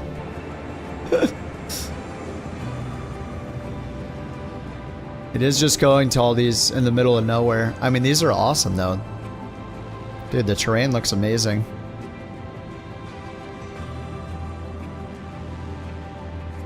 Couldn't handle the amount of buttons. I mean, you just learn it. I mean, if you think about like your iPhone, how many buttons does the iPhone have? Is it like 3 or 4, or is it like 200 or infinite, right? Because of all the apps. So like just because it has a lot of physical buttons doesn't mean that it's like way harder to use. You just have 1 button in each spot instead of having to go through like 10 menus to get to the button, you know? It does look more intimidating, but at least you're not going, you don't have to like go into this screen and go through 8 different screens within screens to find the right button and then you hit it finally. It's just like, oh, nope, that button's this one right here, you know? 0? Well, it technically does have buttons on the outside. Volume up, down, sleep, you know, those kind of things. But still, what I'm saying is just like, just the number of physical buttons doesn't necessarily mean it's more complicated the more buttons. Because you have to dive into so many menus and the electronic ones, you know? So when we have like a G1000, it's like, oh, look, it's a screen and there's only, you know, 20 buttons around it, not 100 buttons. But you have to dive through all the menus and know the combinations, like hit this button, then this button, then this button, then this button. And now you've done it. It's like, oh, okay. But in this, you just go over here and hit this button. You know, like it's got a dedicated button. I mean, it's learnable, dude. I don't fly for real. I can learn this stuff decent enough to fly it in the sim. Alright, guys. I'm gonna go to bed. Jam! Oh no. Jam, I'm going to bed. Well, thank you for the raid, Jam. Welcome with 36 new viewers. Glad to have you all here. Enjoy the stream and remember. Oh man, do I have to do one more? Okay, I'll do one more. Alright, we'll do one more. Jam, thank you for the raid, dude. Alright, we'll do one more. I feel bad now. But then I'm going to bed after this. Alright, we'll do one more. No sleep. I mean, it's only 10:30. I was just trying to be a good boy and get off earlier than normal. Thanks for the raid, Jam. Alright, let's do one more. We're flying in Canada. We started this, it's funny, I literally just had Twitch open on the side and was looking at yours. I was like, alright, I need to raid. We've done 3 legs on this achievement so far. Canada west to east. Alright, we'll do leg 4. CYXC to CYQL. We're in Cranbrook to Lethbridge. All right, runways. We got 6,400 feet at Lethbridge. And we've been using VORs to do our navigation. So it's CYXC to CYQL. Let's get that going. And I'll get Sky Vector going again. Man, I turned the music up and everything to say goodbye. Okay, CYXC and CYQL. I'm using Sky Vector because we're using VORs. Or at least I'm using VORs. Oh, nice. All right, this is great. We got the 2 VORs right here. Here's the airway. We're just on the Victor 300. 14,000 feet required, though. 14,000, then 8,500 towards the end. So we'll start at 14,500. All right, 14,500. Let's get our 2 radios set up. So we're going to do the Cranbrook VOR outbound. That is on 112.1, which we have set here.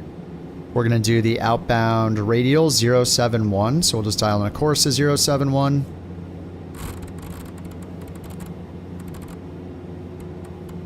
All right, 071. And that is behind us, so when we take off, we need to make sure we're going east. We intercept that course outbound, and our DME will get higher and higher. Number will go up as we get further away, and then there's a VOR right here at Lethbridge, so it's to the east of the field, but we'll hit plan here. It is 115.7, so let's put 1157 on nav 2. And then we're not picking it up yet. So we'll just take off and go intercept this course. So turn the heading bug over here.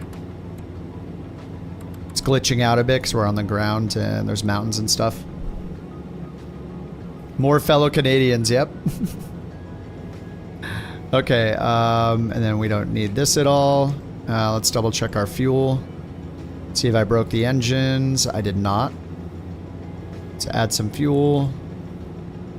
Just even it out a little bit. 200 gallons, that should do it. And let's drop these passengers off.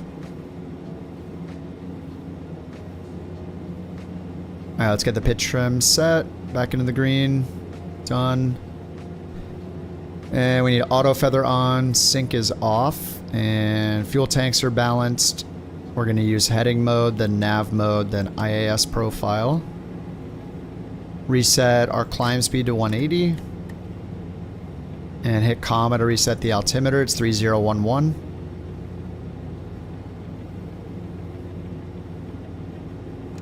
Alright. Takeoff checklist. Before takeoff, engine ice protection. It's a 21 Celsius outside, so we don't need any of that. Windshield heat. No. I'm not using it. Alrighty. I don't want to back taxi this entire runway, so we'll just take off of the tailwind if we have one.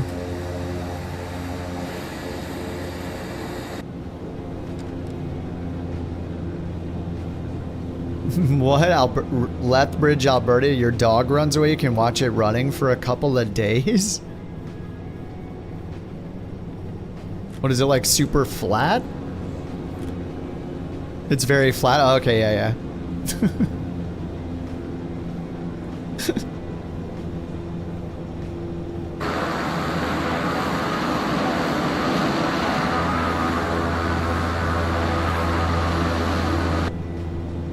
We have a headwind on the takeoff?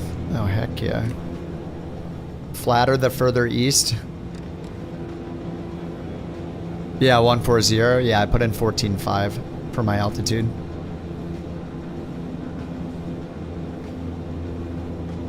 Alright, let's go. I got the flaps up for this takeoff. Oh, I'm pulling them up right now, actually. During the takeoff roll, I'm sure that's fine.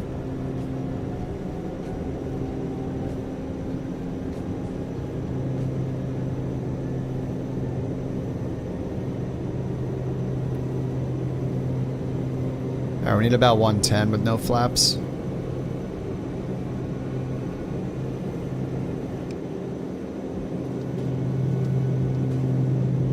Alright, gear up.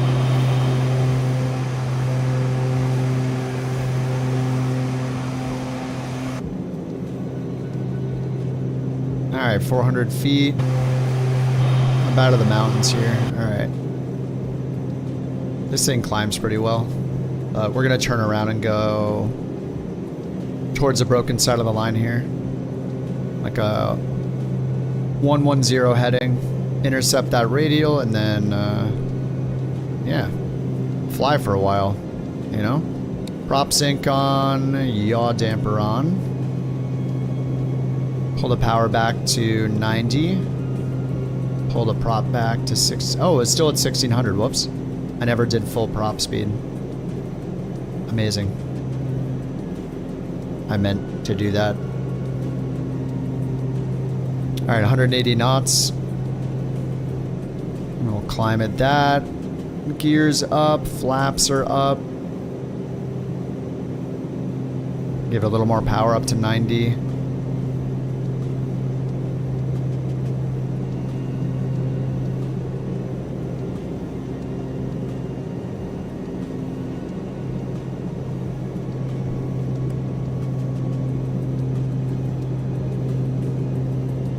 Goodbye.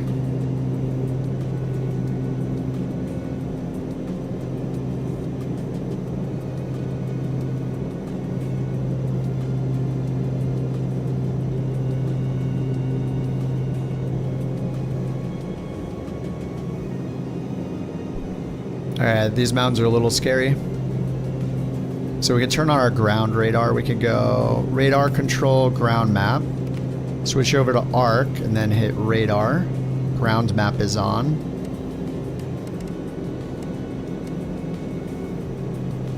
And it's not showing anything yet. I don't think it shows it on HSI. I think we have to use arc or map. This is arc, this is map.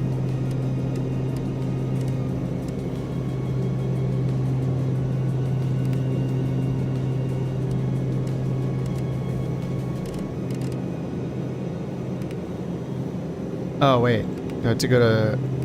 Oh no, it is turning it on. So we don't see anything on it. Maybe we're just too far away. Maybe we're just too high already.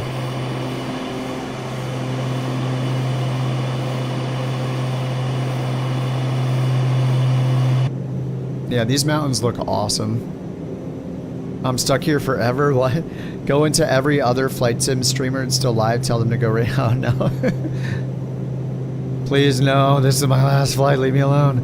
I want to go to bed. Everybody go raid Speeve instead.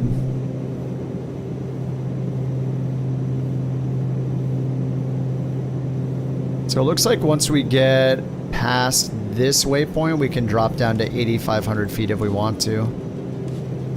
So that is 43 miles, right? Oh no, 37 until Fearney, and then 43. So 80 total miles. Oh no, more than that.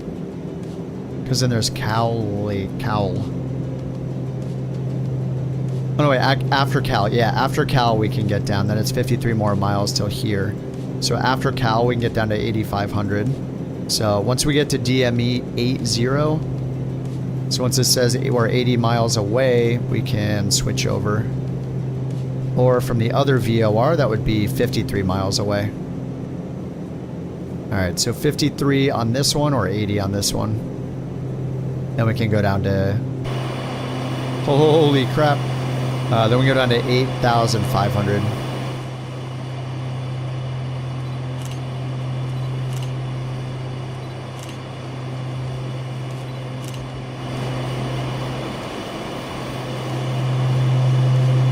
Yeah, Canada is pretty, eh? Very pretty.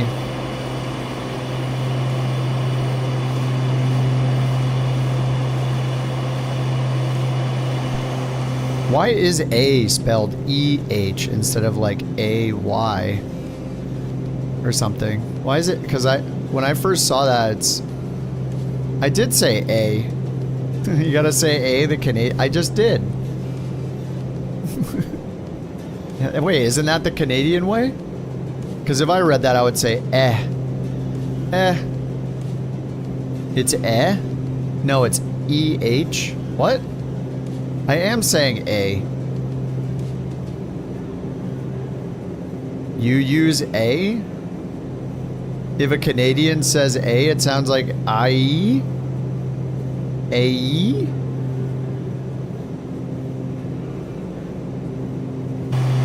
No, they say A.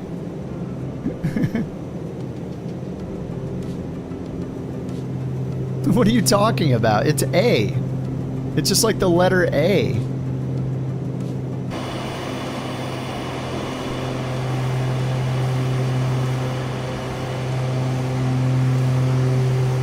Jimbo's down there enjoying himself in the valleys. I'm up here with the autopilot on, saying A. I think I can get the ADF pointer off. I like the HSI. I don't know if the ground radar was working or maybe I was too high already.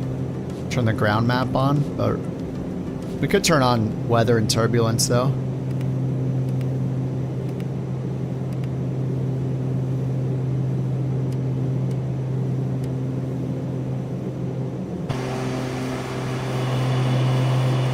The Canadians are telling me it's A. Confirmed too high. Kip is chicken in Dutch. Yep, that's true. Hearing you say EEJ? What the heck? Now it all makes sense. What's EEJ? Eej?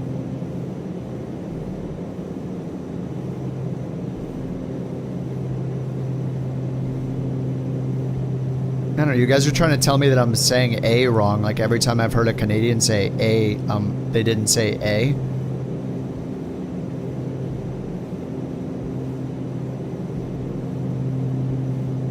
Dude, look at the shadows because of these little, whatever these things are. It's like measuring tape or ruler markers or whatever. What's that? 1 foot, 2 feet, 3. It's 6-inch markers. This is for measuring, just in case you need to measure. But look at the shadows. I kind of want a livery that has this like set up like a ruler. 1, 1.5, 2. I guess it would be 1/2, 1, 1.5, 2.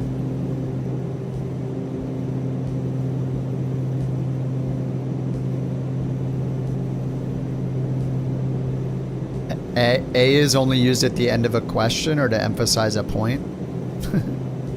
Lethbridge is the 3rd largest city in the province of Alberta. Oh. Today I learned. I don't think I ever knew of Lethbridge until just now.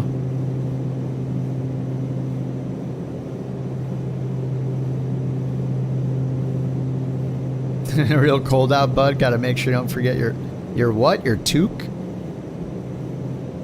A toque? I mean, I assume it's a beanie. Say the province? What province? Lethbridge? What, Alberta? Say Alberta? Well, I mean, that's what it looks like. I say Alberta. It's called Alberta, yeah. Oh no, he's pronouncing the thing the way that he would say the word if he saw it written down. Uh-oh, we got a problem. Say Toronto? Say, what about Toronto? Toronto. What? I'm not saying it weird. You guys are weird. Chat 75% Canadian. Orano? What? We take over. Yeah, how do all these Canadians get in the chat? Did Bird recruit all you guys? The heck is going on?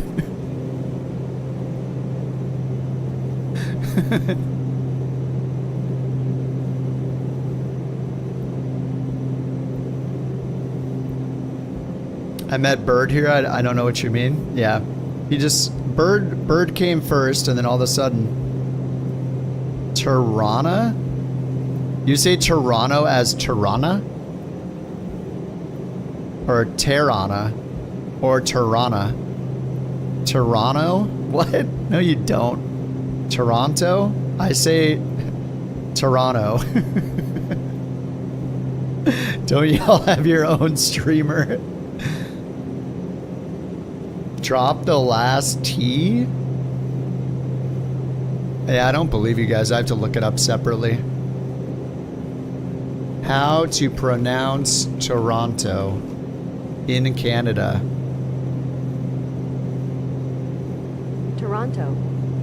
Toronto. Toronto. Toronto. Toronto.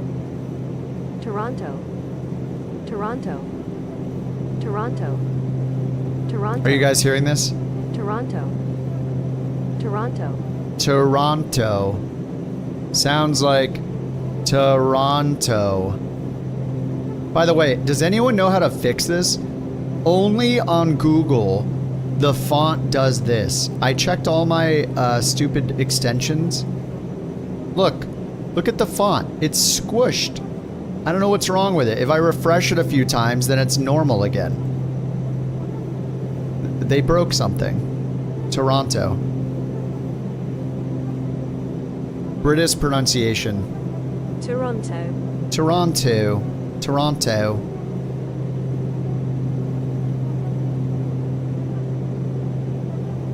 Google has all the best programmers in the world. I mean, it could be an extension, but I've disabled almost all of them. I think I've disabled all of them at one point, and none of them. One of them must be messing with it somehow. I don't know. Say about in Canadian? Google breaks everything? I guess. Oh, we can almost descend. Oh yeah, this must be the area we can start the descent. Look at it. Yeah, so we can go down to 8,500. Toronto. 8,500 feet after Cali, which is 53 DME away from here. No, wait. It wants us to stay up a little further.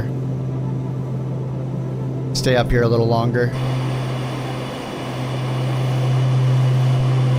No premature descending here.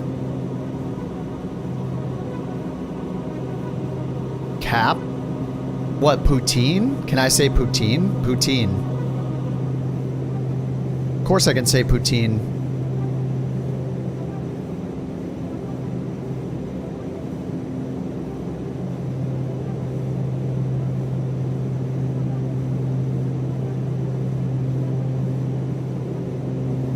I say it the same way Kip does, but I know it's wrong. Pulled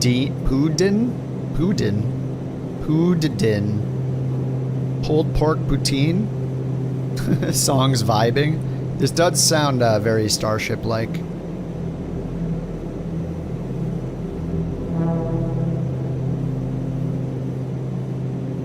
That was the end of the song, though. It's poutine for me. Bro, I'm hungry. Not this song again. Next. Next. Alright, how are we looking here? We are at DME 61. We need to wait for DME 53. Right, get him out of here.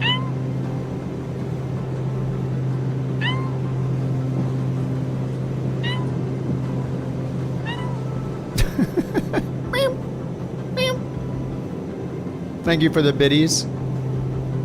Jewel, thank you for the biddies. What's so good about the Starship? Pretty much everything. I mean, it's a black square plane, so it's super detailed. It's got like hundreds of failures, engine damage. You can damage it with the ice intake without if you don't use the inertial separators. if you like these avionics, I mean, it's got all custom avionics you've like never seen before. They're just awesome. All these CRTs. You can fly with VORs, GPS. It has VNAV, like advisory VNAV, but you can't add SIDS or stars with the FMS if you do GPS. It's just awesome. Integrated checklists. It's got, I don't know, it's just really, really cool. It's really great for, I mean, it goes fast. It's like twin turboprop. We usually go like 300 true airspeed, sometimes more. It can go up to 41,000 feet. It's pressurized. It's got amazing Easter eggs the developer put in it that you could literally spend days and days and days investigating and uncovering. That's really fun if you're into that kind of thing. But yeah, it's incredible, man. It's got ice protection, loads of ice protection. It's awesome. It just looks like retro futuristic, you know. But yeah, I think that basically if you think that these avionics look cool to use, it's 100% worth it. It's very, very fun. We spent like 3 or 4 entire streams for like, I don't know, dozens of hours total, uncovering all the secrets in it, and decoding things. And yeah, it was a good time. Forgot to turn auto feather off. And then the tablet's down here. So it's, if you've ever used a black square plane, it's got the tablet that's very similar to like the TBM. So you've got all the engine information. It can ingest, it can get damaged if you over torque it. You can just repair it. You got the electrical system, the cabin, with all like the bleed air flow and oxygen and all that stuff. Like it's got a pulse oximeter. And then, yeah, it's got a crap ton of failures. Yeah, tons of failures if you were into that. It's incredible. Highly recommend it.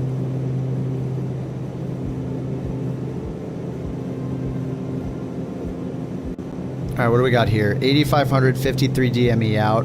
We're at 45. All right, we can get down to 8,500. 8,500, and we'll just use vertical speed. Ground speed's about 300, so we'll do 1,500 feet per minute. So like some of the avionics are just so cool. Like this is a combination altimeter, VSI. It's got your barrel pressure, your selected altitude all in one instrument, and your vertical speed. So you got baro, vertical speed, selected altitude. You got your total altitude, your hundreds of feet on the clock hand, and then your vertical speed on this inner arc right here with our selected vertical speed on the little teal diamond. It's really, really cool. And then it's got like some dual gauges. So like here, the ITT and the torque gauge is combined. So depending on your altitude, one or the other is going to be your limiting factor. Really, really cool. This plane is just so awesome, man. It just looks so good. Can't believe that like one developer made this. Back to the basics. Yeah, dude, flying with VORs is great. I feel like I don't do it when I'm flying a plane that has GPS like forefront, like at the forefront of the plane. Like if the GPS is in your face, like of the G1000, I'm just never loading up VORs. But in a plane like this, where the GPS can be very invisible or just non-existent, you just don't see it at all if you don't click the certain buttons, then it's great. Same with the Aerostar. I like the Aerostar a lot. If you want a twin engine piston, it's the new A2A plane. Aerostar is great, or you can get the Comanche. It got updated, I guess. I just don't have the update because I have mine through the marketplace, so waiting for it to be updated there. Maybe it has been, I just haven't loaded it. This was made as a side project over years. This is like my new favorite plane, my new favorite GA plane. And this plane is challenging to fly. Like it's got, once you're up, it's great. But it's a floater. It pops off the ground real fast when you rotate, and you got to keep the nose down, kind of like flying the Citation X. And then, I mean, being able to go like 300, 310, 320 true airspeed's awesome. And when you land this thing, it is a super floater, so it's really challenging to get it landed in the landing zone. It's super fun, man. I love this thing. I think he said eventually it'll be in the marketplace, but for now it's on Just Flight.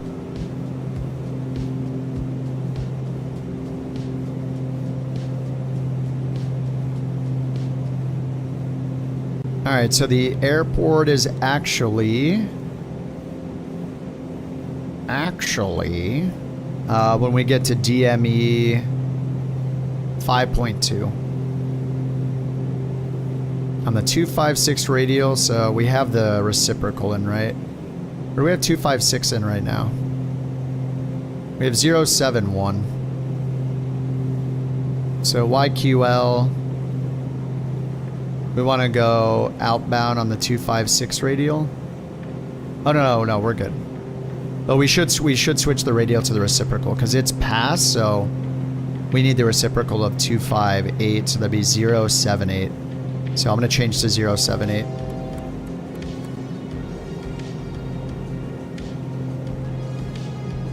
Just to get back on the airway. I mean, we could just go directly to it still, but which is fine, but if I want to be south a little more and on this airway. Alright, it is pretty flat out here, huh? Oh yeah. Holy crap. And I don't see an NDB, right? We just have the VOR right here. And it's at 3,000 feet elevation, 6,500 foot runway. So we should be able to get down to like 4,000 feet now. Just keep the descent going.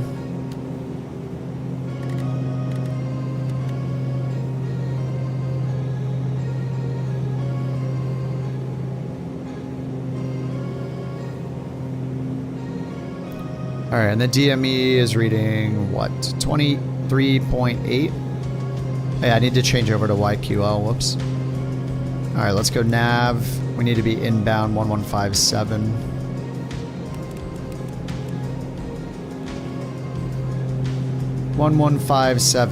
That was my problem. 1157 and what do we say? 078. I was on the wrong VOR still. I never switched over. Alright, so we're 21 miles out and we'll be at the airport when it's at 5 or 6 miles out. So we got about 15 miles to go. 15 miles at a ground speed of 247, so we're going about, what, 4 miles a minute?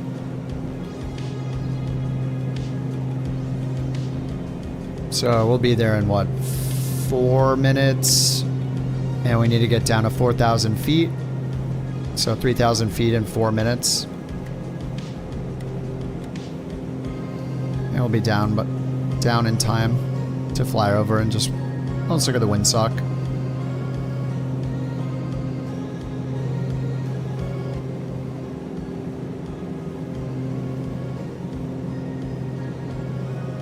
Sounds like a Christmas song almost. Oh, do a stream with the KNS-81. Yeah, I've done the KNS-81. It's been a while though, but that thing is awesome. I really liked using that. I think the Duke has one, right? Look at its flatness. Oh yeah, that's insane. It goes from those mountains to this.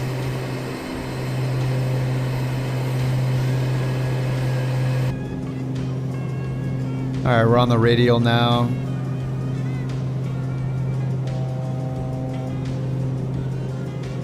It's supposed to show your VIP-ness. Yeah. How much GPS? You can put in a whole route.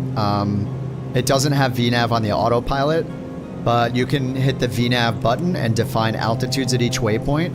And it'll just tell you live what rate of descent you need to descend at, your vertical speed, to get to that constraint at that altitude. So you can just follow the target vertical speed. So you just wait until the vertical speed's at like 1,200, 1,300, 1,400, and then start the descent and just follow that speed. But yeah, you can go put in the flight plan. You can just type in all the waypoints. You can add an approach with this top button that says approach, but you cannot add SIDS or stars.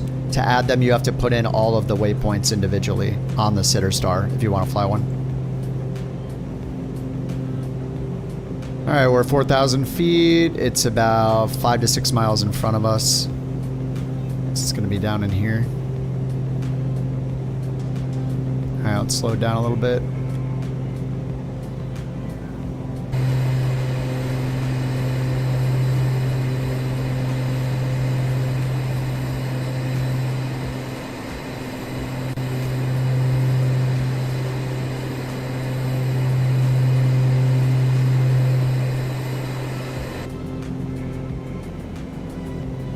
So hazy.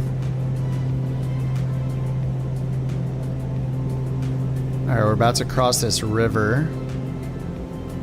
Okay, nice. Yeah, it's right after the river. So we are in their airspace. Just so hazy.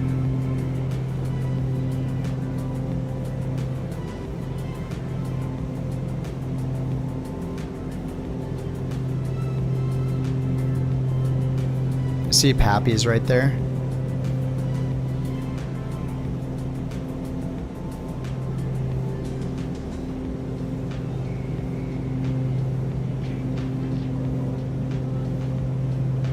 It's so weird. I see Pappy's there, and then the threshold's way over here.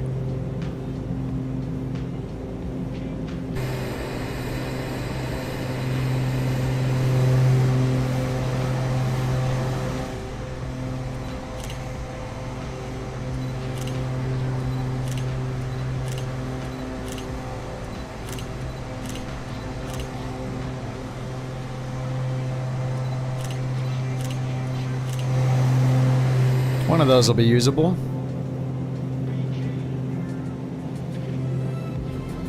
Alright, where's our wind sake at? Wind sake. Oh my god, we gotta start a sake company now and start bottling it.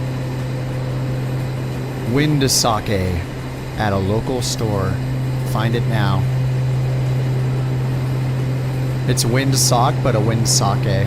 We have wind socks, but now we'll need to make wind sake. Oh, there it is.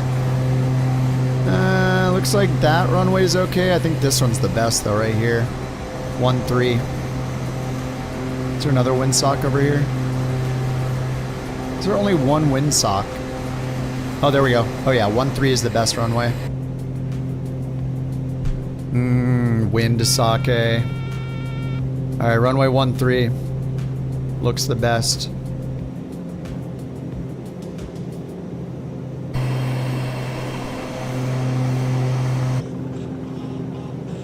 Get the HSI on.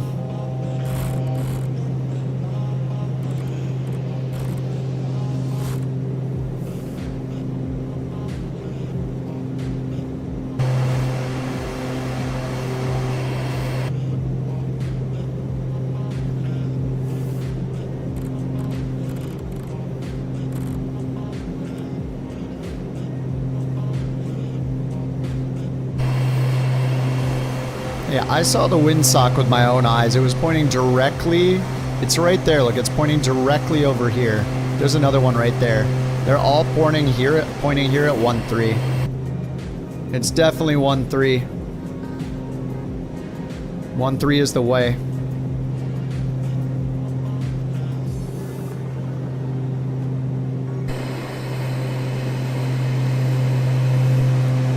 Man, this is a pretty big city. I mean, it's no Los Angeles, but, you know. It's not the size that matters. It's how many taco trucks there are. Gear down. Landing rate predictions open. Prop sync off. Auto feather on. Yaw damper off. Lights on. tacos are my soulmate. Wrapped in crispy love. Wrapped in crispy love? With meaty dreams. Meaty dreams? If I could marry a taco. Jeez.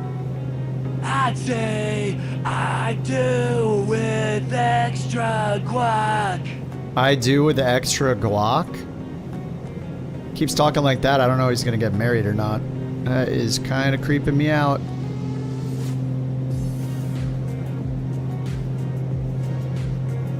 Whoops, runway's over there.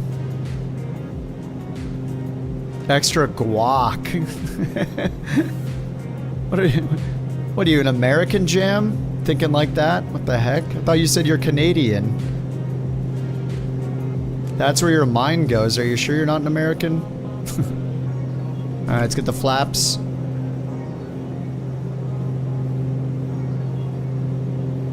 You're close to the border, I don't know.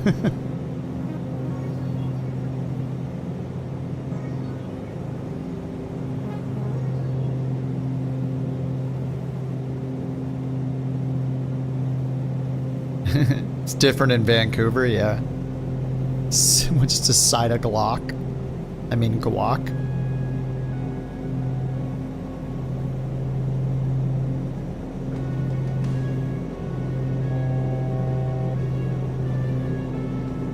Not this song.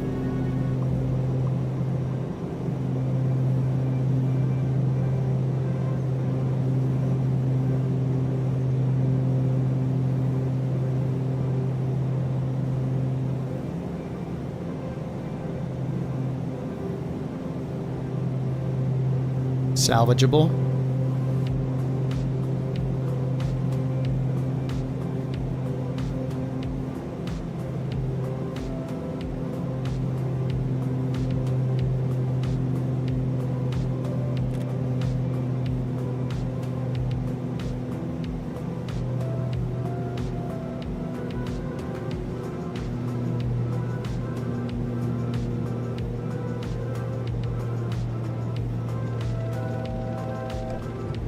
Oh my god. That was the smoothest landing I've ever had in this thing.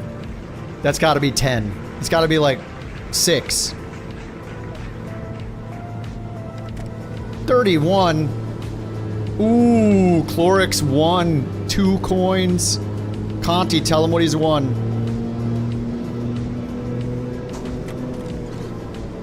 Congratulations, Clorix. You guessed the landing rate perfectly at 30 feet per minute. That's impressive. Here are 2 Bork coins as a reward. Keep those predictions coming. Very nice. Landed long? Yeah, because it's all about the landing rate. We don't care about anything else with FS Hub. You want long? I'll show you long.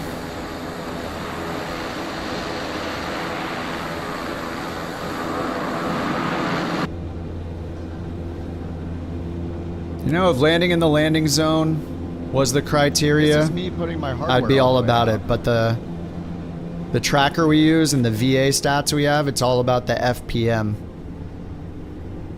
Plus, this is like a 8,000 foot runway. We're good.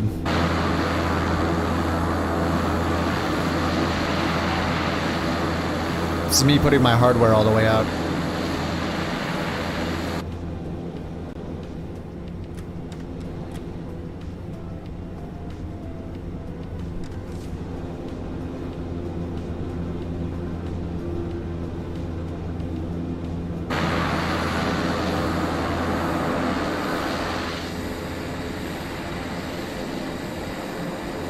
You crashed at the terminal?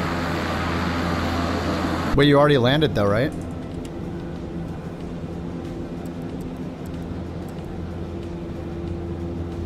Oh, the bar is finally closed. Alright, the bar is closed.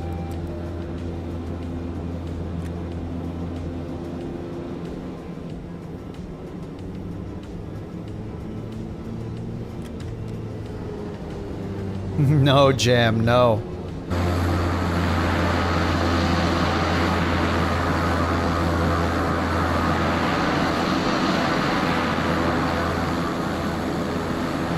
Yeah, I think 4 flights is pretty good. We got 4 legs in. There's a weekend in our future. Tomorrow's already Thursday.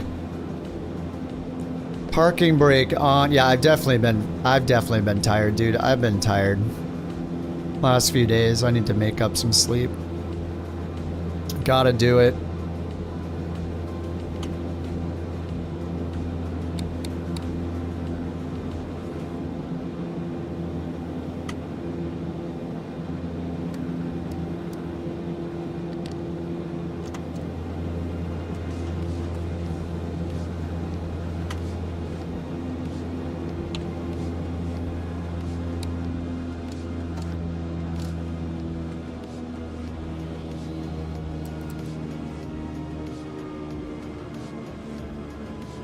Alrighty, that'll do it. That'll do it. Let's go watch some landings. It's Wednesday, or as I like to say, Thursday. Alright, Jam, thanks for the raid again, man. It's time to rest. Alright, Jules still coming in the, he's in the Grand Duke, right? I think he's in the Grand Duke.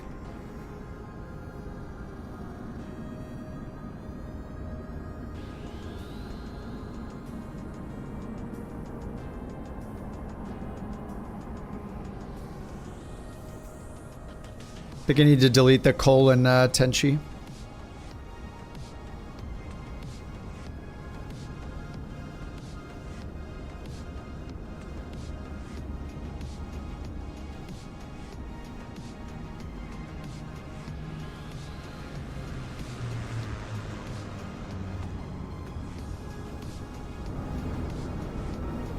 Oh, he was going for the full butter.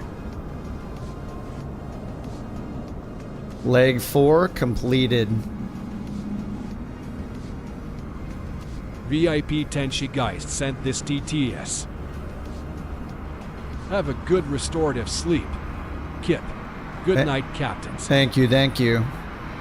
Restorative sleep sounds so nice. JT. Yeah, JT colon. Yeah, you can change the voice and there's all the sound effects. Whoa. Hey, what is he in? 720. He's in the 727. I have not tried the 727 at all. Oh, Maddie's trying to ruin his record. Oh no, he's not. He's just having a blasty. Oh, that was it. That's all of us.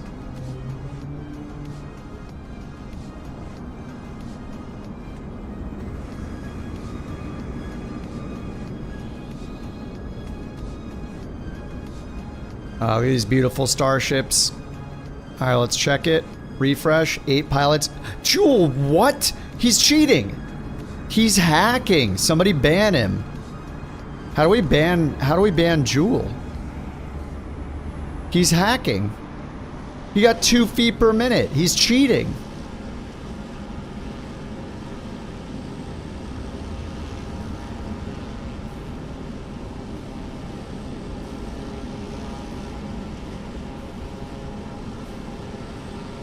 Man, I really messed it up that second to last flight.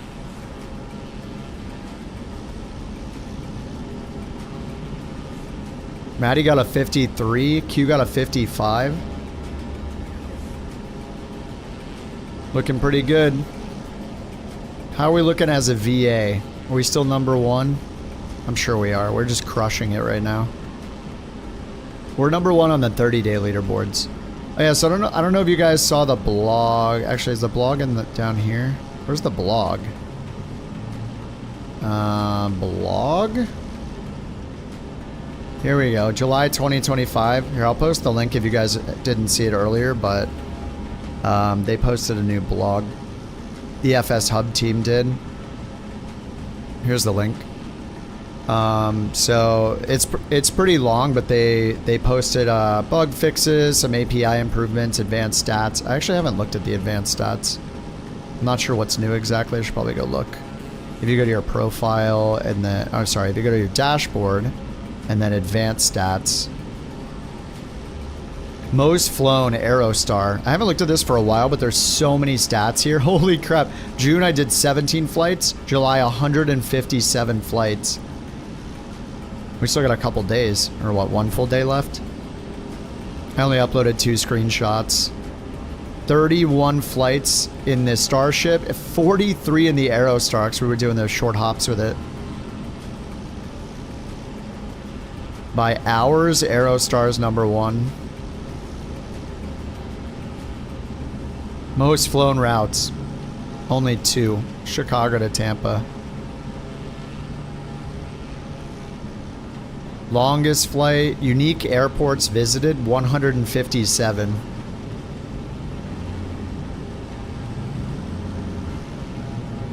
Shortest flight. 1 minute, 1 nautical mile. Oh, I can find it. Oh, this was the one. Yeah, this was the that was quick achievement. That's why. For the shortest commercial flight in the world or whatever. Yeah, where we just crossed the water. Took off, crossed, and landed. That was pretty funny.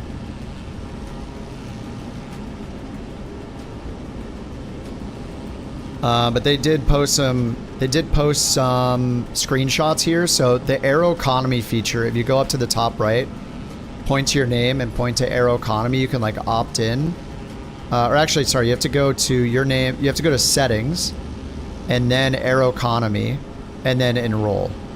And once you enroll, it'll give you access to this other thing they're building, Aero Economy, that syncs up with FS Hub. So this thing, job board, PFH, this is launching on Friday. But you have to be a premium member.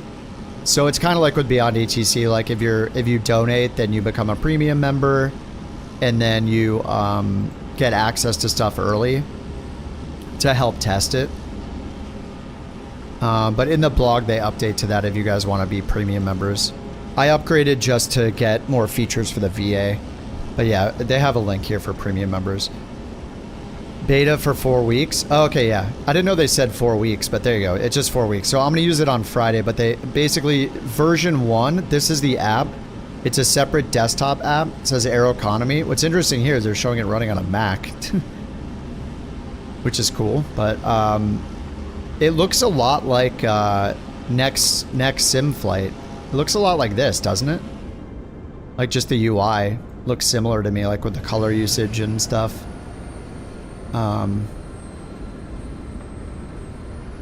Looks very similar. Maybe they use like the same UI kit or something. But yeah, it looks good. And basically, version 1 of Aero Economy, PFH, is pilot for hire, and it's just going to be random routes, like freelance. So it just tells you like, fly this plane. Look, it's fly the C208 between these 2 airports and get paid this much money. It looks like they have like airport information there. You take the job, you fly it, you get paid, and it goes into your Aero Economy bank. Right now, though, like anybody can earn money in Aero Economy. So this balance here is Aero Economy dollars. Every time you do the daily flight, you get money for it.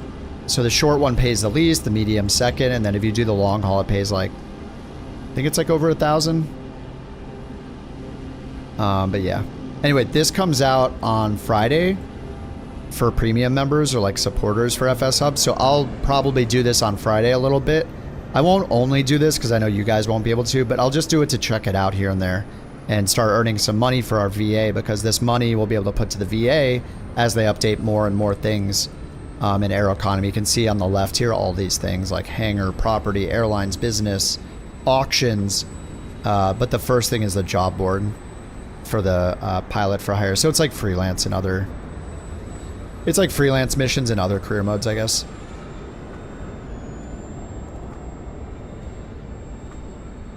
Oh, there's custom scenery for Lethbridge and Medicine Hat. Oh, nice.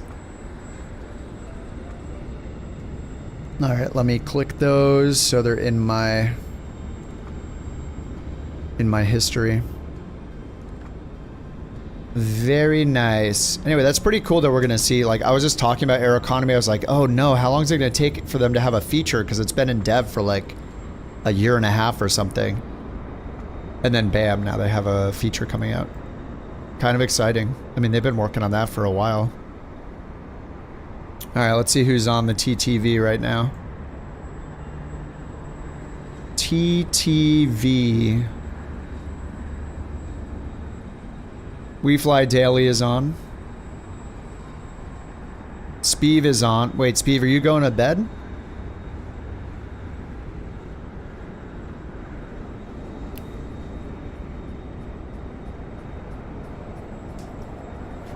Speeve, are you going to keep streaming, dude, or are you going to bed?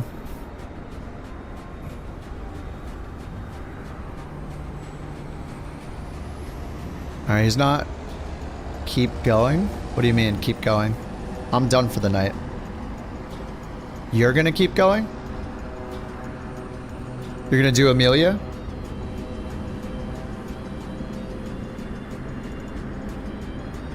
If he can get the raid, he'll keep going? Alright, let's do it. Let's raid our boy Speeve. Did you figure out your FPS thing? I saw that thread. Anyway. Alright, let's raid Speeve. If you guys over on YouTube want to follow... Can I please use my bed? I need to go to bed. I'm going to go to bed. If you guys on YouTube want to join us for the raid and switch over to Twitch, I will paste the URL in the chat.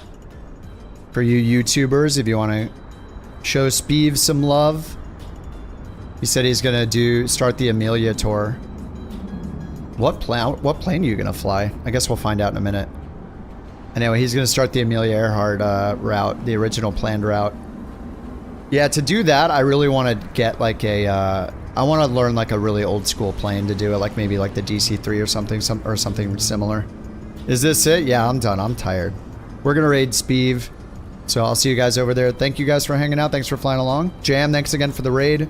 Jake, thanks for the 2 months. Oh, that was yesterday. Thank you guys for the biddies tonight. Jewel, Q. Damn it. Thank you for the biddies, Frothy.